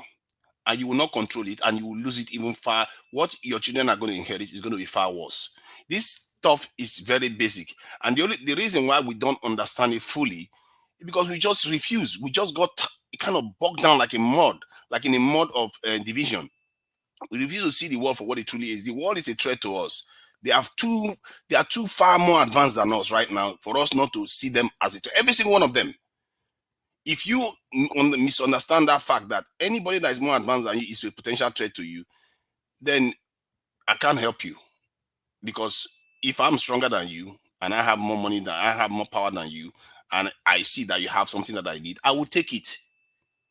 Will you not do the same? Okay, maybe if you want to understand it, and understand it from your own point of view, if you have the power to take more money from the world and bring it to Nigeria to make your own family, your tribe richer, would you not do it? Is that not what you're trying to do in Nigeria, where you want your own tribe to dominate the country? What makes you think other people are not thinking like that, but not for their tribe? They're thinking about it for their whole people. But I'll leave it at that. Thank you. Thank you too, Niger. Thank you. Olumide, you said you had a pushback. Olumide, are you there? Yes. I wanted to push back on some of two Nigeria's misinformation. Okay, I'll give you 2 minutes to push back. Go ahead. So I understand your sentiments about the division being created by the bigotry and the whipping of ethnic sentiments back home. Yeah, but see, when you begin to tell us that in America the Republicans are that is the nature of their democracy. That is what you call ideology. The two parties are governed by ideas, and whatever party exists there in any part of the world, they are governed by ideas. The Republicans have what they believe in, that they believe should be the way the country should go. Maybe in form of taxes, in terms of religion, their Christian faith. Some of them are conservatives. Democrats believe in liberalism, they're more liberal. So, but at the end of the day, when they go out to want to implement this ideology, they go by way of elections, and it is corrupt free and fair. But in a situation where you don't allow the people choose who they want to rule them based on those ideologies, what you have is a set of confusion. Speak to the matters where the matters are. And this issue of coming over on air and saying British don't have constitution, what they have is ordinance. It is all semantics. You know what they call semantics? We are saying the same thing using different language, using different words. Oh, You okay. understand? So one more, just let me round up. So when I say semantics, the British have always been governed by law. Whether you call it ordinance, whether the Americans call it constitution, it is what you are governed by law. If you go to the Muslim world, they call it Sharia law. They call it Sharia. That is that is their law. We call it constitution because because we are copying the British, the American system of governance. They have ordinance. You know what they call ordinance? The ordinance was derived from their monarchical system, where the king will proclaim an edict, and that edict becomes law. It becomes an ordinance. That is where they trace their laws from. If you don't understand, so don't come and tell me that they don't have laid down laws. They make it up as some of Thank them you. they make it up as they long as they go, and it Yeah. becomes law. It becomes sacrosanct, documented. Where in this world are you somebody just going to whip up something from their head, and you think you can govern a society by whipping up sentiments or some Okay, Lumide, thank crap you, stuff thank from your you. head? Thank you, Don't come and sir. be misinforming people here. Come on, be educated, man. Yeah, thank you, sir. Thank you, sir. Thank you for your correction. We're going to go to Ekene, your Yeah, next. Thank Sorry, you. that wasn't a correction. I've waited Hold on, forever, hold on, but hold on, anyway, Ekene. thank God I'm here Hold on, Ekene. Hold on, finally. Ekene. Tunaja, what did you say? Yeah, that wasn't a correction. That was Huh? just he's just making a statement that bears no resemblance to what I said. They didn't have a Don't constitution. come and tell us UK doesn't have constitution. They don't have a They constitution. don't call Um, it constitution. They call it great. their laws. Olumide, when he English was laws, speaking, he common didn't. laws. Nobody interrupt you. Constitution is Please. just semantic. Okay, Ordinance is semantic. It is all called laws. okay. Please, can you mute Olumide, yourself? please. Israel today doesn't even have a written constitution. The idea is that they rule according. They They made it. have their own laws. They may not call it constitution. They Olumide, have you I didn't laws. cannot say they keep don't Laws. have unmuting laws. yourself, What are you please. talking about? I didn't say they don't have laws. That's my. When you are you arguing for laws in Nigeria? You are arguing. Many of these people are arguing for constitutional change. They keep arguing as if constitution is going to save them. And My that point is that constitutional change, you have to respect No, the please now. people. Olumide, Respect. stay mute, please. Don't come and speak for all of the thrust of my argument was that those things are not the important aspects that build societies. What builds societies is your ability to organize Okay, and Oh Lord. Tunaja, I agree with what you said. Could you please wait? Mute yourself. Let's go to Ekene, then I'll leave it for you and Olumide to say whatever you have to say. Ekene, you're next, please. Yes, thank you. I will start off by taking us back to the holy book from the Christians, Mark chapter 3, verse 25. A divided house, if a house is divided against itself, cannot stand. And if you go to Matthew chapter 12, verse 22 to 28, a divided house cannot stand. So, forefathers responding to your call for fixing the country instead of worrying about division, you cannot fix anything if the house is divided against itself. For you to be able to organize the people and begin to fix things, the house must be in unity. Unless if you are telling us that you're going to use force to push the people together and then force your own ideas on them or your rules or dictate on them. I don't know where you got that from, that a divided house can go ahead and fix their problem without fixing the house. So that is very, very wrong. And again, you said that that the detractors, whomever that is trying to divide the people, should be arrested and dealt with. Yes, I agree with you vehemently, like strongly. I agree with you. And if arrests should be made, yeah, I think Remi Tinubu, Bayo Nonuga, Emsu Olomo, the Oba of Lagos State, they should first be arrested and be dealt with. So that I agree with you on that. My brother Amy, or Amy, I don't know how to pronounce your name. We had a conversation behind, on the backstage, and we agreed. We come to a conclusion that he actually agreed that the constitution should be thrown out because, according to him, that the Igbos in Lagos should respect the Yorubas by not partaking in the electoral process in Lagos State. And I said, no, that is very wrong for you to say. They are citizens of that country, and according to the electoral law of that very state, that the indigents of Lagos State can contest as a governor, for example. They can actually be, partake in the vote and be voted for. And in Lagos State, we have Yorubas that are indigents of Lagos State, and we have Hausas that are indigents of Lagos State. We have Igbos that are indigents of Lagos State, according to the Constitution. According to the Constitution. And I also made an example with myself that I'm Igbo, indigent of Igbo, and at the same time, indigent of Plateau State, according to the Constitution.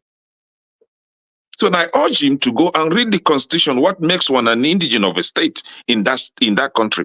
For example, if you are an Igbo man or Hausa man in Lagos State and you want to contest for Lagos State governorship position and you are eligible according to the electoral law, you are free to contest.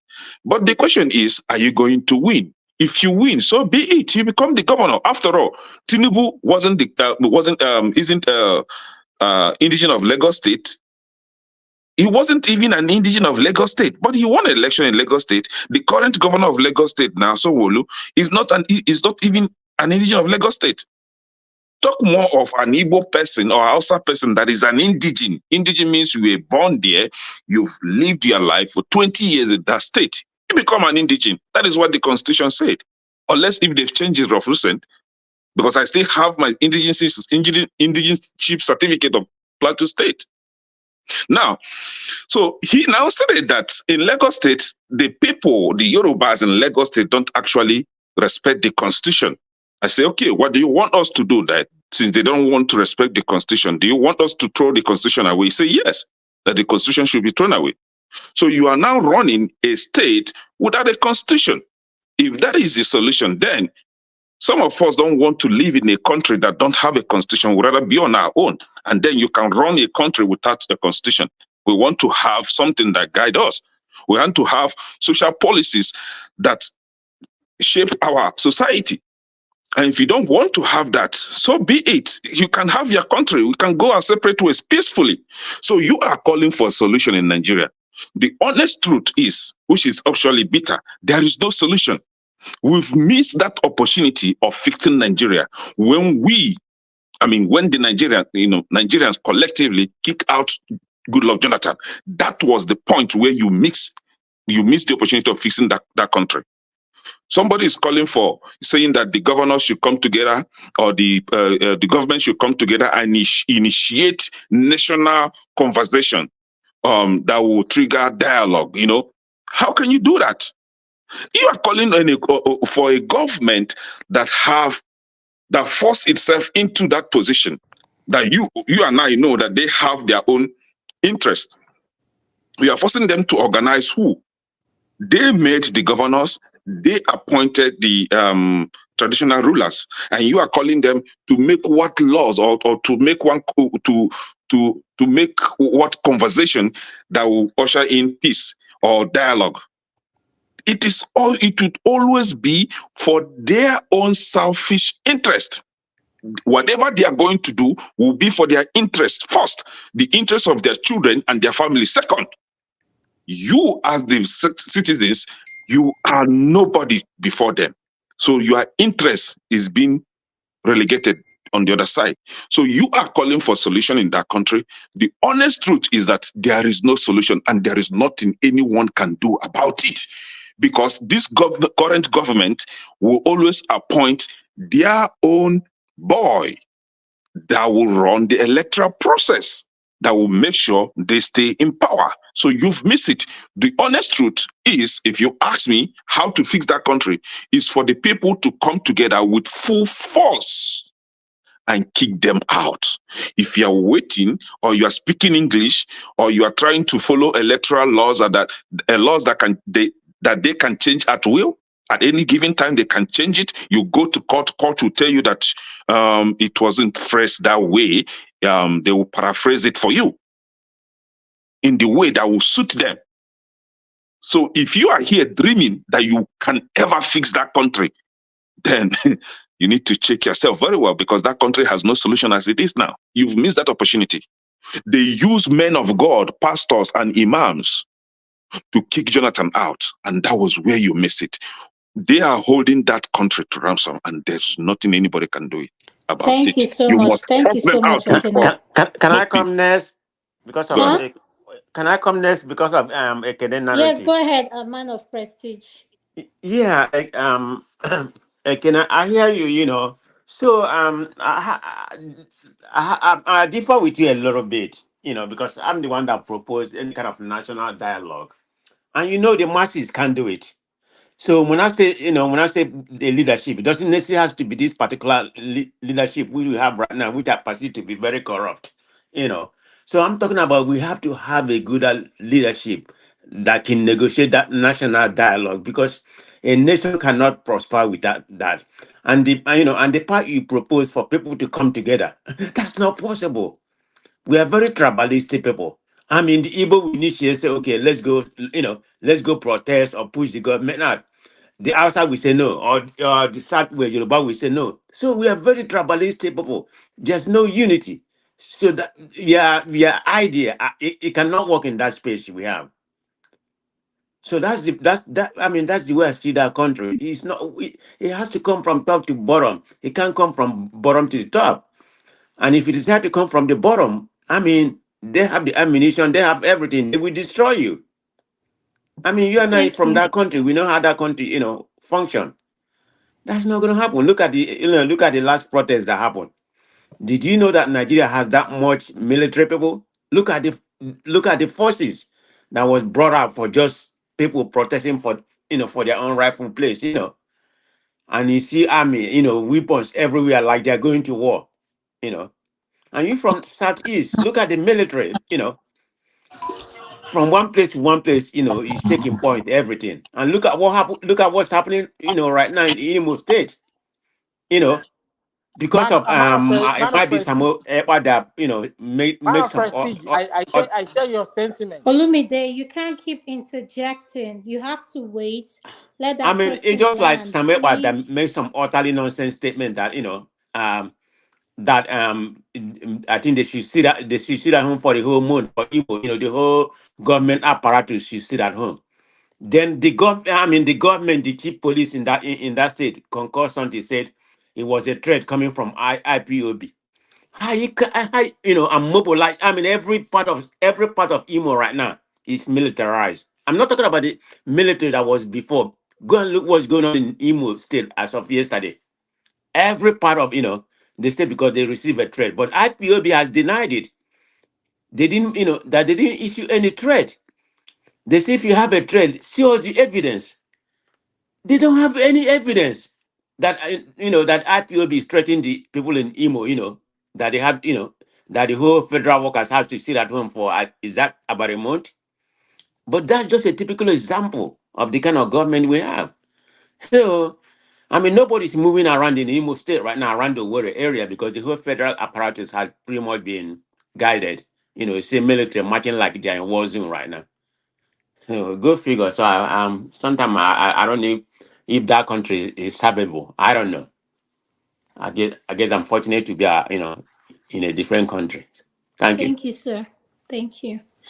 Dexter, before I come to you, I'm going to go to all na politics. Then I'll come to you. All na politics, could you please unmute, sir? Welcome to the show. Adam, I'm still here. Who is that? KJ, we didn't say you don't sleep now. KJ, please. Uncle Mr. KJ, please KJ. give us Make the on name. allow Let me all take our all na politics now, politics. Let's please. He run our just came in. politics. Then I'll take you and Des to next. Thank you. Honor politics, you have the floor. Thank you. Oh, okay. Una good evening. Good evening.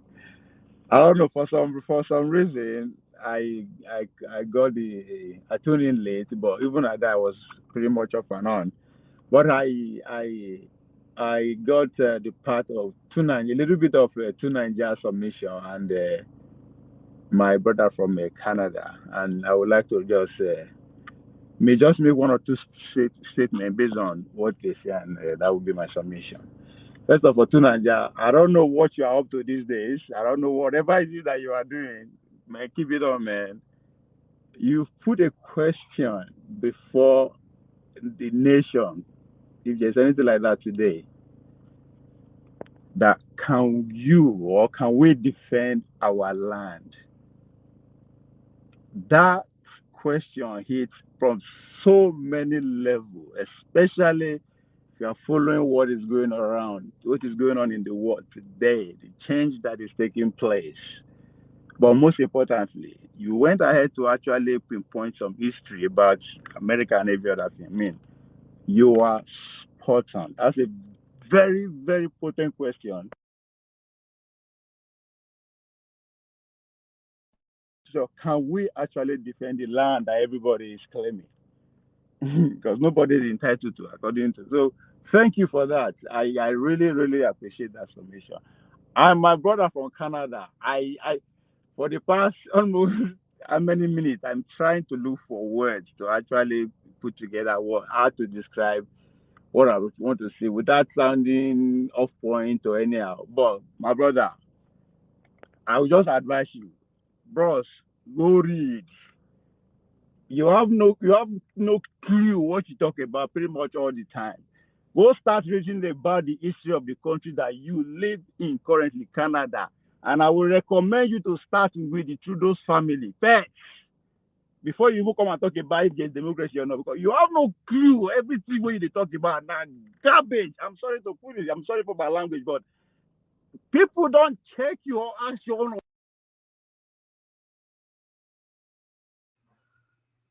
Ovie, we lost you. On our politics, are you there? We lost you. When you are lying. Sorry, I'm sorry. Okay. Nothing that you talk that makes atom of sense. Like you have no idea what you talk about. Whoever that you listen to, stop. Just go study. I'm serious. It's an honest advice. I don't just know how to just talk, but just put it the way I know how to do it. You have no clue what you are talking about. Even your own country, where they go study and first. That with the Trudeau family, as I said, before you come outside, you just democracy. I don't think you will understand what democracy is, because if you do, you cannot pinpoint any part of this planet Earth that there is one to start with. But most importantly, you don't even know your history, both from Nigeria or where you are now. And it's sad that you have a platform that you just call it all rubbish. I don't know anything, but guy, it don't make sense at all. At all. Not one statement that you make that is actually, it keeps people's cells, brains, anybody where you actually know what's going on with the planet that they live on. Gosh. But to Nigeria, may your days be long. Peace out. Thank you. Thank you, Ovie, for your statement. Can I give please? Dexter, you're going to Emma, I think it's Emma or Dexter. Who is Mr. KJ? I'm sorry, KJ. Uncle KJ, you're next. I actually think it should have been Dexter, but okay. Okay, can I just? So Adama, I didn't get his point of sorry, let me hold on. Don't be in a hurry. Don't be in a hurry, please. I just want to say this, Doctor, that you see this kind of contribution is what I detest it. Okay, I don't care whether you're a professor in this university. Even a common ordinary man in the street has his some way of reasoning, and you should be respected. So when people come and just look at a man who has a family and is taking care of his bills and tell him that what he's just speaking, no, that is going too far for me. I'm serious. And the more we tone down our, no matter how knowledgeable you are, you still don't pay his bills. He pays his bills himself. Please, please. It's very distasteful. Okay, now to say something. Some of the things that have been said here are not totally correct. And so knowledge is not one man's game, man. Okay, you could argue from the left or the right. We all have different ways of reasoning. Some people reason more to the left, some people reason more to the right, some people reason more to the center. And then when we come together to discuss, please hold your view and don't just condemn the other person. His views are important also. To him, if it's not important to you, it's important to him. Now, look, the thing that is happening to Nigeria, is it new? It's not new. It has been there even before the creation of Nigeria. These injustices and things being queued to one sided has always been there. And through Nigeria, some of the things you say is baffling. You are calling if we can defend our country. Is our country right now? Are we safe? Is the Nigerian Federation as it is now? Is there anything that's stopping it from being taken over? If they want to take over, wouldn't they take over? Is Nigeria not the only country in the world where they have oil theft? Is oil theft? Is it in a bucket? Who has done anything about it? Do you think you have a government that can defend you, that has not been able to defend its own people? How long has the insurgents been going on in Nigeria? How long have people been kidnapped? How long has that been going on? And you wake up and you just shout these things to people, and some people come and praise you. It's not good. It's not good. Look, we don't even have a government. That's the truth. We don't even have a government that respects the people of Nigeria, because the will of people of Nigeria has been subverted, not today. So when we come here and make it look as if, this just came on us now, can we defend it? No, we have never been able to defend Nigeria. Not now, not before. There's no time Nigeria has been able to defend itself. So what are you saying? Let's look at this and discuss what's the issue Nigeria is facing now. We are facing an issue where the things that the government have been playing since 19 something has played to the fore. It has come to the bucket is full. That's why it's coming out now. It's not be today they begin they render the people from the east. Okay, you can march out the whole army to Imo State, but you can't march it to Sabinsa there. You can't secure Plateau State. You can't. Half of Niger State have been taken over. Over 19 local governments have been taken over. You can't secure it, but you can march the army to Imo State and take over a city and make the people not be able to do anything. And then you come here, you justify that. Oh, no, it's not correct. And I think you should go home and have a rethink. If they are praising you, it's okay. I don't have a problem with that. But please, let nobody come here and shut anybody down. Allow the people to have their view. Allow them to say what they want to say. If it is correct, the people who are listening to them will know. If it's not correct, people will know. Don't tell us you know everything. You don't know anything. Thank you. AJ, you are very correct. Everybody's opinion must be respected Can I here. respond to When Naija was talking, I have a right to respond. I wasn't. Can you guys wait? Two people cannot be talking at the same time. Where's Olumide? Olumide, please. Gosh. He's gone. Olumide, please, I want to say this to you. As the moderator, if I tell you, please stay mute, and please stay mute. Allow people to finish what they are saying. I will give you time to respond. I will. Dexter has been waiting patiently. Elmer has been waiting patiently. So you two are not just the only one here. So we have to allow other people to air their views. If you want to give a pushback, I will allow that to happen. Just wait. Let's have people speak. That's all I'm asking for. Please. Dexter, could you go on next? Thank you. Dexter, are you there? Could you mute, sir? Dexter. Emma, are you there? Could you unmute? Dexter is not there. Emma. Hello. Hello. Okay, Yeah. yes. You're next. Go ahead. All right. I just have a few reports to make on what Kenny said. Kenny, although we have a backyard discussion, Anyway, no problem. I think it's nice that you brought it to the open. And I'm not, I still stand on what I stand on. I think we need to understand that, especially you, I know there's a sense of nationhood. There's this nationalistic ideology that the average Igbo man has. But that is on the peripheral. When you go deep down, you understand that we have divisions, and those divisions must be respected. Because if you don't respect it, or if you are not aware of it, let alone to respect it, eventually you come out naive, and you might be punished for that.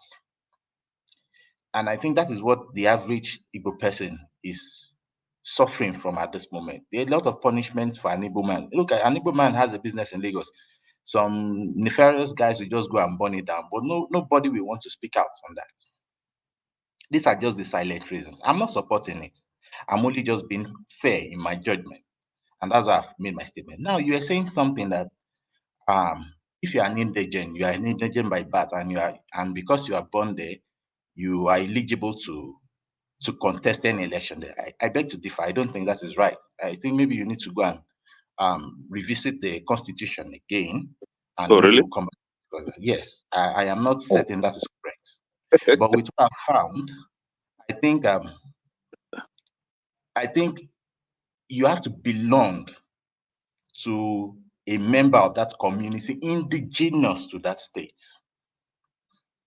And that is the emphasis there before you can go for such an election.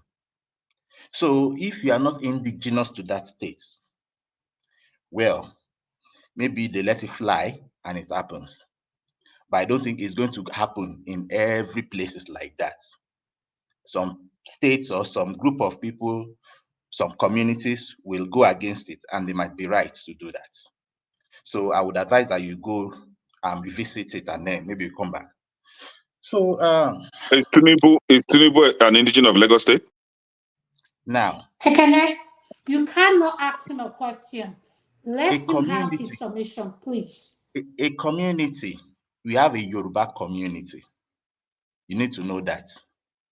And because there is a Yoruba community, some things can just be left without checking on such. So if you say is Tinubu an indigene of Lagos State, if the Lagosians accept him to be that is fine. That is with them, Lagosians. But that doesn't mean they will accept you as an Igbo man. You need to understand that. And until you understand and respect those little gray areas, I'm sorry, you might be punished if you're not careful. That is it. And you think, oh, we are one Nigeria. No, we need to understand that being one Nigeria, it is not just black and white. It is a gray portion. There are a lot of different times that we are not one, and there are a lot of times that we are one. So we are one doesn't mean we are one all the time. I have no cross in this. I'm not a Lagosian. I won't, as a Yoruba man, I don't see myself being a Lagos president, even though I was born in Lagos. No, even though I'm a Yoruba man. So there are little things that you just have to be aware of. And that's where I'm going to submit this time. Thank you. Yeah, can I respond? Ekene, you can respond for 1 minute, please. 1 minute. Stick to the time, please. Okay. So you are telling me that the only way I can survive and live in Lagos State is by respecting Lagos State. Don't misquote me. Yoruba. Survive. No, hold on. Hold on, please. Please. Don't twist it. I was told to not to Eme, interject please. you. Please learn that Please as well. don't interject, So please. you are saying that for me as an Igbo person to live and thrive in Lagos State, I have to respect the Lagos Yoruba indigenes by not participating in the electoral process. You are very wrong. I think you need to go and read the constitution of that country very, very well. And then you don't want me to participate. Please, can you learn to shut up? Please, can you learn to shut up? Please. Eme, please. You don't want me. Please don't See, interject, he's taking my time.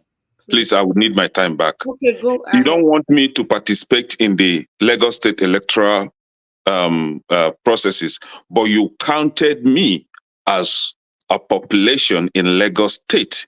My numbers is added to Lagos State indigenous so that they will have higher numbers to demand for whatever revenue allocations from the federal government. You see how your sense is. You see, when I say that you can't eat your cake and have it, it is for people like you. You can't choose and pick. If you want to stand on a particular position, stand there. Let's know where you're standing. You cannot deny me the opportunity of participating in an election and you want to count me as part of Lagos State. That is twisted.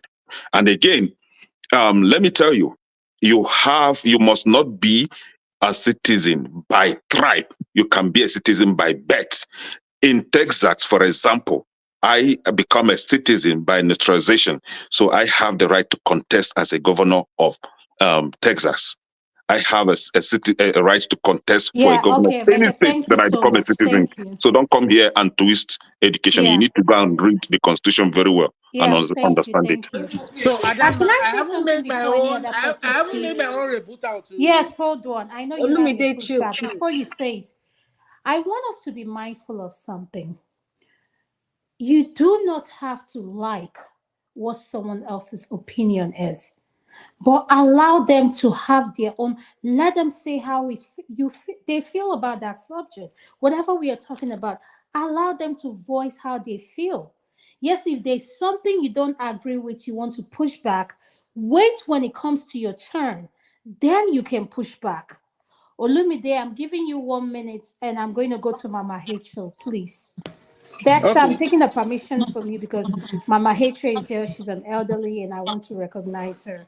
If you don't mind, thank you. Olumide, Okay. go ahead. 1 minute. Thank you. Quickly. So, OVA, you know what? See, I want to believe that you probably smoked something other than cigarettes before coming on air tonight. No, Come Olumide, on. you can't do that. You can't do that. No, Okay, I Olumide, take you it back. can't do I that. take it back. I take it back. I take it back. Okay. So, you know what?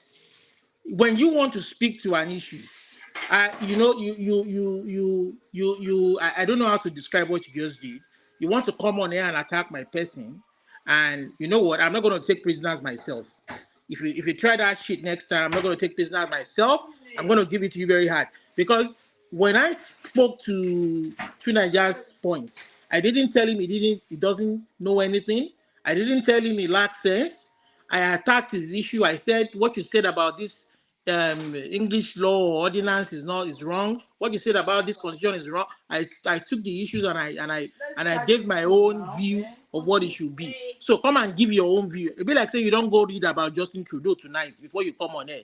And you won't tell the only thing I know Okay, about Justin. Olumide. Let me be honest with you. The only thing I know about Justin Trudeau is the fact that I want to vote him out in 2025. That's all.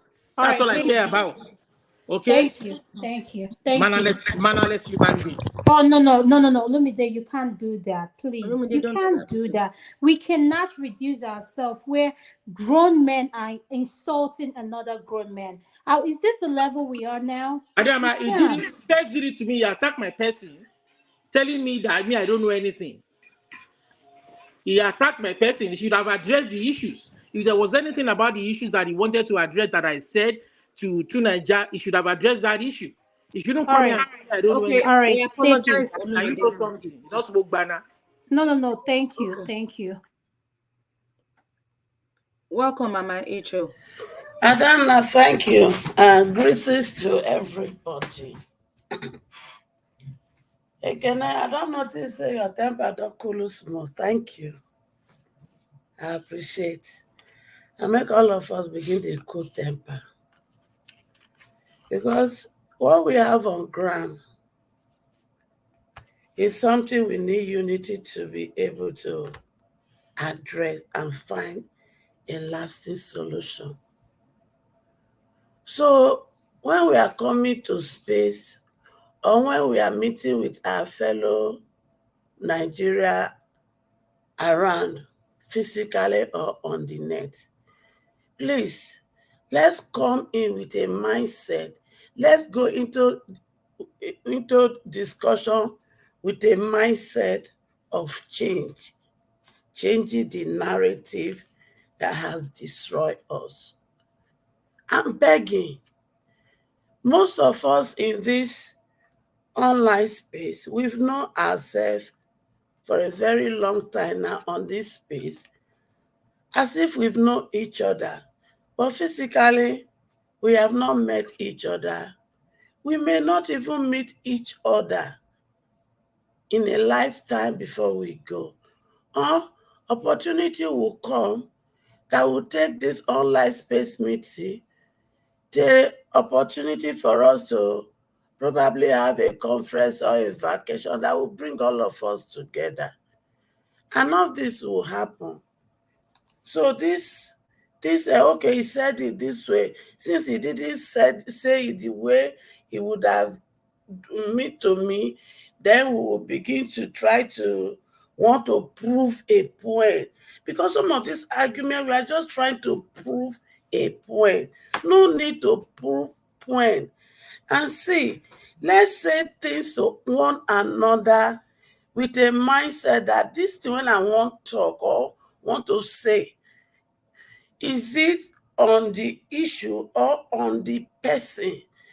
Let us not begin to attack our own personality. Let's attack the issue. And when somebody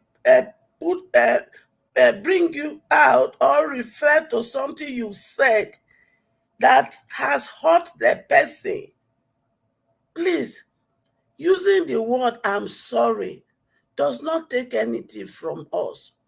And it will quench the fire. Mama Hecho, can you wait for 1 second? Dexter, are you there? Dexter, are you there? I'm going to remove you. Yes, I need to bring someone Yeah, else's name. I think Thank you you. need to text her. But Mama Hecho, you can continue. I'll add 1 more minute to your time. Thank you, ma'am. Okay, so using the word "I'm sorry" will just quench the fire. I beg. I am begging because that is the only way me and you and all of us can work together and find a solution to what is on ground. What is on ground is already burning our children. It's already creating an avenue for our children, the one here, that they're not even desiring home anymore. So everything we are talking, every topic, let us have them in their heart. You see, it gladdens my heart yesterday when me and Tunaja met in a platform. And when he was making his summary fall into our children. Oh, when he made that summary, it gladdened my heart. And I say, hey, to Nigeria, when they put security on head before. So now it's now beginning to understand that everything will affect our children and everything we need to begin to discuss or finding a solution to what is on ground. We should almost have our children's heart at some behind that. And I'm going to say that I see in our religion at the talk, but I can't enter now. We don't enter security, we don't enter a lot of things. So please, when we bring topic like this, they interest me because it has caused a lot of trouble, and let us be focused. And to those of us each one of us have bruised their hearts, please, whoever that has offended you in this platform this evening, now my pikin offend you, and I take blame for that, and I apologize on behalf of that pikin. Make una cool temper, forgive one another, and let us work together. We will definitely achieve that we are looking for. Thank you. Thank you so much, Mama Hecho, for your submission. I'm going to go to Olumide, you're next. Olumide,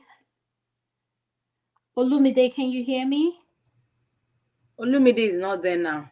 Hello, Okay. hello, Adama. Sorry. So I think Okay, I'm going to go to you next. You're the one to speak. So I really don't have anything to say right now. I mean, I've spoken to all the issues that I wanted to speak to. Okay, stay mute there. Let me go to. Except that if that that guy, that rude guy, comes on here to make any other statement referring attack me personally, then I'm going to make a strong rebuttal. Okay, okay, it won't happen. don't worry. Ovie, please, no personal insults, please. Yeah, please. I'm going to ask Ovie to unmute himself. Ovie, I feel that you need to apologize for the statements you made. I think we have not come to the level of all grown men disrespecting each other. We need to be mindful of our words. So Lumide felt you insulted him, so he's on the platform. I don't know if you like to apologize to him. Well, my intention was to just because he actually responded, and I take no offense as I said in the comment section. My intention was to just come and I had my own permutation to what is going on. Asking me to apologize, I don't think there's a need for that because one, intention is not to insult. I don't think I insulted him, but if he felt that way, he has already responded. He had responded and he called me name and all that, which I took it from a lighter and I laughed over it and I said, we go. So I don't think there's a need for what you're asking for. Okay, so Ovie, yeah, is saying is equal balance right now. You insulted No, I him. know. Yeah, I said it. Now. I said I'm not about now. Yeah, what I said now. What I said has been said. I take no offense. I meant on his or he felt that way. But I mean, he responded. I'm cool. Okay. Let's Warning to everyone, please no personal insults, please. Please have your say. Like All right. Papa said that, Ovie, is there anything you want to Yeah. say? Yeah. I mean, let's continue with the national conversation if that's okay. Yes, And go I have ahead. my own That's what we contribution. want to Okay. speak about. Yes. And yeah, Yeah, go thank ahead. you, Mama Echo. That towards the end of your submission, you alluded to the fact that we are supposed to be talking about the religion, but it's a cause or a point. But at no point, I mean, as I said, I joined late, and all the submission that I've heard, nobody actually says anything about that. But instead, I have a little glimpse of the kind of what is going on right now in Nigeria in terms of one would say the hatred towards the Igbo, the Yorubas, and all that, the usual. I said the usual because I don't know. At times, if we listen to us, I use the word us in diaspora in general. It's as if we are living in a different world from what the reality on ground. I said that to say because we are more fortunate in terms of having access to various varieties of information, even on one subject. You can do as some of us who live as especially America, Canada, or Britain, or anywhere in Europe for that matter. You have access to various sorts of avenue of news. But it baffles me that we oftentimes fall into the trap of the Nigerian elite, what they want us to talk about. Maybe because we depend on we so much rely on the elite news, the channels, the arise and all that. Because what is happening right now in terms of Naibo, na Yoruba, na Igbo, they eat us. It's not different from what happened 8 years ago when Buhari took power. Now Fulani was Fulani and Saudi, Fulani and Saudi. That's all from the beginning to the end. The country continues. The men, the elite profit as the country continues. We just occupy ourselves with a narrative. It's the same thing. We don't start again. Now Yoruba, now Yetibo, now Igbo, they do it. Now this, I did it. The same. Just we know change. They not. Ovie, we lost you. Are you still there? Yeah, sorry. Okay. So they don't have any reason to change because the tactics is working. They are winning according to Mama Echo. Now oppressor and oppressed, the oppressors they are winning using the same narrative, the same techniques. And guess what? No, we don't want to just stand and take a pause. How come we always go with whatever they ask us to go with? There's no different when Buhari the power and when Tinubu the power in terms of how we relate to whatever they put through at us.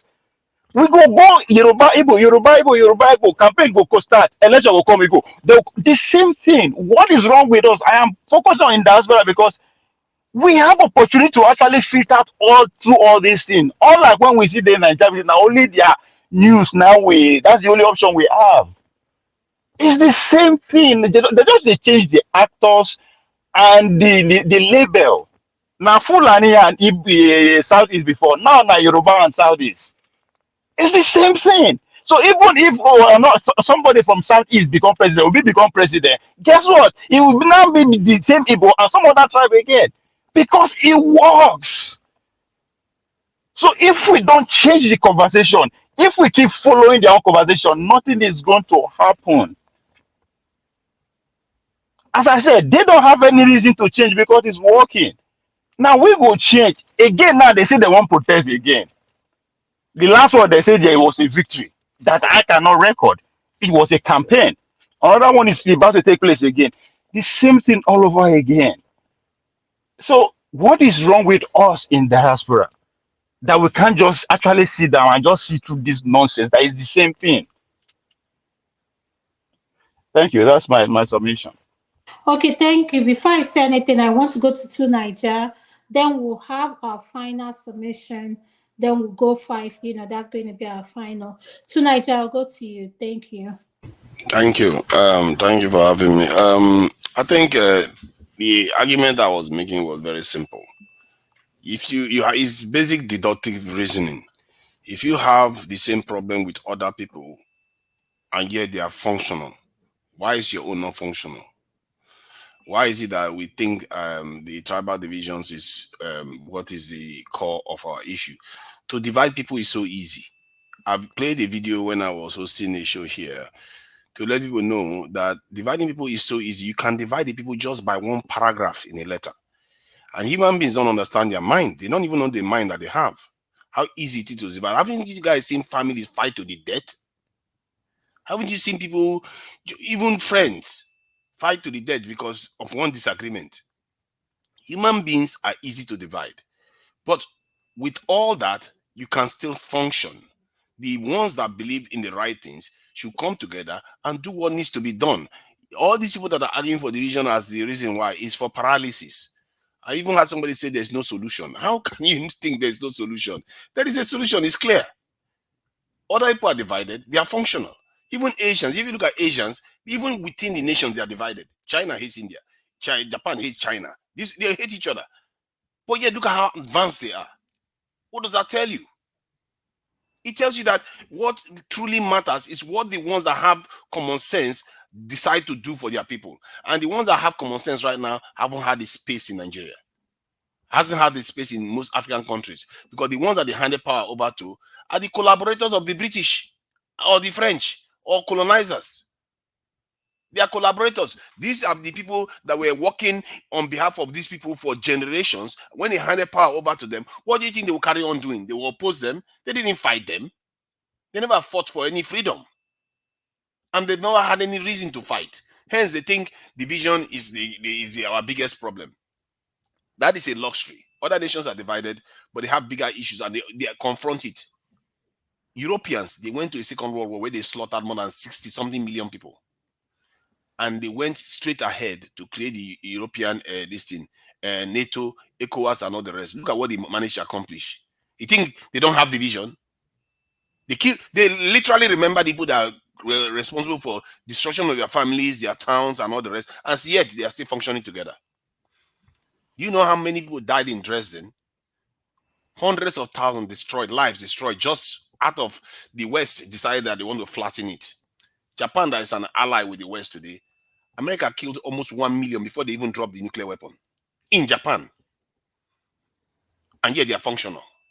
What did we do to ourselves? We think we are divided. We are not that divided as we like to think. So some of all these people that come from diaspora, they are some of the worst. I think I agree with but they are some of the worst people that think that they know something when they don't really know, because they find it hard to really study. They don't really look at these things closely to find out that, you know what? Yes, we have our divisions, but that is not the reason why we are where we are. If your nation is more functional, vast majority of the people will be happy, and they will be ostracizing the people that are trying to cause division. And we should start learning how to do that. When the last time when they brought up that bill, the hate speech law, which I prefer to call unity law in the context of Nigeria, where you have to punish people that cause divisions. How can you allow people that just cause division between the people just to be roaming free? If you do that, it's like allowing people that are corrupt to be roaming free. You will not give space for the honorable ones to emerge. The ones that will do things that is actually good for your people and good for the generations to come. You will not give them space. You have to deny these people space. Because if we start fighting each other, where are we going to go? We all know the saying, a house divided, and if you put a broom together, it's stronger than one strand of the broom. We all know these things. We should have to promote things that gives us strength. As a society, we can't afford anything else.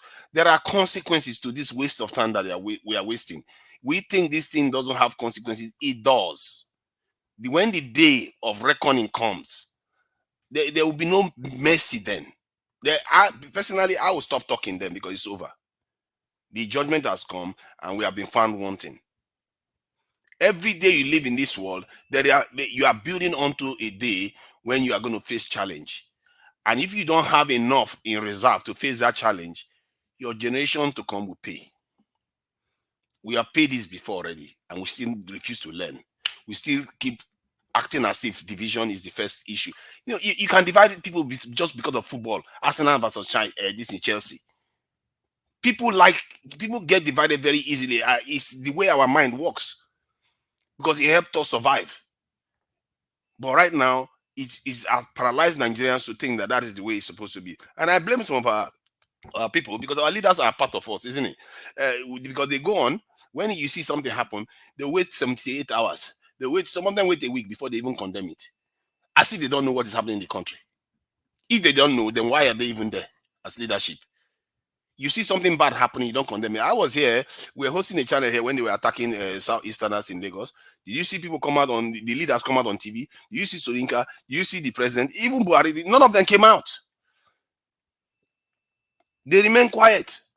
When something happens in the UK, like they're attacking black people or Muslims in the UK, you see Keir Starmer come out immediately. You see leadership, Labour MPs, Tory MPs will come and start condemning it. And they'll condemn the ones that are supporting it too. But we just pretend as if we don't see it happening, because it's our tribes person that is doing it, because it's our political party that is doing it, or our religious person that is doing it. We saw what El-Rufai said. We saw what Nnamdi Kanu said. All these divisive figures, they are part of your problem. Because if you are advocating dividing amongst our group right now, you have a problem. Even barely arguing against dividing among Africans is a big problem, because the challenge we face is on that scale. We are not facing one country challenge. We are facing NATO.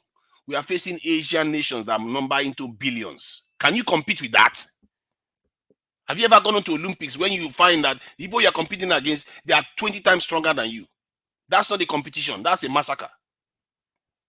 That's what we are facing. I don't want to be talking all these issues on a minutiae level, because the one that is more consequential is that bigger scale. If it wasn't consequential, I wouldn't be talking about it. I don't care about those things if they didn't affect our lives more. I wish it was this divisive stock we are talking about here, all this Awasa Fulani, and if that was it, I will be very happy to join the Nigerian crowd in talking about these things. At least that will make me a bit more popular.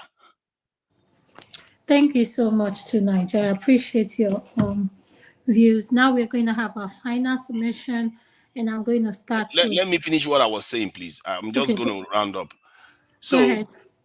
At the heart of it is that we have to seriously, especially the men, you have to seriously learn how to think about the things that truly matter. Ask yourself, those things you're arguing about, do you own them?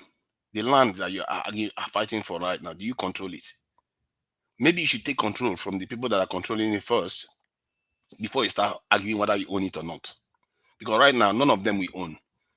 We should take it over first and find out that whether we want to be together or not.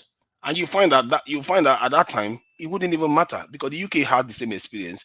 They were fighting each other. When they took over the world, did you see them worrying about whether they are divided or together? If they are divided, they will still be fine. If they are together, they will still be fine. It doesn't matter. They are fine either way. So that's why it's not a big issue for them. Because the important thing is that the people are living well.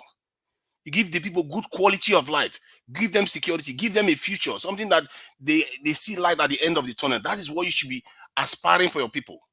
Thank you. Thank you to Nigeria for your submission. I'm going to start with Uncle KJ. This is your final submission, and it's over to you, sir. Thank you. Thank you so much. And I want to commend you also for putting this together.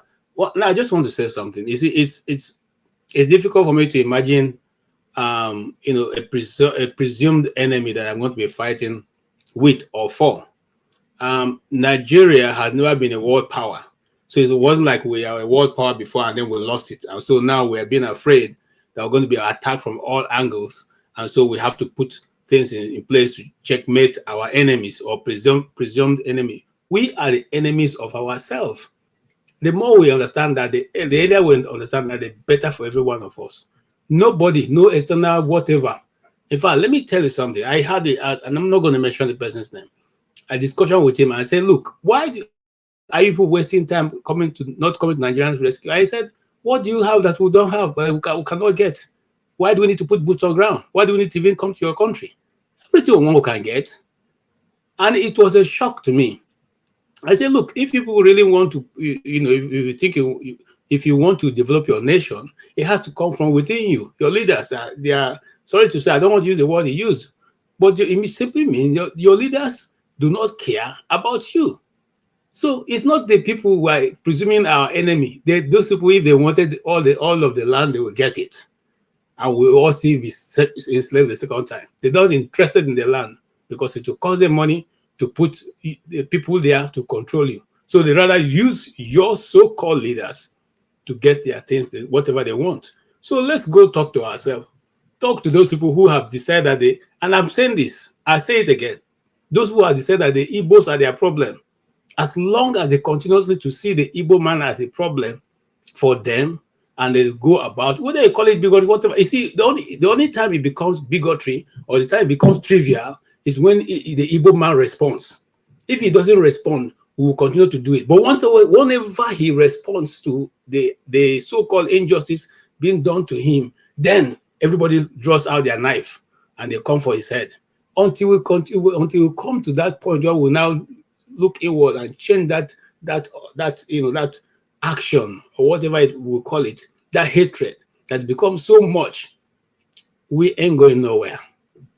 The Igbos are not, going to give up because, like I said, or like we know, they will keep going for whatever, They will, if you say they are Nigerians, we will keep fighting for that space until the day you decide to say, you guys are no longer Nigerians, they will know.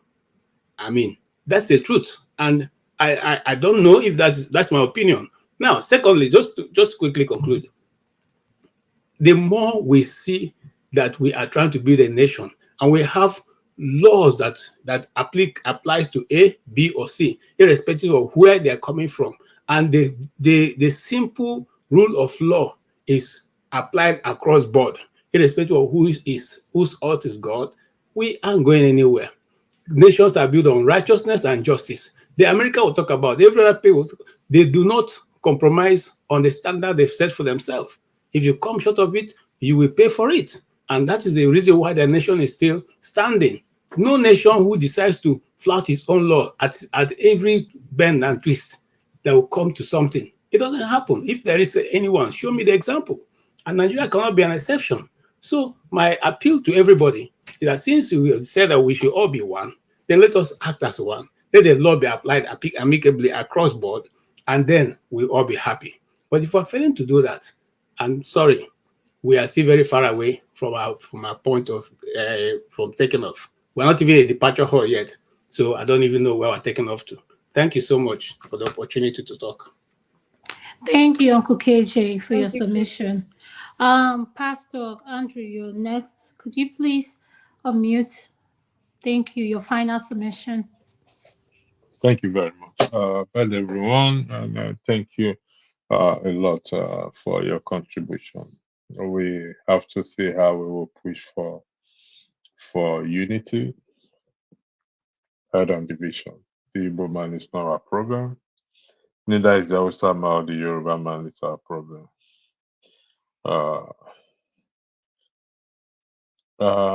Emery, let me just say this.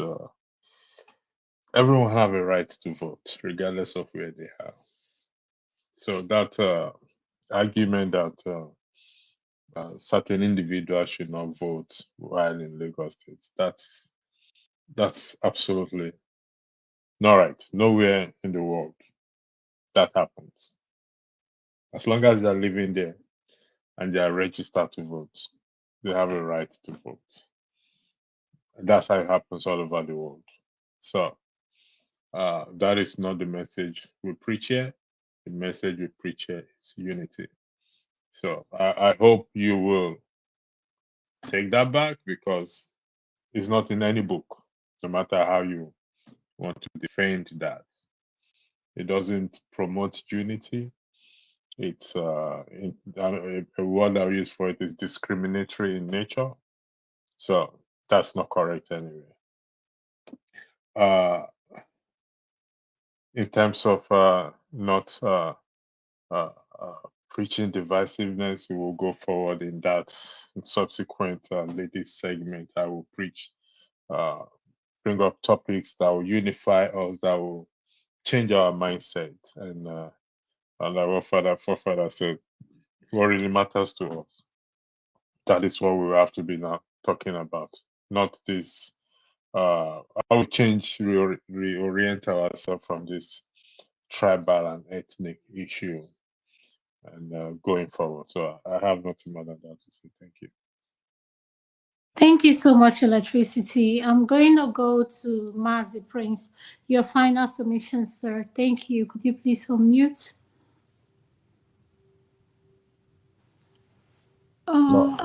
Okay. Yes. For me, I Mazi think. Prince, can you wait? This thing just shifted. It was Mama H.O. Mama H.O., could you please? I'm sorry about that. Mama H.O., can you give us your final submission? Sorry about that. All right. Thank you so much, Adana. I want to say, when I was away, I was broken down. I was. What broke me down, not just the election mago. What broke me down is that when I begin to listen to what was being said on the space after the election, and we are not really discussing solution, and some people will say, oh, Nigeria not go better again. And I begin to look, and I begin to get scared.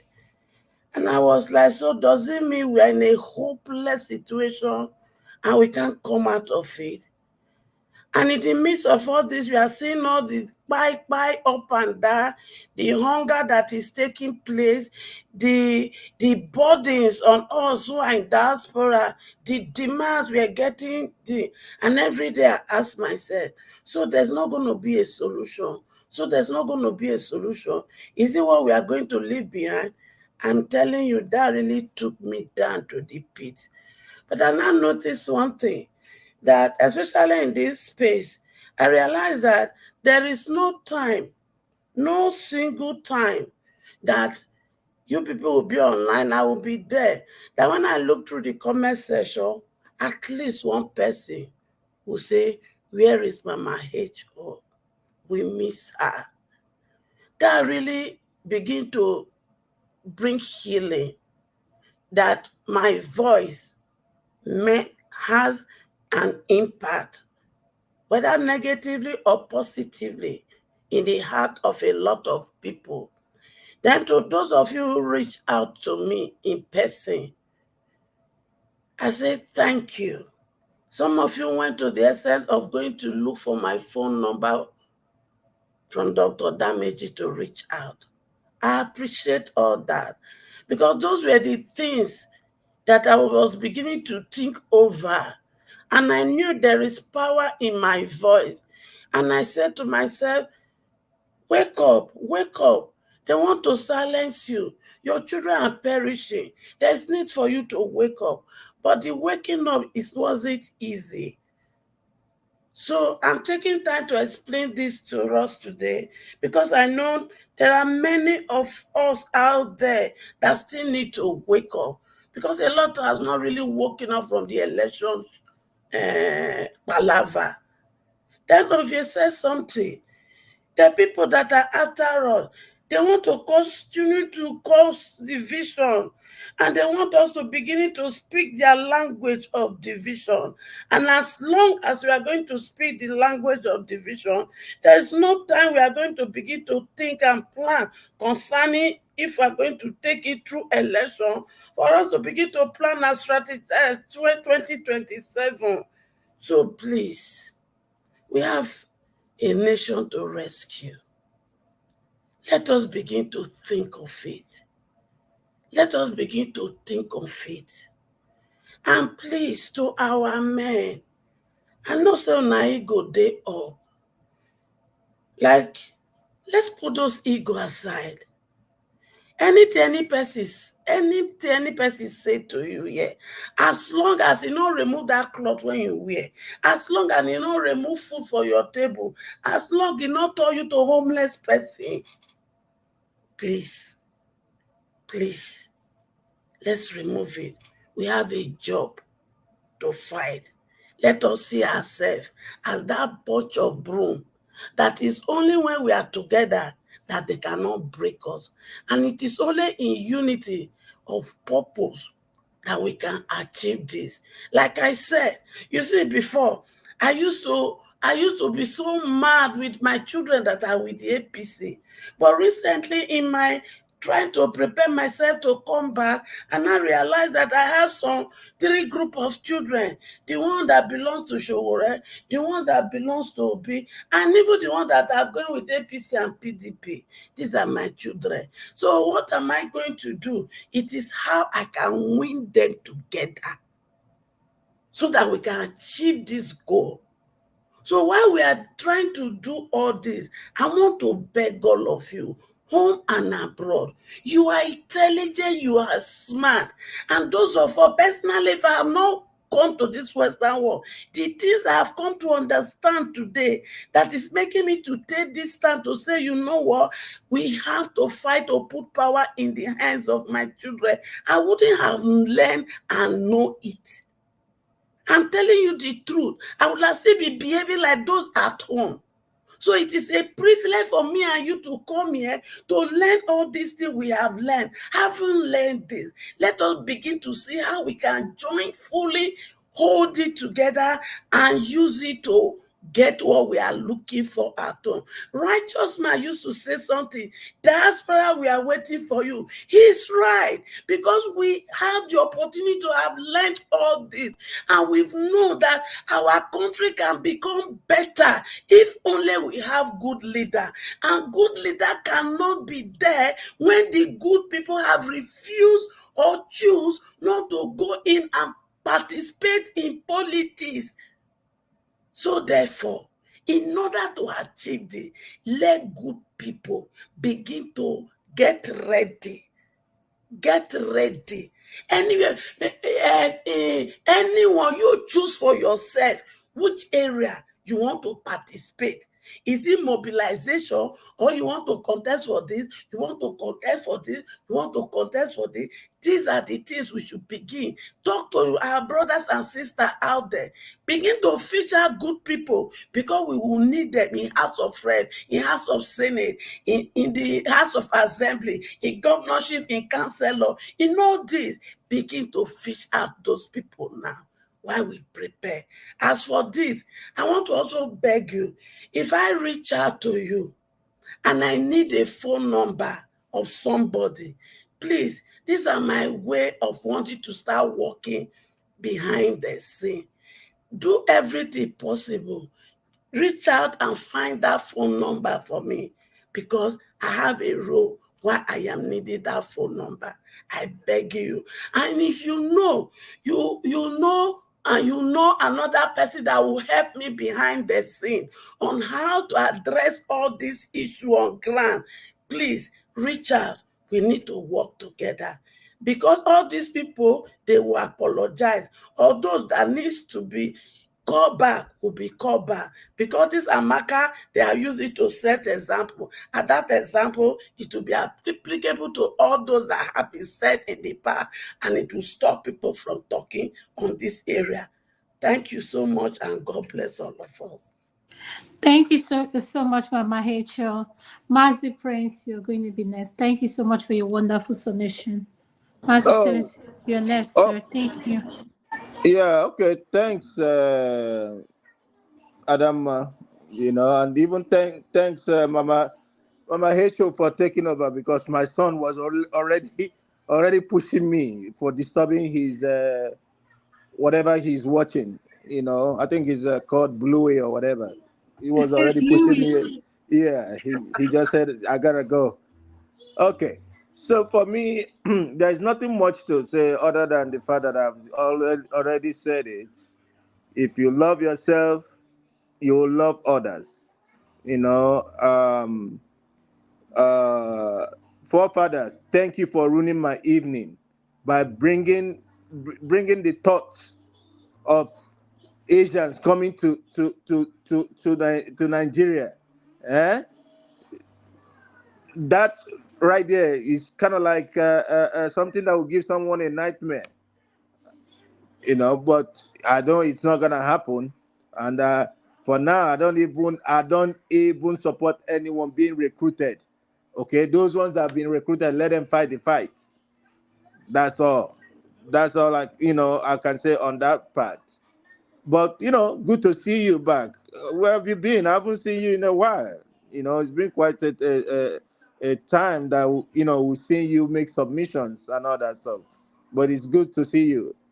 Um, I still repeat my point.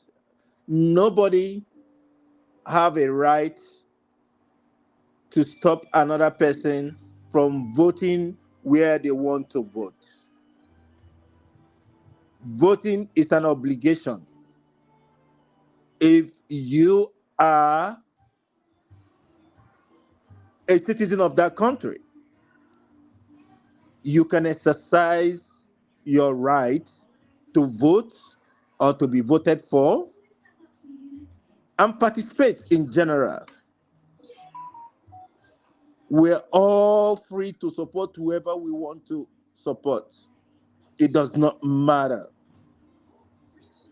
But where it matters is when someone is taking another person's, right away and talking about, oh, go to your state to vote. Then they shouldn't be collecting the taxes. They shouldn't be collecting the taxes and all the money they've been collecting from those people. My you know my name has my I would say my if you look in my subtitle, it has always been live and let live, and I mean it with the deepest sense of belonging in me. Edo State, your elections are coming. They've brought up this one now. They are using it to confuse you guys. Igbos are not your problem. I'm saying it so before you guys will be there, before you know it, some people from Edo State will start going after Igbos, and guess what? APC will steal the election in Edo State. It will be gone. Look at their candidates. Somebody who can't even make, I don't even know. The other day he was on I saw a video of him on a campaign trail, and whatever I saw there was just, oh, it's a pity. But I rest my case for now. Live and let live. Let peace reign. That's all I can say.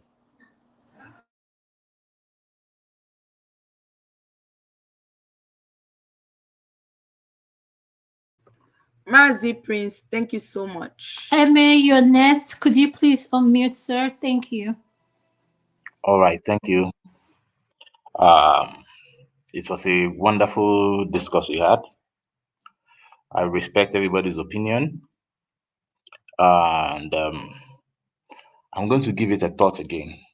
No, But as of my present status, I am still saying that yes, for us to unite, we must still respect our differences. We are not Western cultures at this moment.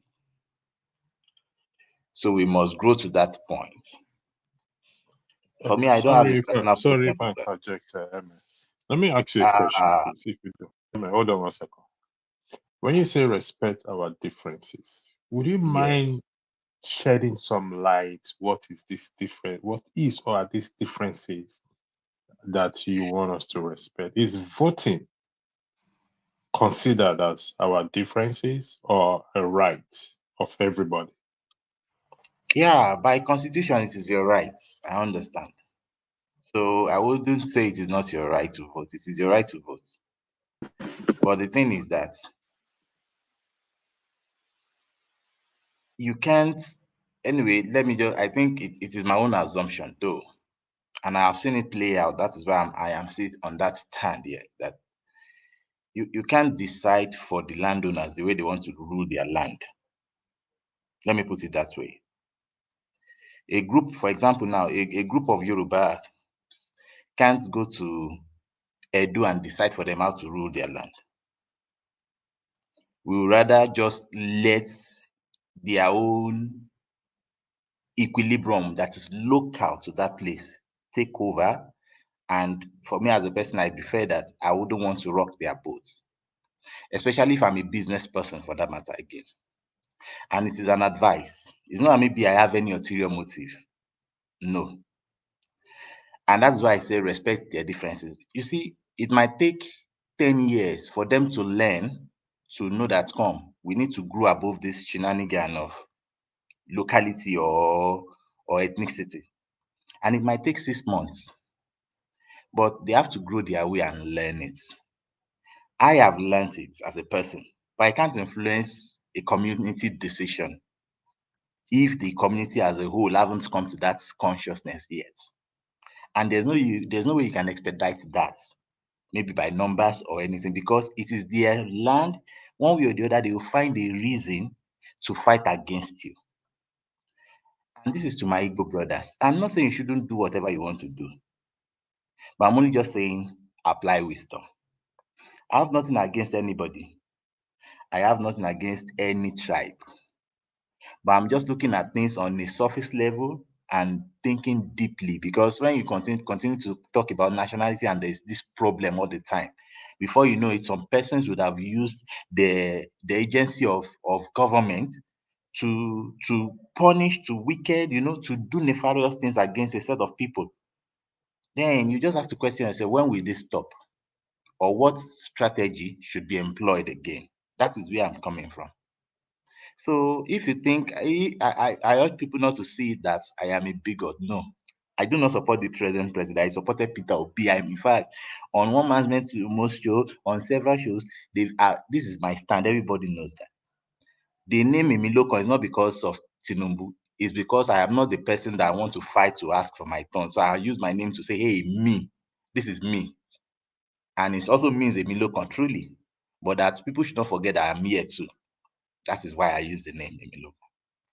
So I'm not an agent of anybody. This is my free thinking. And I've also listened to people. I've listened to forefathers in submission. I have listened to you. You also made submissions. And I also consider that. Again, maybe I was wrong in certain issues. So all fine and good. But it's just an advice, because I don't like the fact that businesses are burnt. And because of what? You get the point. That is just why I'm saying maybe you should just understand and dish sometimes when some people say bullshit, you bullshit them as well, and then let them really know why you are even there. If they don't appreciate your presence, they will appreciate your absence, because when you are not there, they will know, okay, something is wrong. So that is just where I'm coming from, but I might be wrong. All the same, I hope that we get it better. I hope that we unite. I hope that we respect ourselves and unite well. Thank you. Thank you so much, Emma. Tokwe, I'm going to go to you next. Could you please unmute?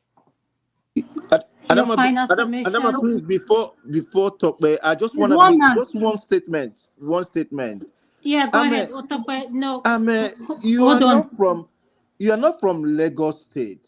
I reason, okay, You are very correct. and most of Not the from leaders in Lagos are not even Lagosians. They are not even Lagosians. They are from Osun State and all that stuff. And for me, I don't even see Igbos deciding any election in any state. We are overseas. And but the wherever problem, you are allowed to vote. All I'm saying is they should be allowed to vote, for Christ's sake. It's a simple thing. and I pray that will always happen. I hope that happens. If I want that to happen, you get the point. But the thing is, if businesses are lost because of all this rubbish, that is where I'm Yeah. coming from. But all the same, I get your point. Thank you. I feel like interjecting. Hold I on. apologize. Electricity, you're going to Oh, okay. Sorry. interject. Sorry, moderator. Yeah, please. Topa, do you have anything to say? Yes or no? Now, I just wanted to thank everyone on Okay. the platform joining us today. Thank you so much. We appreciate you. Thank you so much. Olumide will you're next. After that, one man will come to you. Olumide, could you please unmute? Okay, yeah, thank you. So, Emma, I just want to react to MSC. When you say stay away from their politics, or maybe some days will change, you are giving into tyranny. That is tyranny. You are saying that they should subject themselves to tyranny. See, the politics of every state, even the Yoruba state, the politics of every Yoruba state is different. Lagos is a cosmopolitan city. You understand? So if you have a large number of non-Yoruba people in the state who can swing the vote, just go before them and argue. What is the fear then? What is the fear that you feel threatened by non-Yorubas? There. What is the fear? You live where you live. You live in the US. There's a large number of American people who will vote in the election and will possibly swing the election one way. You know, we are talking about an election where, see, I don't even get the point where you're arguing from, Emma, because we are talking about an election even when Yorubas contest against themselves. And these people rig elections. These people rig elections, yes? It's Lagos Yoruba land. Lagos is Yoruba land, yes. It's Yoruba land, but it's a cosmopolitan city. That's what I'm saying. So we are talking about a place where you understand the politics are different for one another. We are talking about a place where even among ourselves, some particular people are rigging elections and preventing others, not because they are afraid of the non-Yorubas taking over their resources, but because they are afraid of letting go of the resources that they've been feeding on. That is the truth of what is happening. So let us not come here and say they should leave here. Sorry, Olumide, I didn't want to interject you twice, but you shouldn't be categorical in saying that your subjective view is the truth. That's what you think. No. I'm saying that from my own point of view. You cannot say what you think is the that's truth. fine. You make your own because point. somebody else also contradicts. You make your point, woman. You are chopping my time. So I'm saying from my own point of view, where I see it, that it is the plain truth. Allow the people elect who they want to lead them.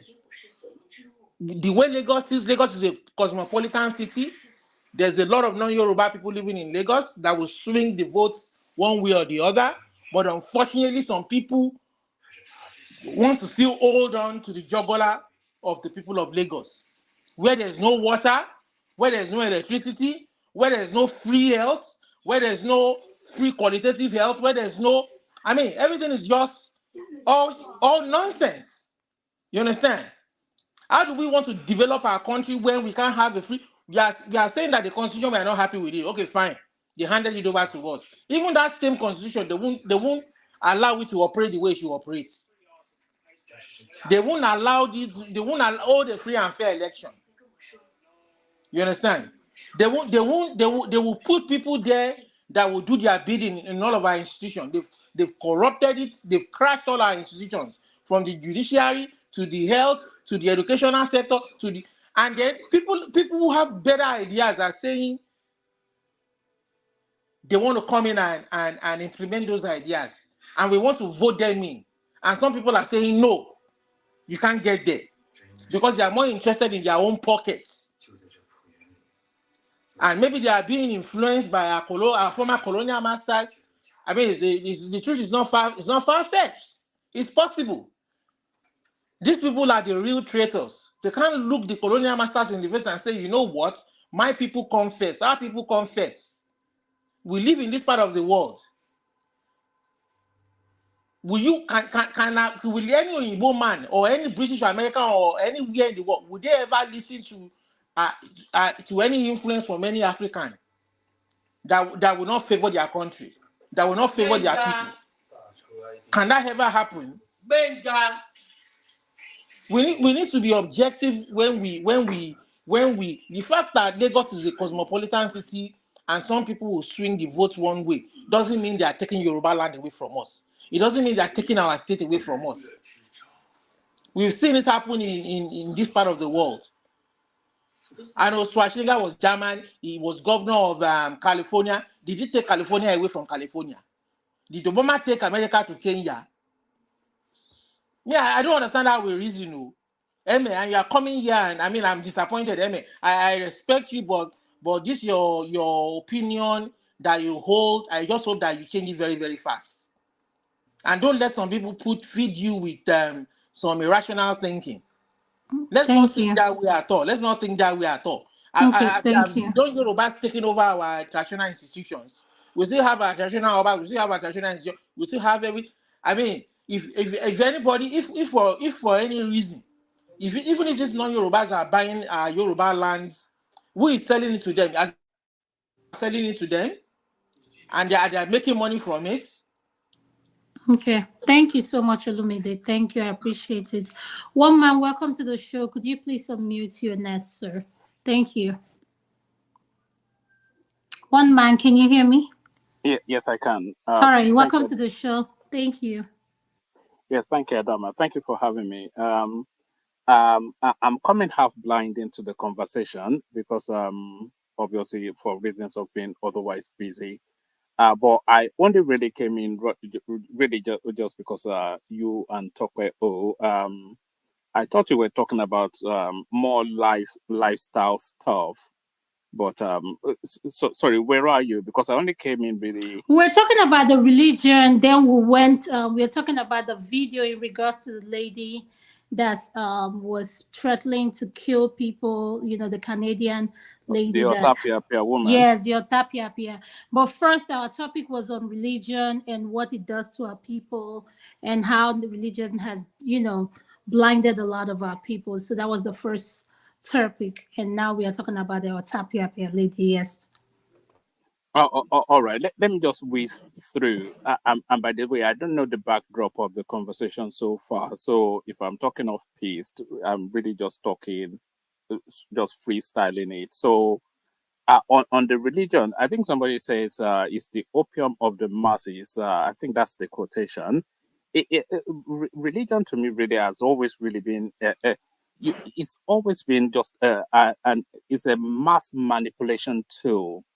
Just to, because if we don't have religion, then how will society structure? So there has to be some sort of formalized, agreed structure within which society should function. And that is the role that religion plays, because, there's a lot to it. There's the Darwinian theory, and then there's the theological theory. So what's strapline then? So if you go with the Darwinian theory, then religion has no base. And then if you go with, religion is the abdication of logic, because religion hinges on something they call faith.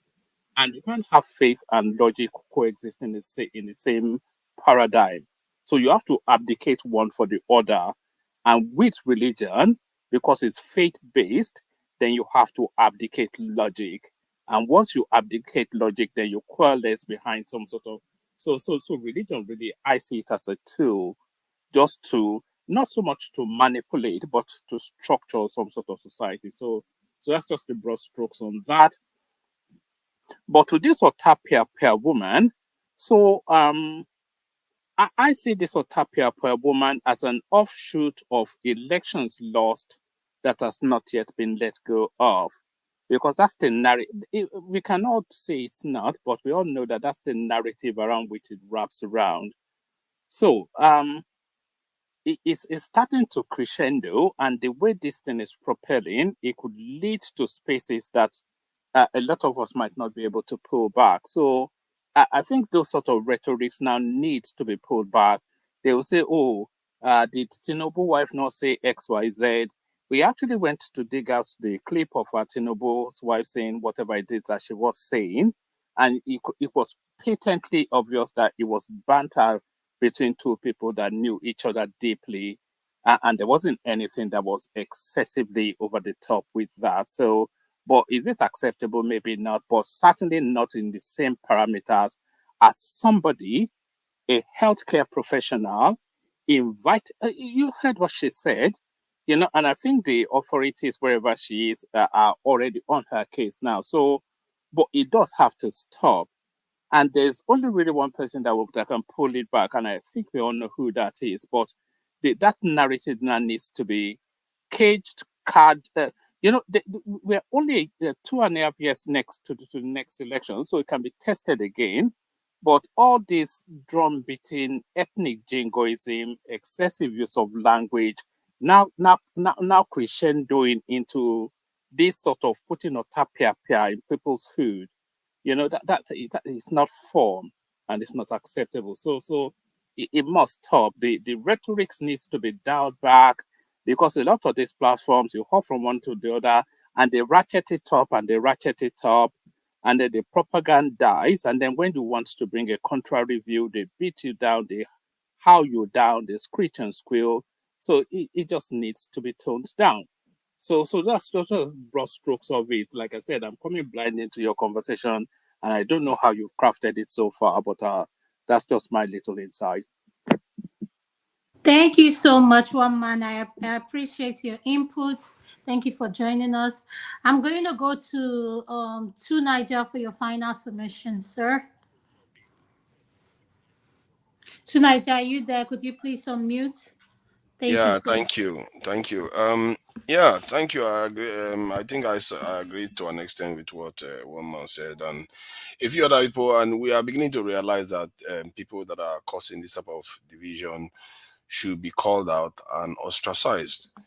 And we can't keep allowing them to keep dividing and not allowing the nation to function.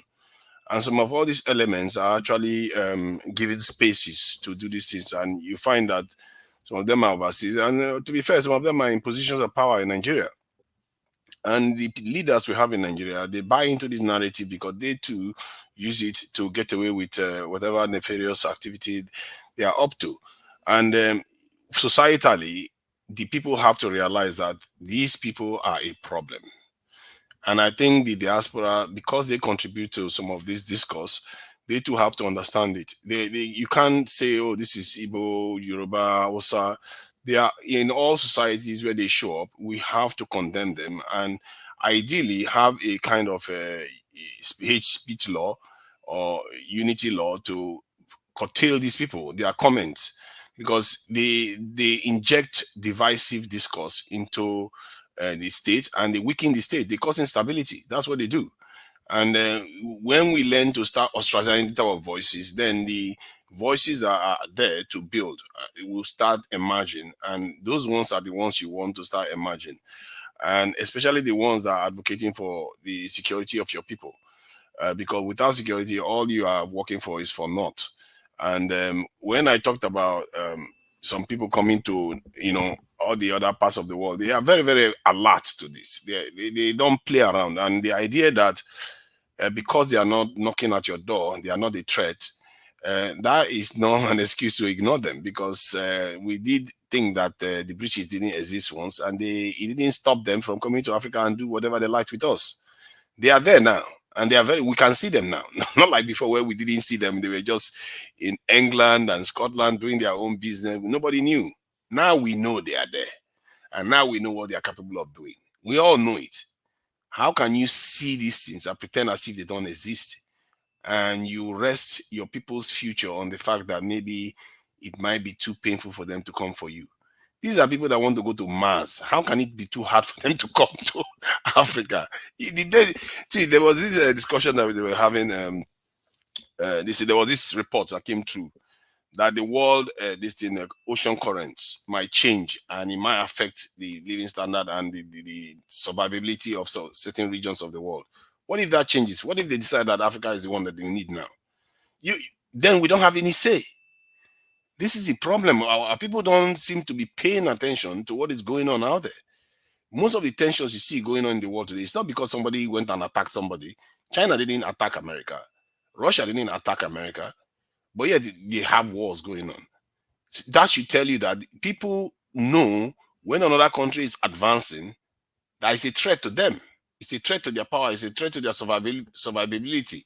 And we as a people, we simply have to recognize that every nation, including African nations, every nation that is technologically, militarily stronger than you, they are a potential threat to you, including African nations.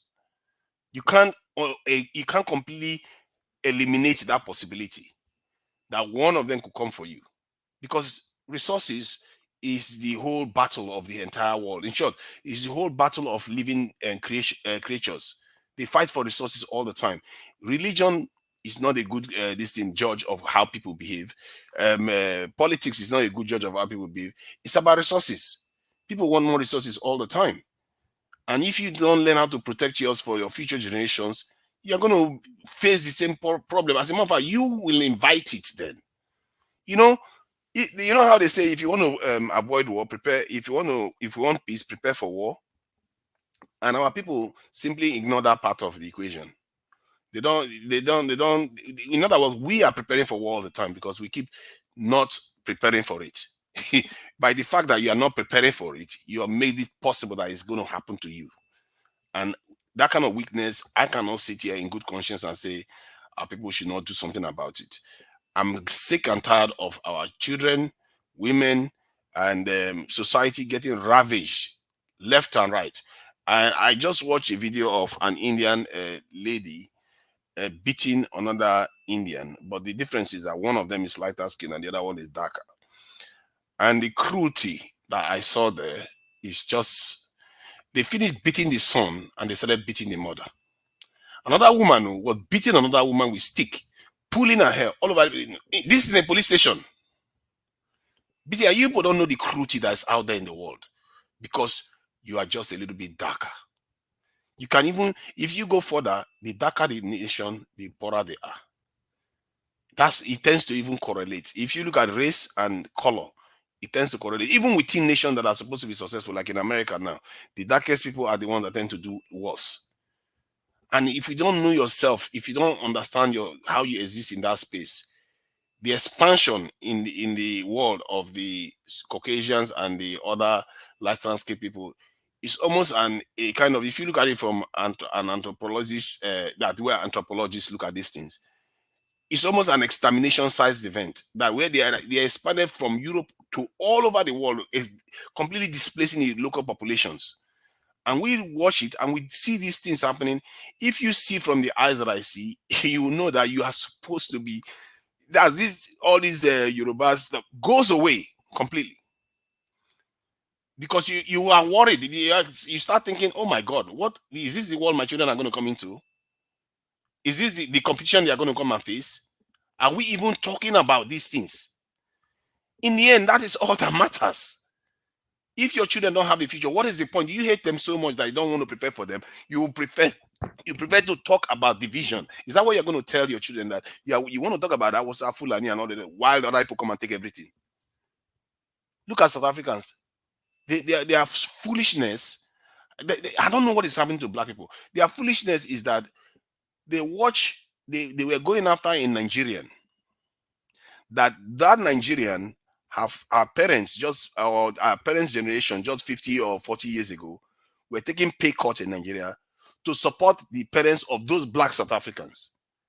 But those black South Africans today are attacking that Nigerian people in defense of the Europeans that the Nigerians were fighting against to help them. Our people are crazy sometimes. The way we think is just the level of depravity that we display sometimes. I don't think I've seen it anywhere in this world. It's so bad that it's like how can we get this brainwashed to the point where we think that fighting each other is the solution, when we see clearly with our own eyes that other people are nuclear powers, they have hypersonic missiles, they have satellites in space, they are capable of all kinds of different. We see it. We live in those nations. Why don't you want that for your people? You want to kill your people? You are inviting that to. There is no, for me, it's very simple. If you don't do anything about it, there will be consequences. And on that day, it will be too late. You know how the Bible says, on the day of tribulation, woe unto the woman with a child. Because that day is too late. This is when you do it. This is when you stop this divisive behavior. This is when you start making sure your people are protected. They have all good things. They are competing in the technological space. Because without technology, you can't compete in this world. Technology is the reason why a small country like UK came and colonized the entire, almost the entire Africa. Okay. Technology is at the core of it. No, Can I you need round to up, finish this. Yeah, please? I need to finish this. This is important. Technology is the reason why in this tiny nation like Belgium is able to colonize a country that's more than 20 times its size. And do we take that seriously? No, we don't take it seriously. But instead, we will promote divisive behavior. We will promote religious divisions, as if religion gets us anywhere. I saw a video of a pastor selling this in blessings the other day. And the crazy thing I saw there that was really strange, and it affects our people all the time. You see the pastor promoting a black devil versus a white angel. We worship religions that don't even value us. We worship people that don't value us. Our whole mentality is so opposite what it should be. We are busy getting divided amongst ourselves. And most importantly, I really think people need to understand how easy the mind is to divide against each other. I think if we understand that, we'll equip ourselves a bit more in terms of being divided. Sorry, I've not spoken for years here. Come on, let me just finish what I'm saying. No, but you need to round up because I will round up. Let me finish, Jerry. You finish. Let's go to the next person. You need to round up. Other people need to give their submission as well. Okay, go ahead. No, go ahead. Finish. When you finish, then I'll go to the next. No, go ahead. You can finish your submission, but I'm just reminding you, be mindful of your time. Other people need to give their submission as well.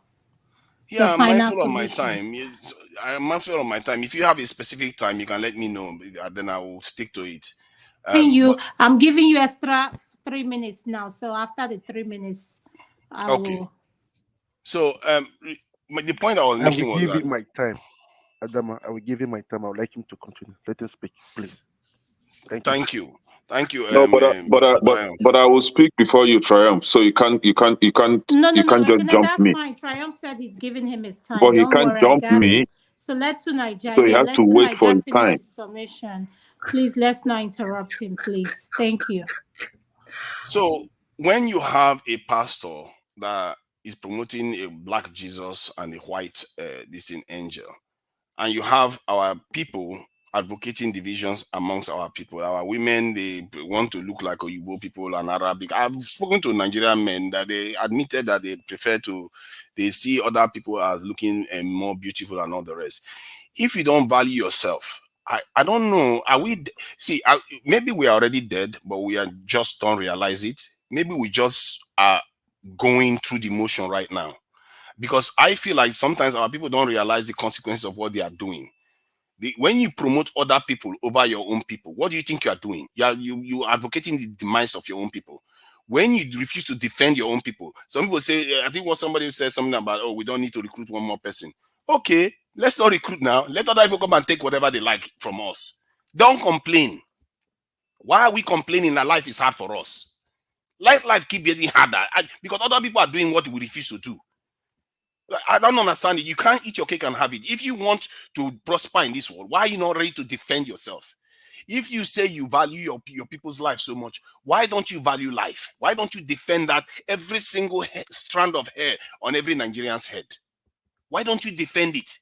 I made a submission before that our people don't value life enough. That's part of the problem. And maybe that's our greatest sin.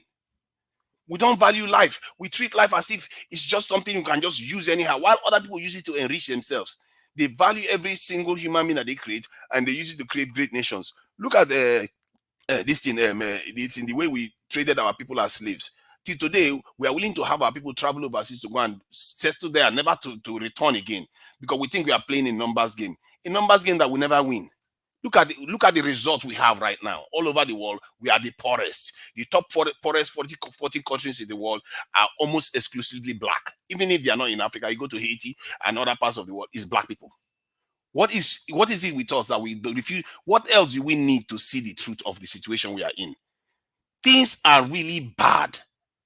If we cannot see that and we want to be excusing all these divisive people, and anytime anybody says they want to pass a law in Nigeria to shut these useless people that keep dividing us down, we should support it.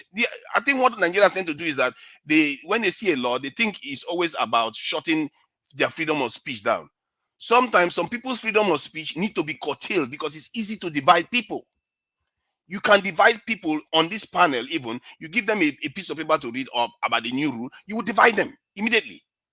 Human mind works in a certain way, and I think when we understand that, we'll start becoming more immune to being divided. We need to understand that our mind is very easy to divide. This tribal thing that we say we are divided, you are divided within families too. Face it, it's easy to divide people. Start equipping your mind against it so that you'll be more rational. You'll be able to see the actual truth. Because if you don't equip your mind, what happens is that if somebody just triggers you with that divisive talk, you fall for it. You fail to see the bigger truth of the situation, even if the result is there all over the world, telling you that look at the Europeans, they killed each other in the millions, and why are they still functional? Why are they traveling between each other's country today? They are able to do that. How did they do that? Don't you ask yourself that? It's not because they don't know that divisive stuff exists, because they know they have to do positive things to progress in this world. We have to start learning that lesson. And the people that believe in these things should be condemning all these people, especially if they are from your own group. I don't like this idea. I really, really have a problem with leaders sitting down for days. They know somebody has said something bad and they keep quiet. What are you trying to do? Wait for people to start killing each other on the streets? This is how the civil war happened in Nigeria too. Something will happen, one person will keep quiet and pretend as if they don't know. And the other side will be fuming and fuming and fuming and fuming, and before you know it, bloodshed starts. Naija, we are tired though. You can go to Naija, Naija, are you you done? become Thank you. commander. That's what I was getting ready to Jesus tell you. Christ. Naija, we've had enough. Thank you. Thank you, sir. See, Thank somebody you. needs to say these things. And I if you are know, tired, I but prefer that I you are know tired. one thing Thank you. about you. You like listening to yourself sometime. So it's good after you finish the show, you can, while you're in bed, you can be playing it so that you can be listening to your voice, you know. Oh my God. You see, now there's no need. That's below the belt. If I don't believe these things, I won't even have time for you to hear today. So don't play that with me. It's not edifying. You are a You are host. highly welcome, forefather. Understand? It has Thank been you. long we've had from you. Don't worry. Yeah, you're highly welcome. Thank you very much for your support. Thank you. I remain. I keep quiet. Thank you. Mr. Triumph, are you the moderator? Thank you. Okay, it's my turn, right? Yes, Ekene, Okay, it's your turn. Thank thank you. you. Forefathers, I thank you. You said that tiny Belgium was able to colonize a country, and that reminds me of the population of the Biafran nation, which is more than 14% the population of Belgium. So Biafran is right calling for secession and having its own country. And again, I don't think you start fixing your country from outside. My people say that charity begins at home. You should fix the inside of your house before you go outside. So if you, forefathers, you are always calling for security, how to defend Nigeria. But I wonder if you are part of the military, because if you want to defend Nigeria, please go and join the military and defend Nigeria the proper way. Don't sit behind this platform and start bamboozling people to come and defend a country that will never be defended, a country that is as useless as something that I don't know. Again, my brother, one man, I don't know if he's still here, but if he's not here, hear me, I don't know if he's here, but I will want them to answer me this question. Is Kwara State a Yoruba land? This question that was actually directed to one man. I don't know if he's here. We'll need answer from one man. Is Kwara State a He's Yoruba not land? here. He's not Yes, here. and okay, let me answer it for him. Kwara State is a Yoruba land, but Kwara State, the emir of Ilorin, which is the capital of Kwara State, is a Fulani man. And Kwara State, I don't think Kwara State has ever have a Yoruba man as the emir. It has been taken over by Fulani people. They are in the leadership of Kwara State. So how dare you now come and tell me that an Igbo person that was born in Yoruba land, Lagos State precisely, born in Lagos State, grew up in Lagos State, invest in Lagos State, bought a land, owned that land, build his own house in Lagos State, is not authorized to take part in the election processes in Lagos State or even contest for governorship position in Lagos State. How dare you say that? That is very, very condescending to my people. You have no such right. If you cannot say that to a Fulani man, you cannot say that to an Igbo man. It's because of say finish.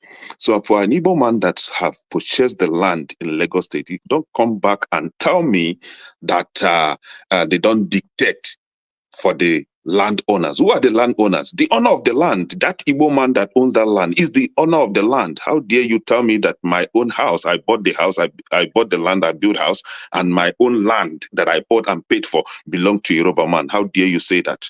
If you come to the east and buy a land and build, that belongs to you. I cannot come to your house and say this land belongs to me. You live abroad. This is just hold on. You live. Hold on. You have. I don't even know that you are here. You refuse to answer my question, and please don't interject me, please. I'm very sure you live abroad. You bought your house in abroad, and you are not telling me that one Caucasian person or one American person will come and tell you that this land belongs to us. You see the double standard that you have. See, our education sometimes, I think our education is a wasted effort because we get to school, get educated, but we don't have common sense of reasoning. We don't have it. And this is why it is okay for you to claim the ownership of your property where you live abroad, but an Igbo man in Lagos cannot claim ownership of his property. It is okay for you to say, I'm an American, but an Igbo man in Lagos State that cannot say that he's a Lagosian. He must be a Yoruba. That is double standard meant for people that don't have sense of reasoning. Now, you are telling me that you are advising us to stay away from Lagos politics because you think you're a good man to advise us. Please keep your nonsense advice to yourself because we are not listening to that. If our business is ever touched in Lagos State, we are going to retaliate. Can you tell your people that? Please, we don't want that kind of useless advice. If you think that we will be attacked because we are participating in Lagos State election moving forward, let them try it again. We are not trying to run away from that country for anybody. We are part of the country, so nobody can bamboozle us. Carry your bag, come back to Nigeria, come and stay in Lagos and do whatever you want to do. I think that is the best thing to say. I ask you a question. I ask you a question. Is Kwara State a Yoruba land? You refuse to answer it. That means you're a coward. If you can't answer that, right? Please, you can't use those kind of words, please. The current emir of Kwara State today, Ibrahim Salu Gambari, is a Fulani man. Can you tell him to move to Fulani land? That he cannot be emir of Kwara State? Kwara State, the capital is Ilorin. They are the emir of Ilorin. Is Ilorin not a Yoruba land? No, is Ilorin a Yoruba land or not? Ilorin, is it a Yoruba land or not? Dama, can you let me respond to him? No, simple question. Is Ilorin not a Yoruba land? No, I cannot wait. If you ask him a question, I want you to be aware that if he push you back and When I say it's time, your time is up, you need to respect that. So you can answer his question. Is your final submission. So however way you want to use it is up to you.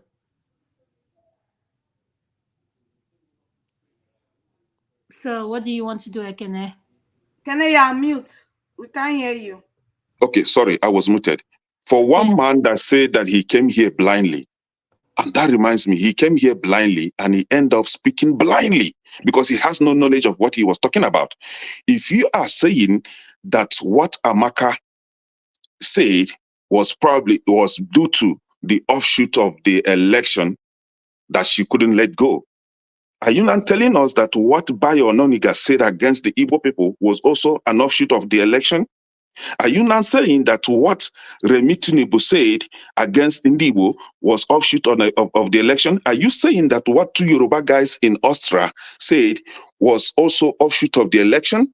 Are you saying that what wounded civilian and the guy in Italy has been saying against the Igbo people is also an offshoot of election? See, this is the kind of cunning people that will come with the idea of claiming that they are or trying to pretend they are clueless of what is happening. And indeed, they are very clueless.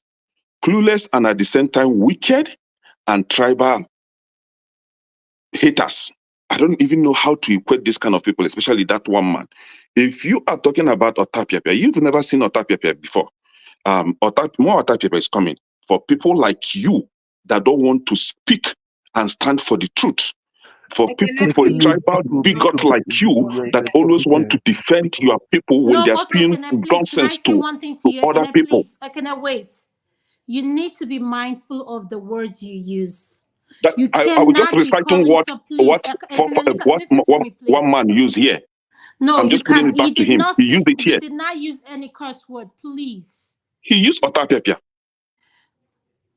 Ekene, you've been saying Otapiapia when you came to your money, the 12 distance segment. You said you were Googling it. I heard when you said that.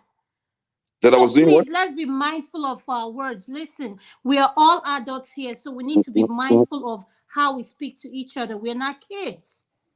No, he spoke to us like a kid. He spoke to me like a kid here.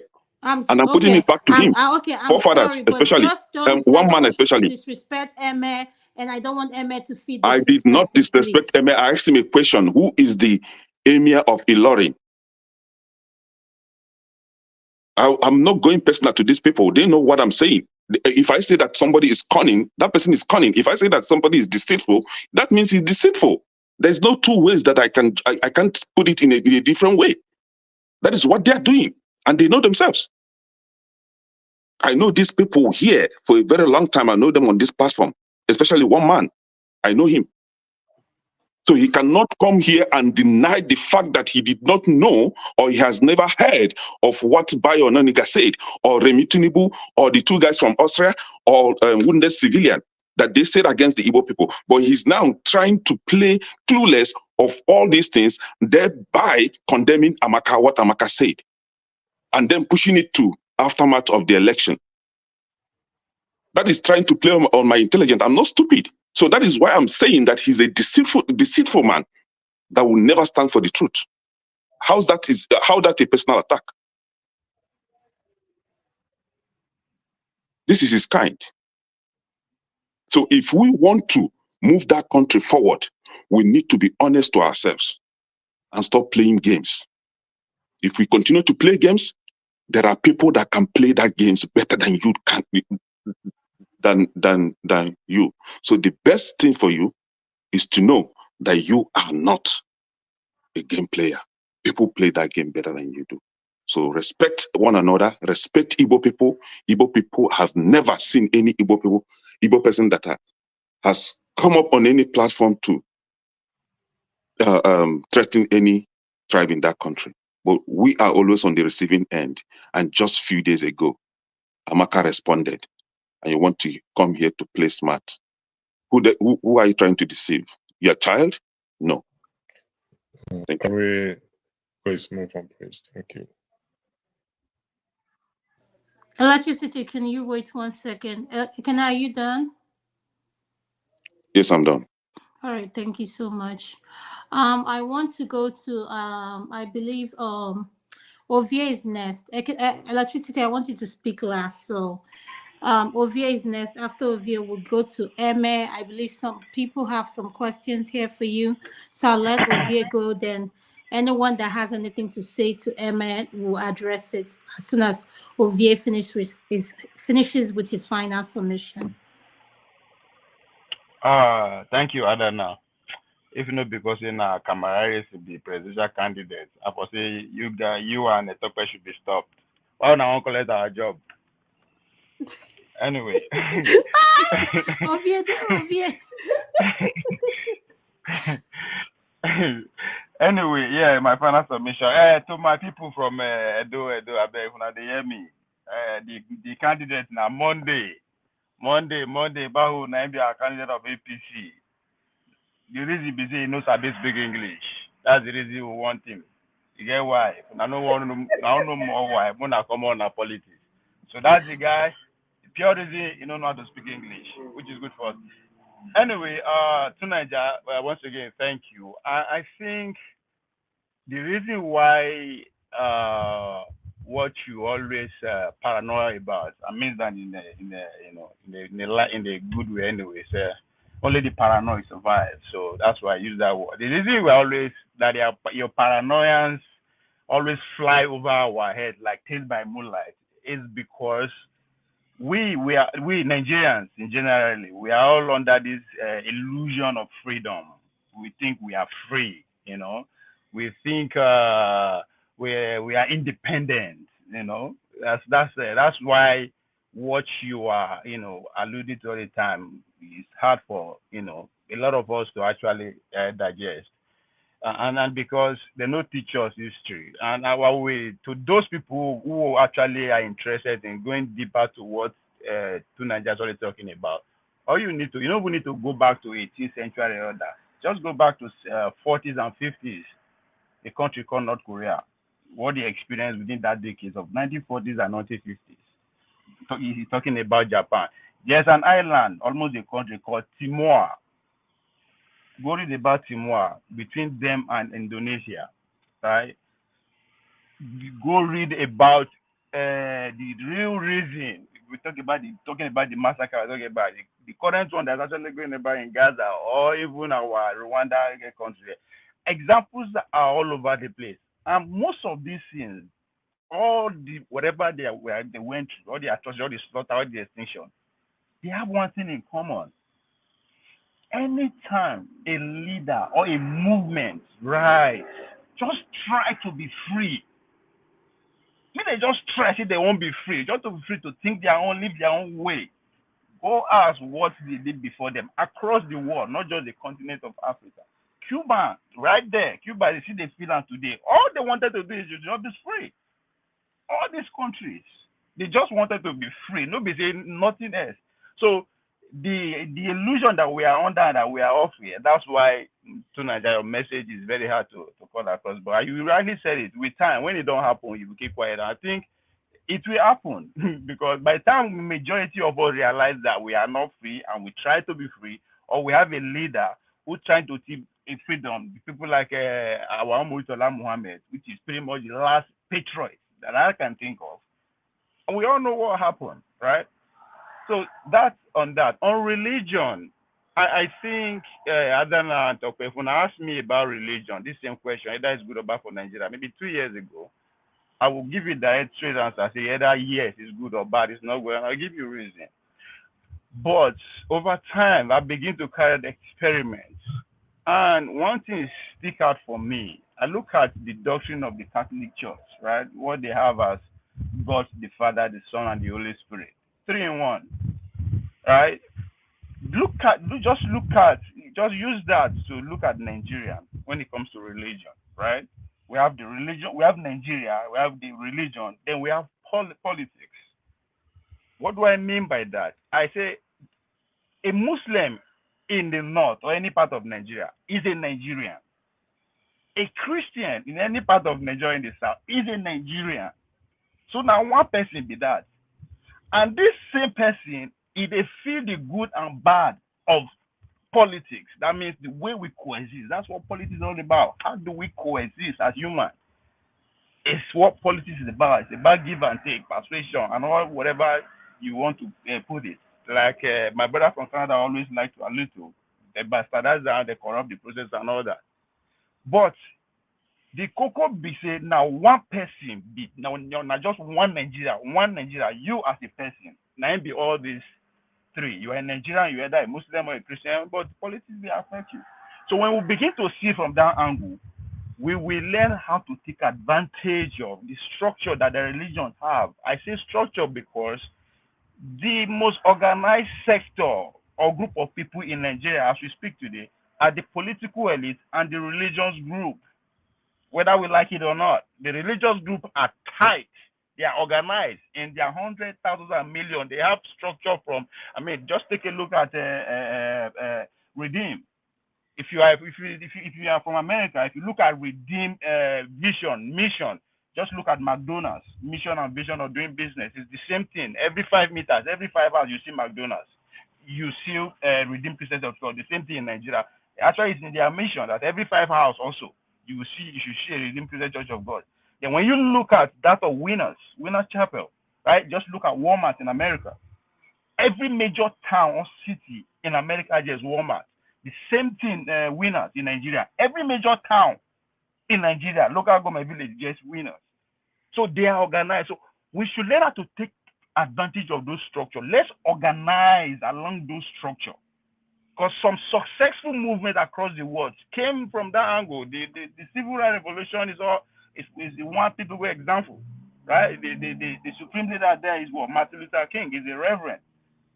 Why we have to take advantage? Because then they feel whatever anybody is feeling. A Christian is feeling whatever a Muslim is feeling. Just like Obi will say, a Muslim is not buying bread cheaper, a Christian is not buying bread cheaper. If you don't believe in this religion, you are still feeling the brunt of the political elite movement.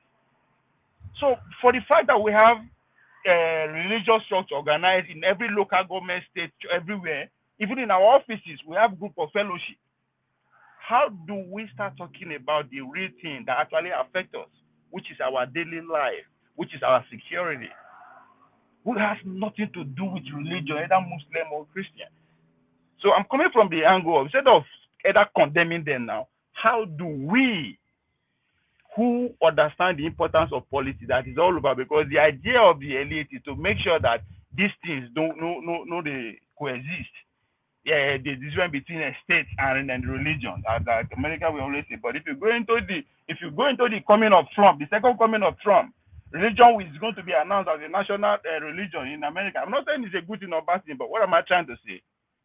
There is value in organized structure.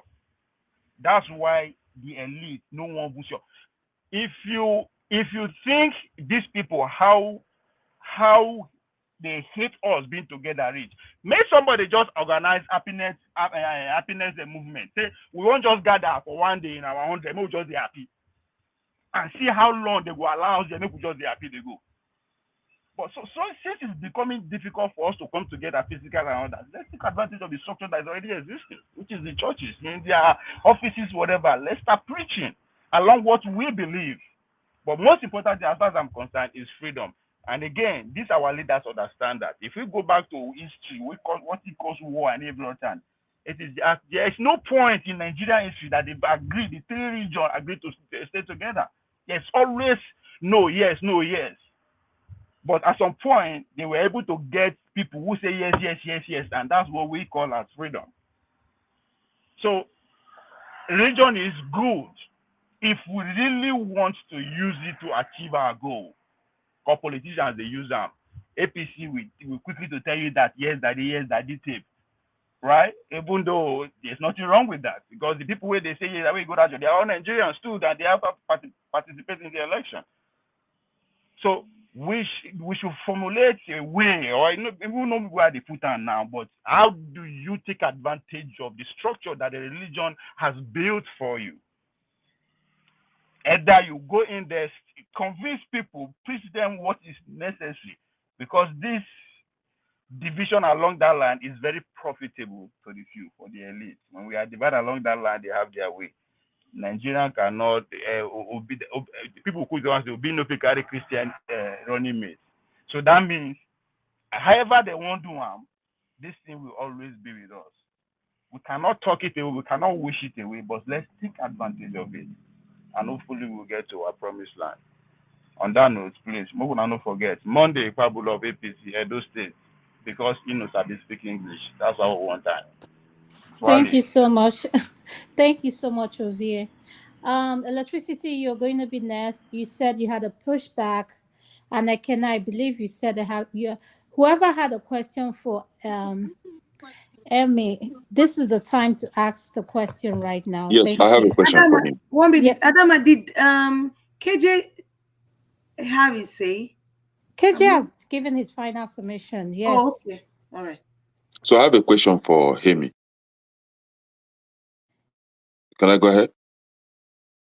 You can ask him the question. After the questions, we are shutting it down, Hemi, please. and my question to you is, like I asked earlier, Ilorin in Kwara State, is it a Yoruba land? Ilorin is a Yoruba land. So why is it that the emir of Ilorin is a Fulani man? Okay, there's a story to that. Tell us the story. Summarize it. Yeah, there was a war that happened, and there was a negotiation between the Yorubas there, the rulers of the Yoruba there, and the Fulani people, in order to solve that war. So Ilorin is a conquered land. Is that what you're saying? It's not conquered. Why is Fulani the emir of Ilorin?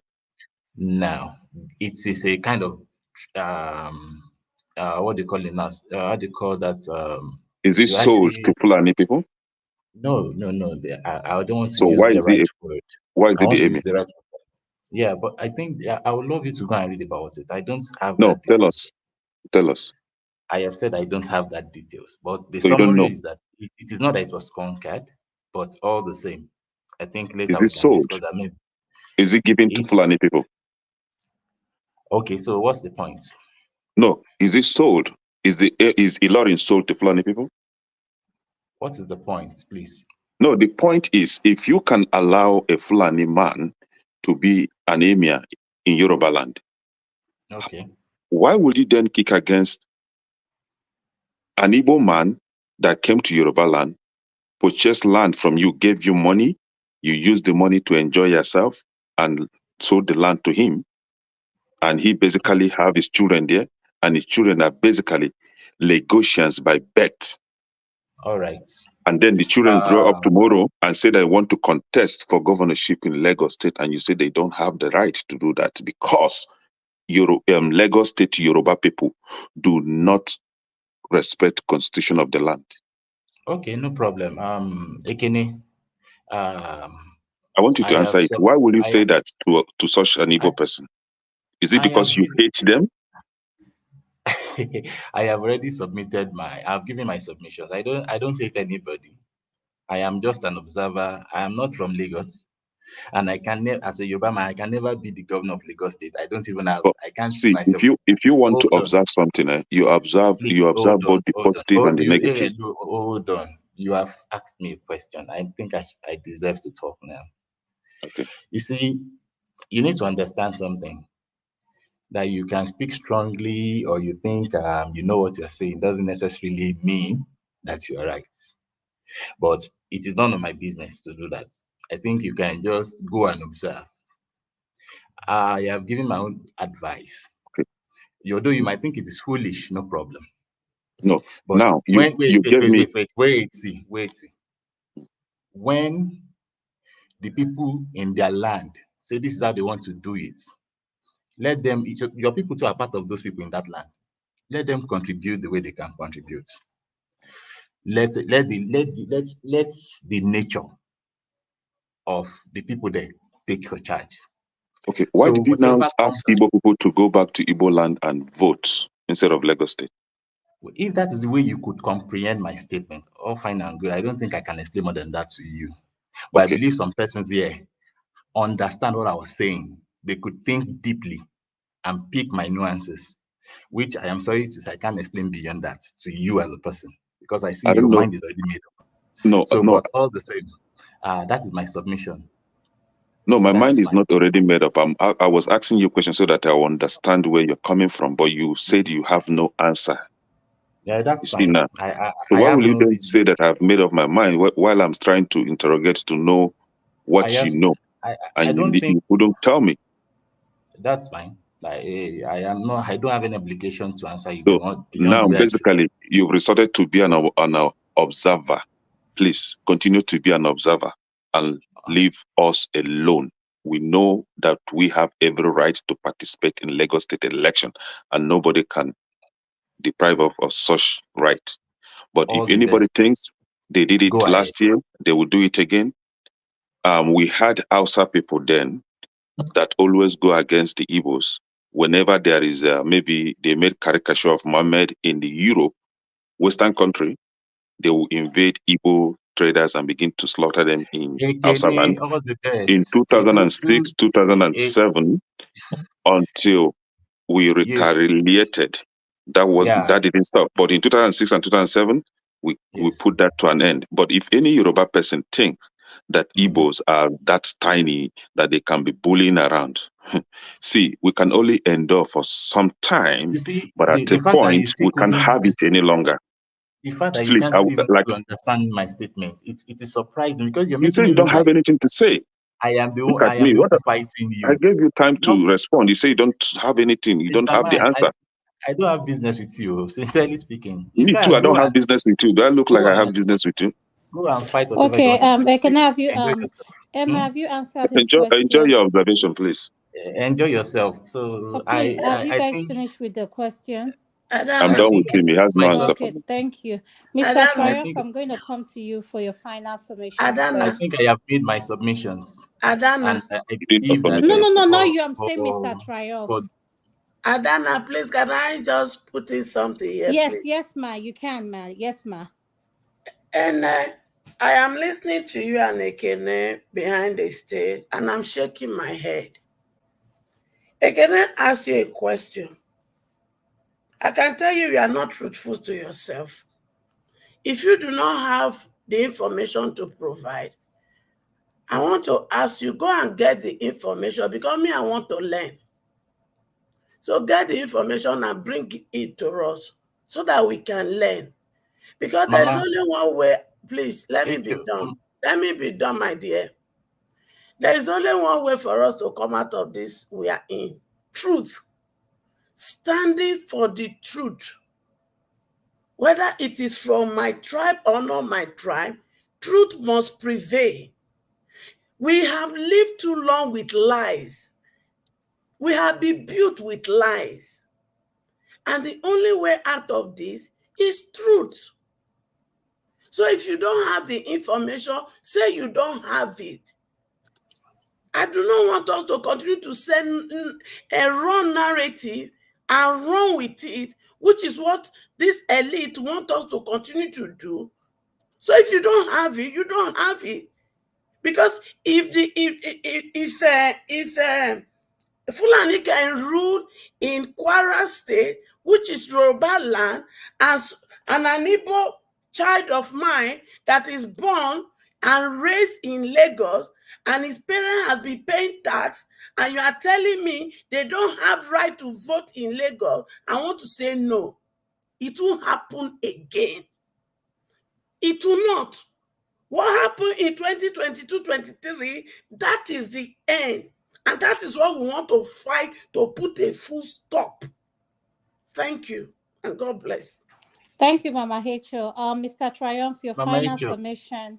My Then love. I can close down the show. Thank you, sir. Thank you, Adama. Ibiagozo. Tokwe, thank you for your concern. For Father, thank you for your submission. We love it. Thank And you. I put everybody in the house. I know that everything went successfully today. Happy to see that. Everybody expressed him or herself. And one thing just that I agree with Eme, what he just said. We cannot go to somebody's land and start dictating for them. Nigeria is not all that civilized as for now. We are not open. Look who they talk through. We never reach that stage. I know it that they talk. I don't want to say I want to go and visit Adama and talk about be asking for visa. I don't want it to. Let everybody live their peace. Make peace reign, first of all. 2023 has come and gone. 2027 is coming. Leave that one first. Let's talk about today. Today. Ta. French will say aujourd'hui. The religion is already a problem in Nigeria. Mama Ishu said earlier in one of these that the problem we have in Nigeria, we don't read. That's why pastors are using our head. And that is true. When I came to Europe, my eye open. So every day they talk about me, I will read back that Bible to them. Now like this, now like this. So that is it. Moderator, is it okay to ask him one question? Let him finish his submission, then you can ask him the question. After that, my we brother need to close. Ask Okay. My brother, Triumph, right? No, let him finish his submission. Don't interrupt him, please. Okay, thank you, Adama. You know, sweetie, oh. For now, Lagos is a Yoruba man's land, whether people like it or not. Whether people like it or not. Don't come and start saying, look who they talk through. Even Delta State, as an example, Igbo no gree say Delta Igbo na Igbo. Making a this one. They put us for our level. So look who they talk through. Nigeria, we are not yet open for that discussion as for now. Nigeria, we have it's just a little thread holding all of us together today. Bikuno, Ejo, we want peace. We want peace as for now. Leave the other girl, what's it called? Amaka in Canada. At least now she will learn how to talk. What matters a lot, what can destroy, what can build. We should be careful the way we talk these days. Not will come up with the internet and becoming champion, but in real life, we cannot say anything. Let us be real to ourselves. I love the way that I had them for the expresses is his opinion. It has been long we've heard about him. Understand? It has been long. So at least I'm always for peace. I have businesses everywhere. I don't want to start asking for visa. Nigeria is my home, even though I'm claiming European.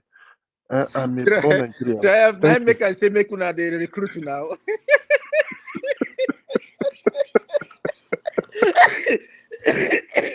His village people should be recruited, man. For real.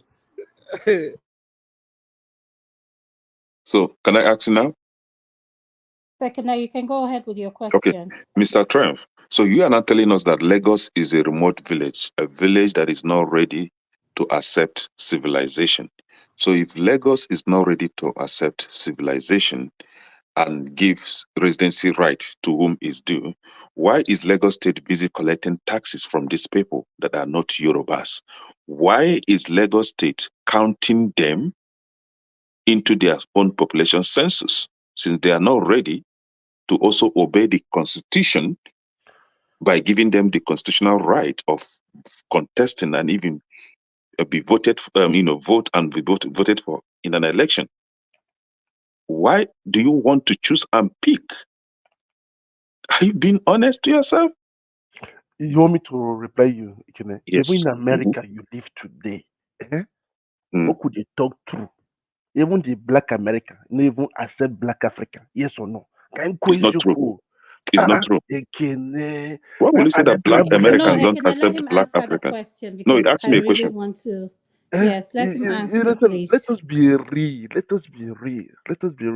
Even that place you are in America, you are not welcome 100%. I am welcome. I can go and vote anytime I want to vote for whomever I want to vote for. What are you saying? One thing is that let us be real at times. Understand? Because of I know what we blacks are facing in the Western Africa is our home. When the Paka go start, all of you are going to go back home. The world is boiling now. Forefathers said something, you guys are not paying attention. The world is boiling now. Everywhere want to explode. And we are not prepared. We the blacks are not prepared as usual. We are not prepared. Sometimes it pains me inside. There's something what we need now in Nigeria. All Africa, we don't love each ourselves. It's that only in Africa we want to pull another black man down. A black man want to pull another black man down. And when we see the opposite color, we start worshiping them, worshiping them, worshiping them. I see it every time, even in my businesses. And I shake my head. I say, kid, lay you. Kibunke. You understand? So that is just it. Ekene, let us accept the truth.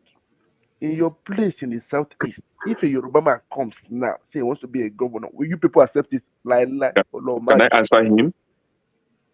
Yeah, The head of civil service in Anambra State in last governorship. I'm talking Triumph, governorship. I'd ask Kenneth that same question.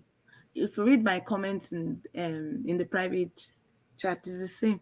I agree with you, Triumph, and Kenneth should be told. Can I answer both of you? I'm being muted. I can't even respond to all these questions. Why am I being muted? Them. Let me answer And my both of answer is yes. A Yoruba man can come to Anambra State. If he is an indigenous of Anambra State, a Yoruba man by birth, he can contest for an election in Anambra State. And I told you that in last dispensation or last administration, a Yoruba man was the head of civil service in Anambra State. That was That's difficult for you to understand. That was it. Okay, I think that's enough question for the night. They can contest. The question is, are you going to win? The question. We've answered the question.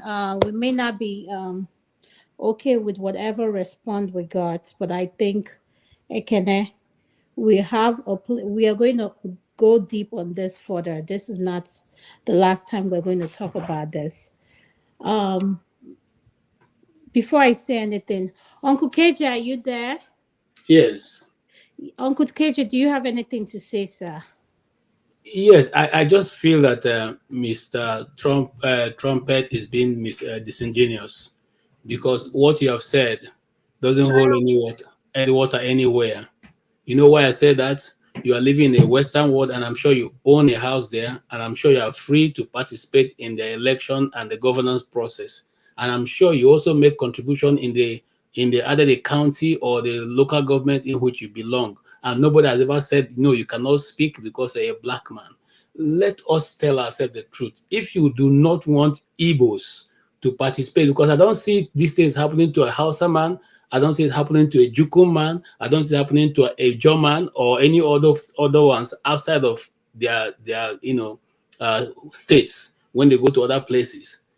If you look at the geography of Nigeria, it's only the Igbo man who has nationally spread himself, go to a location that he does not own a place, develop it, build houses, rent it to people, do business as if the place he's living is in his own hometown. Those houses built there, those hotels built there. Agura Hotel is the first hotel in Abuja. It's owned by Igbo man. Okay? When you guys will not put money in Abuja, Igbos went there and put their money down and built the town. Tomorrow, you wake up and say, Igbos don't have any right to vote in Abuja. Okay? Now, this is the same thing that goes on. So if you do not want, since you know that the country is not developed enough when people can now go to Lagos, with over almost 25 million people, and say it's a metropolitan city and people can be able to live and express themselves. If you think that is not possible, let us divide the whole place so that everybody can be on their own lane. It is simple. You cannot keep telling us these stories. It doesn't happen. Did anybody ever tell the Hausas not to vote in Lagos? Did anybody ever tell them not to vote any other place? No, it is only the Igbos, the prodigal sons, the unwanted, okay? The ones who have become slaves to others. So whenever you feel, you can just wake up and address the nation of the Igbos and just tell them whatever you think, okay? And that's why Tinubu could say, we are going to drive Igbos and own their property, or even own the Igbos and own their property. Is that what people say? You live in the Western world. Has anybody spoken to you that way? If they speak to you that way, you even have the right to call the police. A policeman once stopped me and spoke to me. He was only asking me for a certain document I gave him. And then after that, you know what he told me? He said, sir, if I have not treated you well, here is the place you can give me a card, a total card I can, press for charges if I don't think he has treated me properly. And I said to him, it's okay. I mean, I don't. He said, no, you can have that, the standard procedure. If I didn't speak to you the way you like, if I didn't treat you properly, you have the right to make a report. Okay? And so that is people who regard other people. I'm not even a white man. I is a white man talking to me. So when we who have been together and you stand up and say, let us speak the truth. What is the truth? Are you not a nation? Is Igbo man not a Nigerian? What is the truth? Sometimes when people say these things, it really triggers me off. What's the truth? That I leave my backyard and cross over to your place and I become a stranger, or because I'm Igbo? Come on, guys. Let's tell ourselves the truth. And then this always think saying when the team break out, my brother, even if he breaks out in the next 100 years, can we defend ourselves? Yeah, even if the Nigeria use all his resources to invest on ammunition, arms and ammunition, can we defend ourselves? What are we saying now? Please stop these things, okay? Because you make us believe that there are certain things going to happen. No, if it happens tomorrow, we are all in it.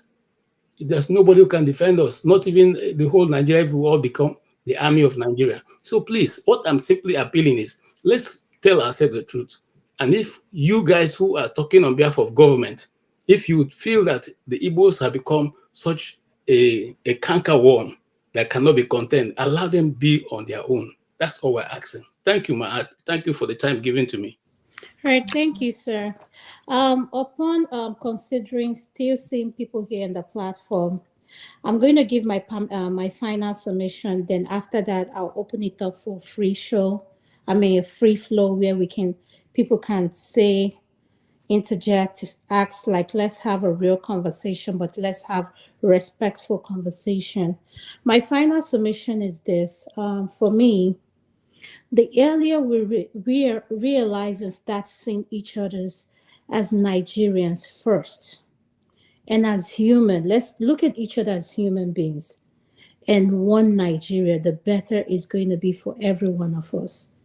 Yes, if you have felt what it feels like being discriminated against here in the diaspora, is not something that feels good. And to have another human being feel the same way, it breaks my heart. It really breaks my heart. It's like the slave masters left Africa over how many centuries? Oh, I mean, they've gone. But a lot of us are still mentally enslaved in our mind. A lot of us are still hurting. And I don't know why we can't see that the politicians, people who are in the higher position, are using this tribal thing to put us apart. Like, I don't know why we cannot see that what unites us is greater. If we come together as one Nigeria, we can accomplish a lot. If I'm in Nigeria tomorrow and I have an emergency, my prayer is someone to save me. I don't care what your ethnicity, what language you speak, just I need help. We need to start looking at things differently. We need to start, because this tribal hate has been going on for so long. We need to get healing. We need to learn to forget, let go of the past. But I don't know how we are going to let go of the past if every little thing that happens, the tribal card comes out. This person says this. I understand that each ethnicity has their own faults or whatever challenge they are facing.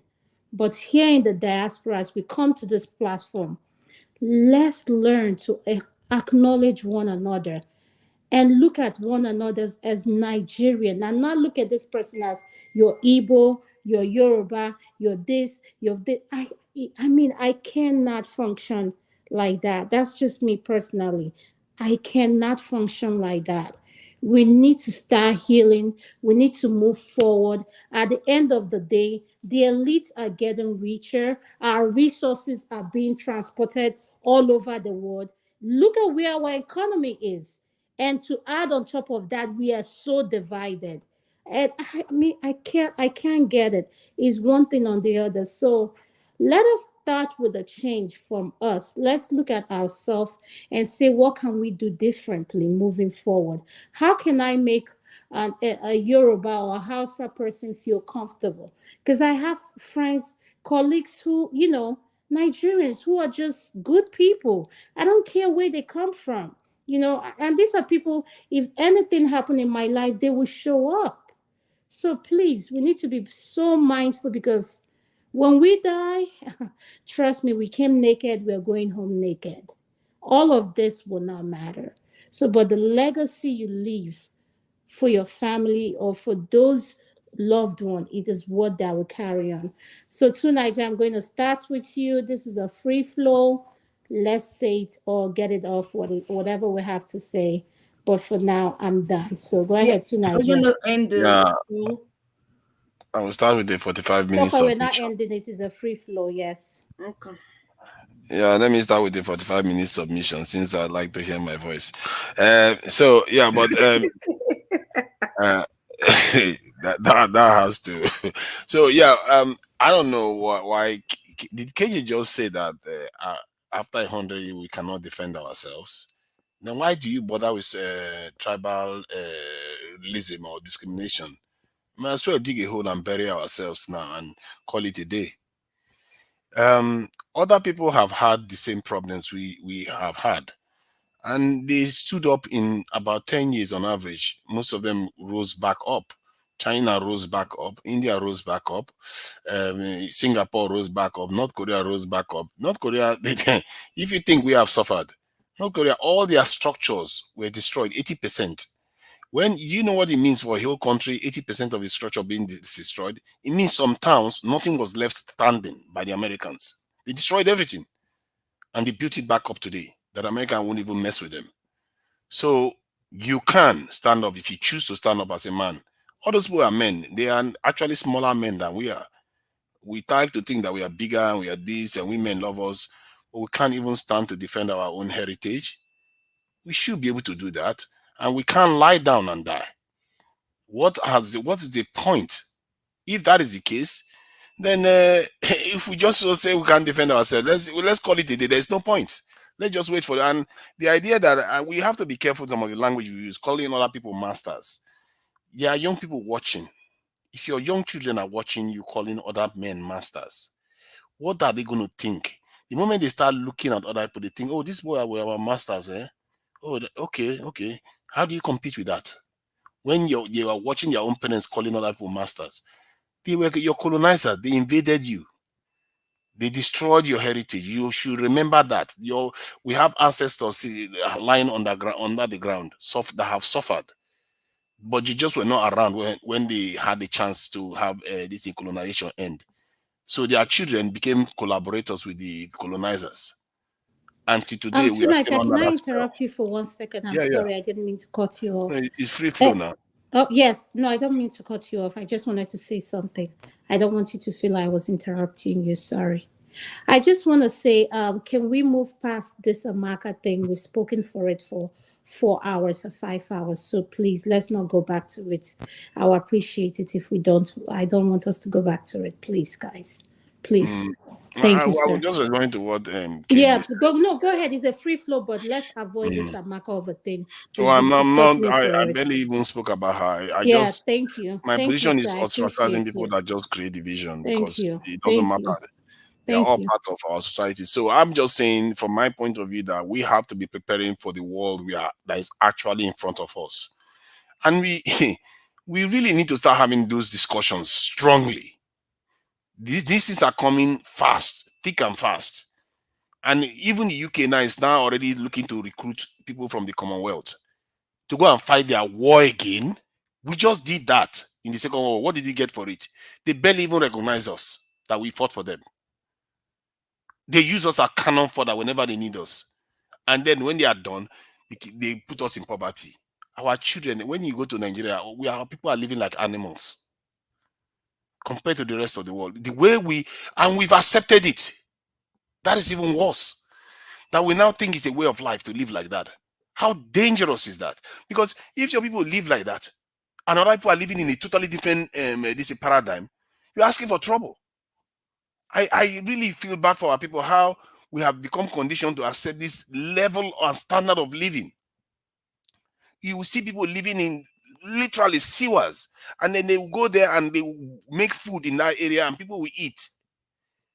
We have to truly start having some serious conversations about moving ourselves forward, not looking at and just dismissing all these people that are distracting us. Some of them are actually paid agents. We all know now that the people are paid to undermine us. There are people that have come out to testify, even in South African societies. They will go into the black community and go and cause division among them. These are testimonies that they have out there on YouTube right now. We don't, all these things, dismiss them and truly face the true challenge we are facing here. We are facing a world that is competing for power and they are using us as their cannon fodder. This is not make-believe. They are already advertising that they want to start recruiting us into their militaries. They are already thinking about forcing their people to join the military. They are not even at war yet. Nobody is coming to attack them. They are the ones preparing for it because they know they want to oppress other people. And we just sit here, want to argue amongst ourselves. And for me, our men have to start waking up to their responsibilities.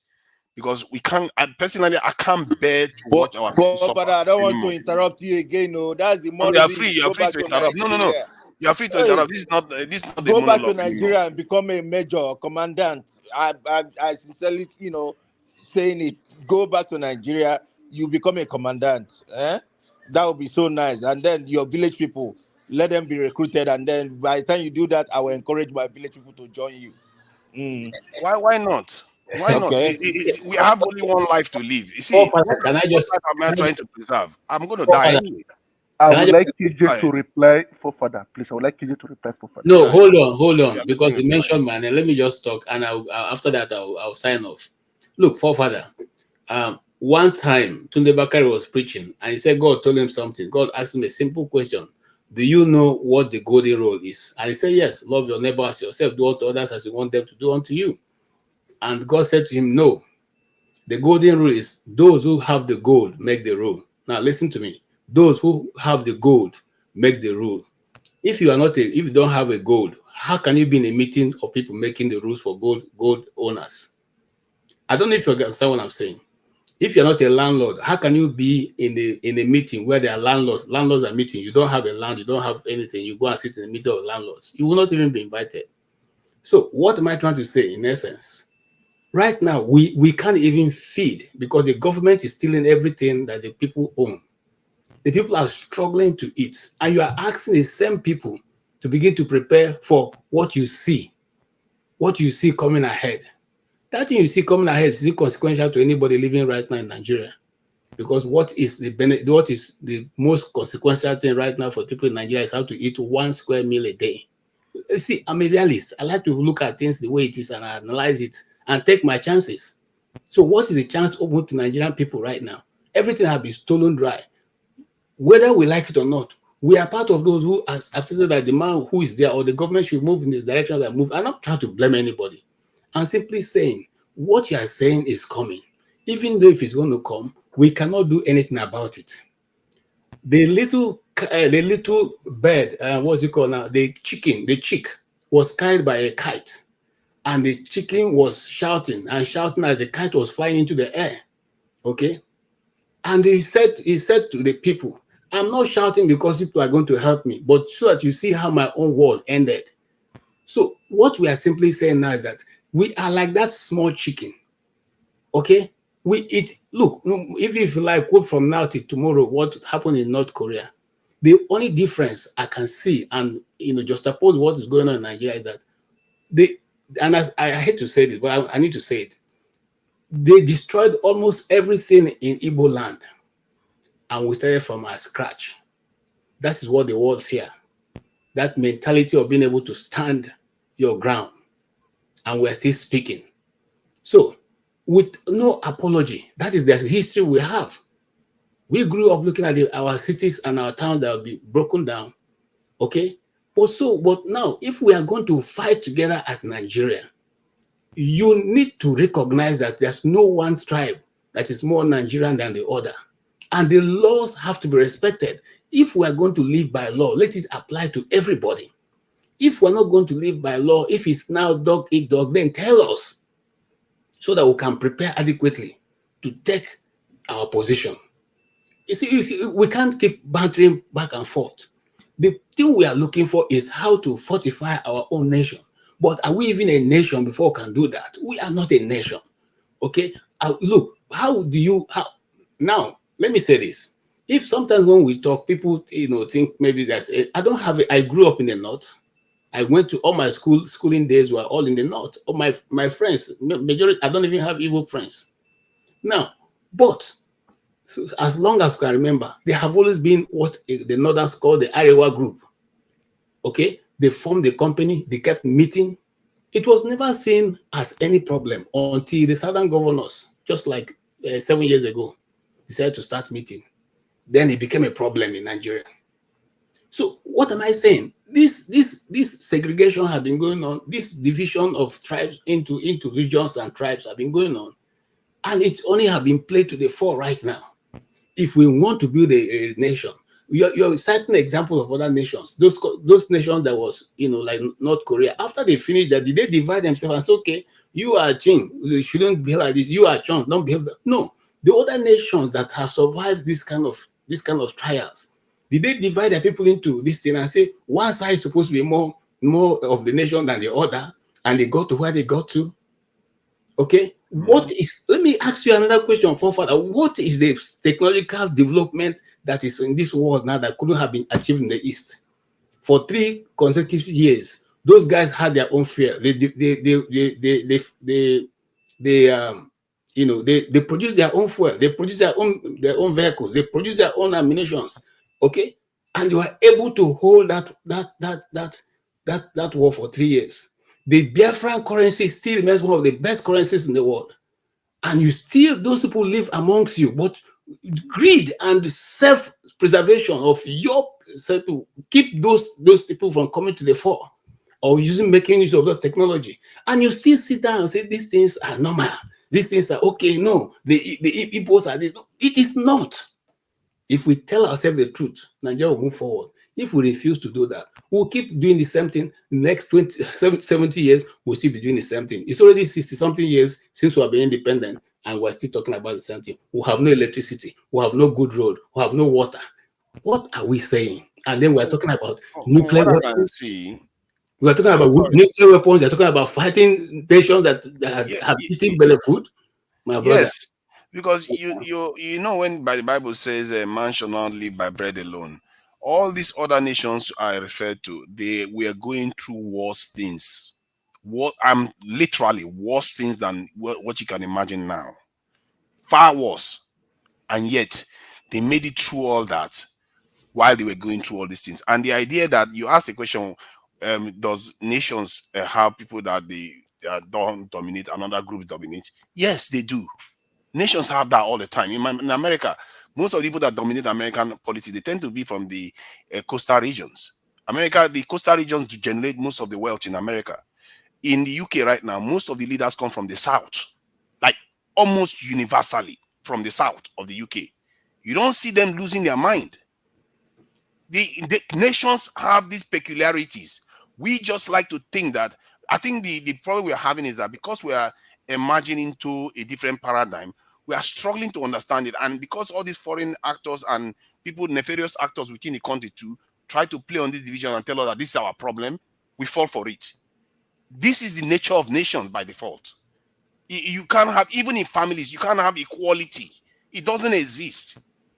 You always have peculiarities. Somebody would think that they deserve more. Somebody would think that they don't. No matter what you give to somebody, they might still think that they deserve more. What are you going to do? Give them everything? There's always pressures. Your job is within that nation to be able to fight your own ground without undermining the health of the nation, without undermining the protection of your own people. You can do those things and still do the other aspect, the most important aspect, which is giving people stability. Let your people be able to go to school, advance, do research, grow, while you have these arguments. People in America, they are having these arguments, but yet does that stop them from advancing, testing all their sophisticated weapons and all the rest? No, it doesn't stop them. The same thing in the UK. That's what I'm arguing. If you have people that are causing this type of problem, ostracize them. then the people that are willing to have these conversations, let them have this conversation in a healthy way. Father, Then tonight allow we the don't nation hear to we truly don't hear you. function. I beg, we don't hear Oh, you. okay. If you The have other something to say, room say they call something me, now.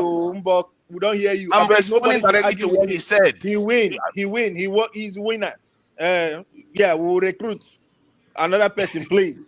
Please. I'm not saying. Did I say we should recruit now? I'm just responding directly to Oh, what he okay. said. Which one? So what I'm Okay, we saying, should what I'm build. saying in Whatever What it essence is, he we'll is said build. right. is valid, but it's how we are What executing it. All those things are valid. If you have problems in the nation, you can address them, but don't say you paralyze the nation because of it.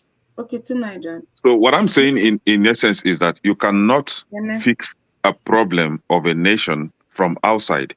If you want to fix the problem of your country, you must start from inside. You cannot be all over around your neighborhood trying to fix their problem when your own house is in disarray. So to Niger, I'm still trying to make sense of what you are trying to say, but it's not adding up.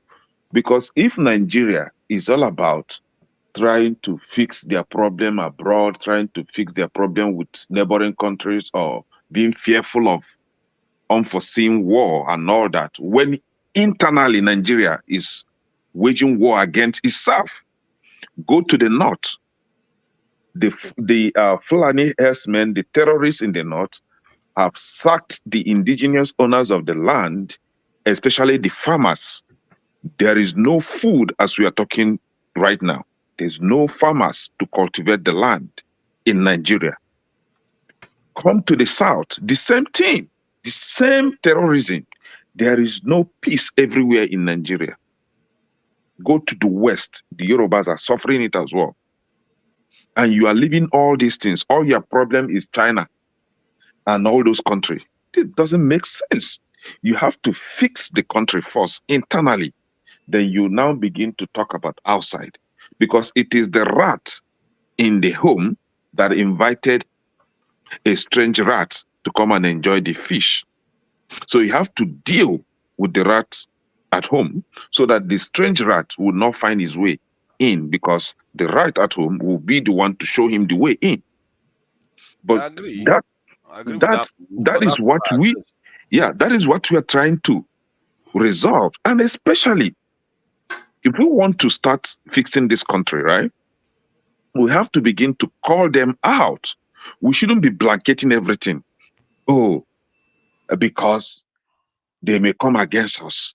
So we should not be talking. We should just accept defeat. Especially, for example, what is going on in Lagos State, for example, where if you go to Lagos State Civil Service, they are all Yorubas. If you go to Lagos State Teaching Hospital, the medical doctors, nurses, and the administrators are all Yorubas.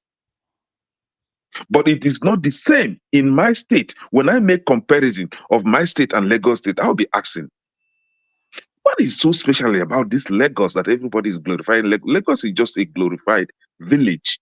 If you come to Anambra State, for example, in civil service, you find Yorubas, you find Hausas in civil service, you find those from Cross River, they are all in civil service. The head of the civil service in Anambra State before the current one now was the Yoruba man. He's not even an Igbo, he's not even an Iberian by birth. He came as an adult. So he's not even qualified to be an indigenous of Anambra State. But he was made the head of civil service. If you go to teaching hospital in Nnewi, you will see Igbo people, you will see Yoruba people, you will see Cross River Line people in teaching hospital in Nnewi. And if you go to Nnamdi Azikiwe, there are other people in Lagos too. I hold don't on. know what point you're No, making. the one I know, I don't know about others, but the one I know, for example, that teaching hospital, Lagos State, is what I'm telling you. I know that one for sure. But that's just teaching hospital. There are other areas Okay. where other groups Okay, also. other areas now, for example, in the politics now, in the leadership, why can't an Igbo person participate in the election in Lagos State? Why can't they?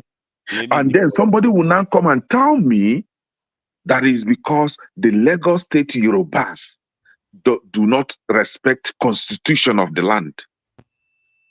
But the same Lagos State Yorubas respect the constitution of the land when it is Hausa person or Fulani person participating in the electoral process. But when it is Igbo, this is when they don't respect it. This is when they are so clueless, or when they are so stubborn that they cannot respect the constitution. And you are not telling me to accept that. No. Are you saying that they are specifically targeting Igbo, but they accept other? Exactly. So Because the we saw question that is not the we question is witnessed not that whether in the they. just concluded election. Yeah, but where that is the nature of people, though. People have certain people they don't like. They like other people more than they like hold other on. people. That is the The nature of nature. Okay, hold on. The nature of people that you want to share the same nationhood with. And I ask, where is the nationhood if you don't like me? If they you don't hate me, have how to can we? like you. How can I be proud to say that you are my brother? No, see, the way For it us works to is that be, they like some people. Yes, no, It's not no. because they hate you they hate cannot you. They see Forefather, don't those have are to like you. again. They don't as long as they don't do anything to I thought damage we you. were ending. They No, for damage me Christ's sake. already. Forefathers, they damage Hey. me because they collect my tax. They counted me as part of them in the census counting, the population census. They counted me to beef up their numbers. But when it comes to me choosing who becomes my leader, they will tell me that I'm not from there. So they are damaging me Then already. what you want to do is find a way, just like the other groups that they accept what they do. You find a way to be like them. No, It's I not cannot be like you. We are Can made, you we are guys created hang on so differently. that we can move to the I next can't be person? like them. I can only Tunaja, be like me. you can I You have wait? to have understand? Can I wait? maybe Can I it's your PR then. can I You wait? have to do a No, no, better no, no, No, no, PR no, than the no. other people are Tunaja, doing. Foreigners. I can only be Tunaja. like me. Can you guys Can round or let so Do you let's can I understand? move wait? here? Can I You wait for? can't force me Can to I give me behave one like second? others. Okay, okay, If can I others are behaving Then, like fools, you you can't can can force I me to behave can like I Can I fools answer so that I my will be dad? accepted. Can I you have answer can to I my give me dad, one understand that please? second? it's you. Give me one Can I second, answer please. Naija, Okay. please? Yeah. Tunaja. When Please. you go to Lagos, right, and they Mazi say, Prince, eh? Mazi Prince, can you please hold? Something was brought to my attention. I'm looking to it. To Niger, Uncle KJ, are you there? yes. To Niger, did you write something in regards to KJ or say something to No, him in regards it's to him not going to school? all now Why would politics. I do that? It's all Oh, I now know you will politics. not do that. Oh, okay, sorry. All now politics. Ovie, if you're listening, please, that's not right. Please, you run a platform. You know you cannot be there disrespecting people. Let's try as much as we can. And I see Alaba as well writing all kinds of stuff there. Electricity, could you please monitor the comment section because we need to stop this nonsense. People cannot All be right. on the Uh, comment section disrespecting panelists. That is not going to be allowed. Please. all right. Thank you. Tonight, I'm very So, sorry for coming to you on that. I take my words back. I sincerely apologize. Go All on. right. Thank you, Sure, sir. all sure. right, Mad. So gentlemen, Tunaja, so gentlemen, please wait. Alexa, I was Uh, just gonna make a comment and just finish up. can you wait, No, please, let Nancy, them please? finish up what they're doing electricity. I gave them 30 minutes. After it's up, we'll shut it down. Please monitor the comment section, All right, please please. let me speak and say good night to you people. Mama Hejo, let me tell. I wanted to tell Tunaja something. Okay, Tunaja, when you go to Lagos State and they say Omoibo, I don't know, you say you are from Edo State or you are from, I don't know where you are from. You are also included in the Omoibo. Get it straight. Okay? The only people, that is exempted is either you are Hausa, or maybe your other part of Yoruba land, and that kind of a thing. So when you say, oh, that they should emulate other tribes or whatever, it, Mazi, we lost you. It's very laughable Mazi that Prince, are Tuna you just say okay? that. You're coughing. Are you okay? Mazi, are you okay? Mazi Prince. I just ate some peppery nkwobi, so So you dey eat ukwu with the talk. Let me talk. Make I come up. Eating is not allowed during this session. All right. No, I was not. I was not can you making a see what he's submission. doing? I Is was his not making a camera not submission when I off? ate it. So you're telling him eating is not allowed. Please, can I say something and go and Yes, sleep? Mama Hatred, you Okay, can Mama say something. Icho, If you please. want to leave, yes, ma'am. All right. After saying what you have, you can leave because I'll start Okay. taking people out. Yes, ma'am. Thank you. All right. So the thing is this, my brother KJ, we're already in the war. If we don't know, for us not to be able to feed ourselves, we're already in the war. Even though the obvious have not really come up, we're already in the war. Making our farmland a place that our mothers, our brother can't go to the farm anymore. We're already in the war. And the weapon they are using now is hunger. Abacha said when insecurity persists more than 3 days, the hand of the government is in it. And the insecurity of our country has persisted more than 10 years. And we are getting to a place where some villages have been taken over. And the villagers have been driven out. And our government is playing blind eye to it. Next year, the hunger will be more because this year, our people are not able to cultivate. So those of us who think we are not yet in the war that Tunaja is talking about, we are already in it. And hunger is the weapon right now, plus the insecurity that has made us not to cultivate. So hunger is not a weapon that is killing us. I saw a video yesterday. My own person, my own Nigeria, put whether eba or tuwo or fufu in the hand. And he was using gota water as soup and touch it and eat it. Do you understand? So we're already in the war. Growing up, there are no street children in Nigeria. You either stay with your auntie or stay with your uncle, stay with relative. It's only in the north that they have their children as amajiris. But look at us now in the south.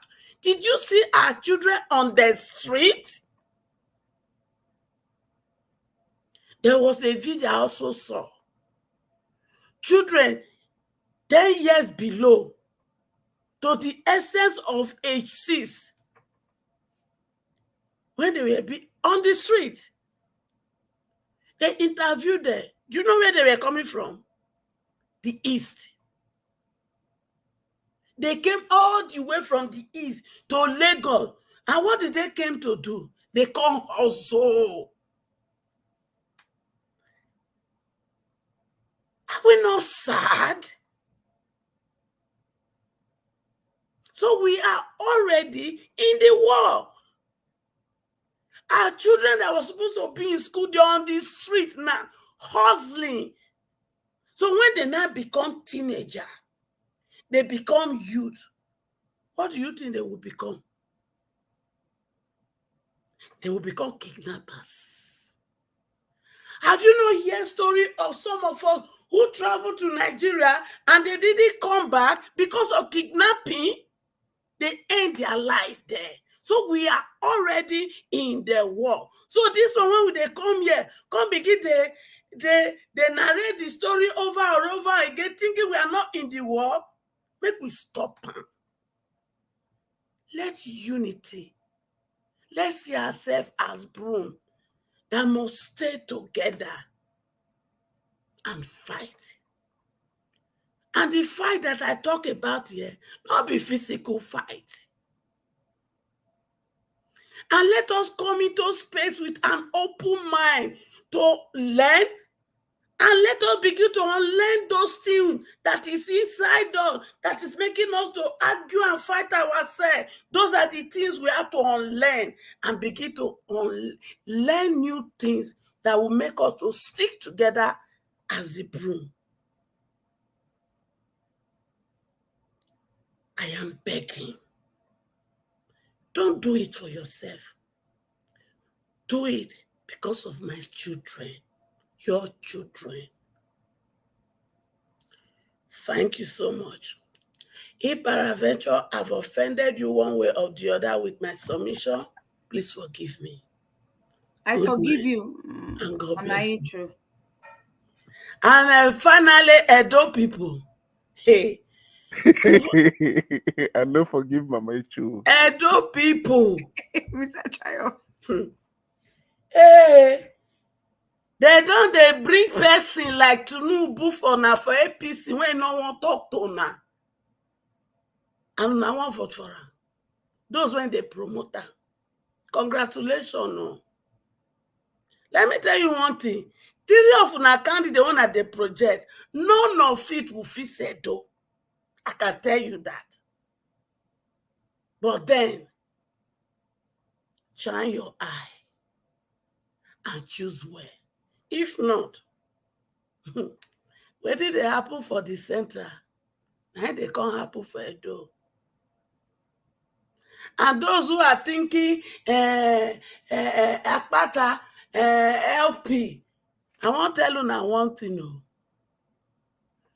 The one when came into LP and they are in House of Rep and House of Senate, how far? That does not mean I am endorsing APC or PDP. Because the real person will not project them. So now one chance when they go, but then shine your eye. Thank you. And God bless all of us. And good night. Thank you, ma'am. Thank you. Does anybody have anything else to say? If not, we're about to close it. I just want to thank. I want to talk now. Okay, Mr. Triumph, you can go ahead. But before you start, hold on. Before you start, let me start from the top with Uncle KJ, then we'll walk it all the way down. Uncle KJ, do you have any final thing to say, sir? Uncle KJ. No, thank you so much. I think I've said all I need to say. Thank you, sir. Thank you for joining us, sir. I much appreciate it, sir. Pastor, how about you? Do you have anything to say, sir?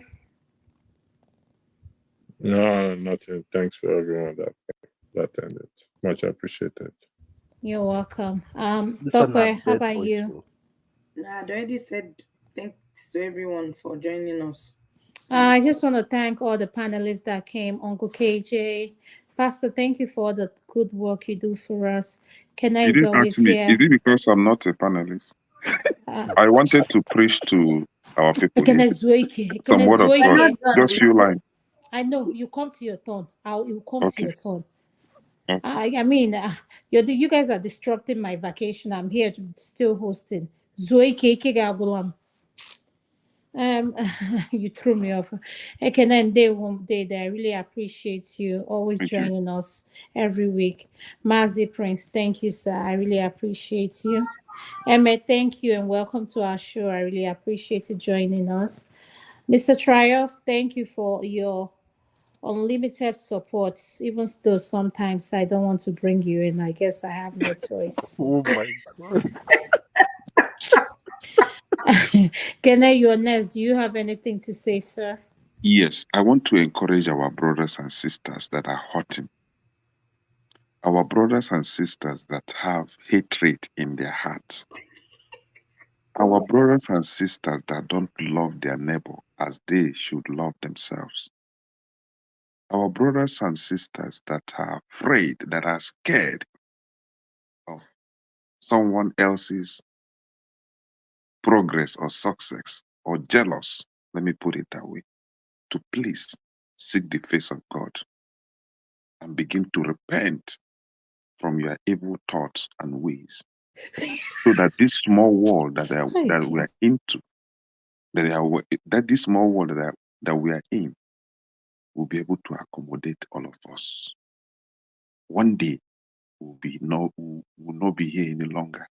Will not even know all these Igbo, Yoruba, Hausa, Fulani that we are shouting, carrying on our head. We won't even know if we were naked or covered, and our body will be rotting somewhere. We don't even know. Can we begin to learn to accept one another and live in peace? And stop fighting for politicians that don't even send our papa and our mama. Please,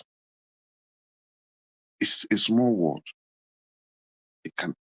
Others have lived and gone. We are here, we'll be gone. Others are coming. Please, let's begin to, if you are outside, if you are Fulani, what they call it, Muslim, accept Allah as your Lord and Savior. If you are Christian, accept God as your Lord and Savior. Non-religious believer, accept whatever you believe to protect you. Do not put your trust in man, which is the politicians. They will never come for you in time of need. Put your trust in God and respect your fellow man, because in man you find God. Thank you. Amen.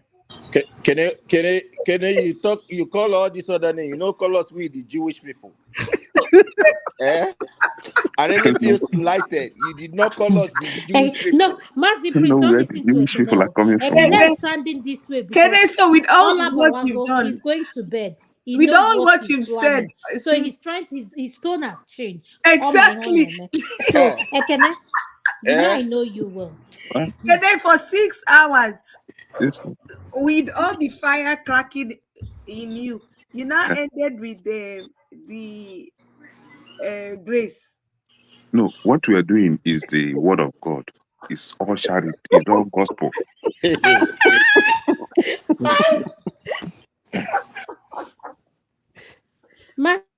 Yes, sir. Do you have anything to say? Okay, yes, I do. Thank you, sir. I will also told the line of Kene. You know, the Bible says something that I can do all things through Christ that strengthens me, right? That same Bible also said wisdom is profitable to direct. Look, in this life, you must understand equilibrium. There is balance in everything. If you think you can be and you don't apply wisdom, there was a time David, in all his anointing, he had to form like a madman so that he could escape some things. That is wisdom.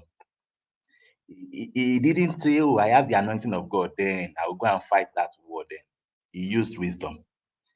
There's wisdom in, you see, in this life. If you don't use wisdom, you will burn if you are not careful. May we not You know, burn, no. do you I know do not. monkey? Do you know monkey? Let me You just know finish why my his thought. head is bad? Let me finish my thoughts. Because of I too beg. much wisdom. They conk his head. Let me finish my thoughts. You can't interrupt me. Ekene, let him settle down. Ekene, why are you So, like this? so what I'm saying is this: I do not have hatred for anybody. But when you look at the reality on the ground, let wisdom guide you. I don't want anybody's property to be missing. I don't want people to take advantage of that and steal people's businesses. No. So because that's why I have 2 cents. Thank you, Emma. Emma, can I ask you a question? Just one question, please. Do We you? no go come out again. No, No, time no, don't no, dey no. We'll go go. come out. We'll go come out. Did you know? Sarumi? Do I know who? Sarumi. Sarumi. I The forgot his jump. other name. Eh? Kesarumi. Sarumi. Yes. Kesarumi. Kesarumi. In Lagos. Did you know him? No, I don't know him. Okay. Did you know Yomiedu? Yomi Edu, Yeah. I don't know him. He was once an aspirant at Lagos. and he's from I think Sarumi too was. Is he a nurse or one of those? Sarumi too yeah, he was was an a Nigerian too. governorship. He was a governorship Yes. aspirant from. Mhm. He he's from Ikorodu, but he stays at Ogba. Okay. Okay. Even Funshaw Williams used to Yes, Funshaw Williams. I You know know, Fletcher is Williams. Funshaw. You knew Funshaw Williams. Okay. Funshaw Yeah. Williams is somebody I've met physically. I've taken Mm, walks with him. He was in the Air Force. He retired from the Air Force. mm. Okay, I'm listening. What's the point? Turn up people's name. You know why I mentioned? You know why I mentioned their names? When you say apply wisdom, is this same application of wisdom today? They are no more. Mhm. They are no Okay. more because somebody just wants to take the power, and it is what it is. I'm not gonna say anything more than that. But thank you, though. Wisdom will be applied. We agree. God Thank bless you. God bless you. Emily, if you don't mind me asking, who was speaking earlier? You're It's referring Emmett that to wants to David. talk now. Hold on one second, please, if you Electricity. don't mind. Yeah, I'm Emma addressing spoke already, so Oh, okay. Mr. Triumph was going to be the next person. Electricity, could you hang on? Let Mr. Triumph round up, then you can ask him your question. Mr. Triumph, any Let final say? our boss, Pastor, finish now. I have my Giant time. likes to be the Let last. Pastor. Let Pastor. The people put me at the last. Last shall become the first now. Pastor, please talk. Thank you. How many times do I have to remind you you're not the moderator?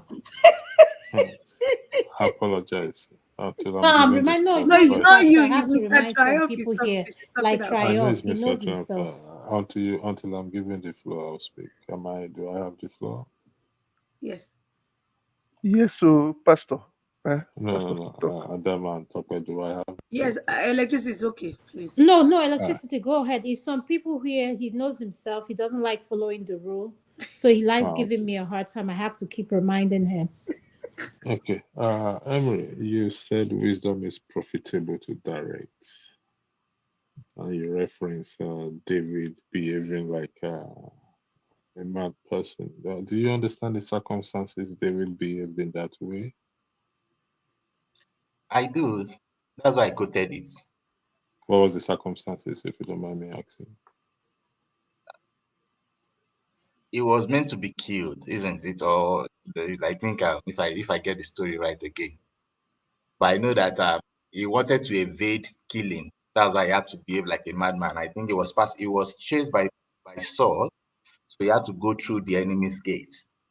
And for the enemy not to take him down, he had to form like a madman. If I get the story right, and I think that's it. So, Are you and they had to let him. Are you applying this to your argument for the Igbos not to vote in Lagos State? Wisdom is profitable to No. direct. I'm not saying this way. You're not answering my question. The question I'm asking you Maybe you is have an answer you want me to tell you that you want to. no. I don't. I'm, No. I have told you that Bring this out thing your is not white. arguments. I have said Hmm? this thing is not white and black. It is gray. And I believe you are wise enough. I know you are a teacher of the world, so you understand what I mean by I gray. am asking you, Emery. Voting So is everyone's constitutional right, human right, not just constitutional, except those individuals decided to look, abstain from voting. I'm not saying you should not vote. Get my point. It's like you guys don't get the point. I'm not saying you should not I vote. get it. What's the point? My point is that look, if you even have an opinion, keep these things to yourself and make and you know Yoruba will say "Oníkù ló mọ nǹkan tó fẹ́ ṣe." Look, if you think you just have to be plain, it is not everybody that appreciates plainness like that. Otherwise, they will hurt you if you're not careful. And that is what some groups, not everybody in the Igbo anyway, but some persons have lost businesses because of that. Some have lost their life because of that. Why? Because the message was wrongly sent. I don't. I'm not saying you shouldn't vote. We are all citizens of the country. Wherever you find yourself, vote. But for me as a person, if I am a businessman, where I know that my business, either they vote right or they vote wrongly, I will still do my business and I'll be fine. I think there will be to a limit where I will want to interfere. And it is not because I am dishonest or anything. It's just because I am logical enough to know that in some things it is wise for me to just lie low and see what is happening.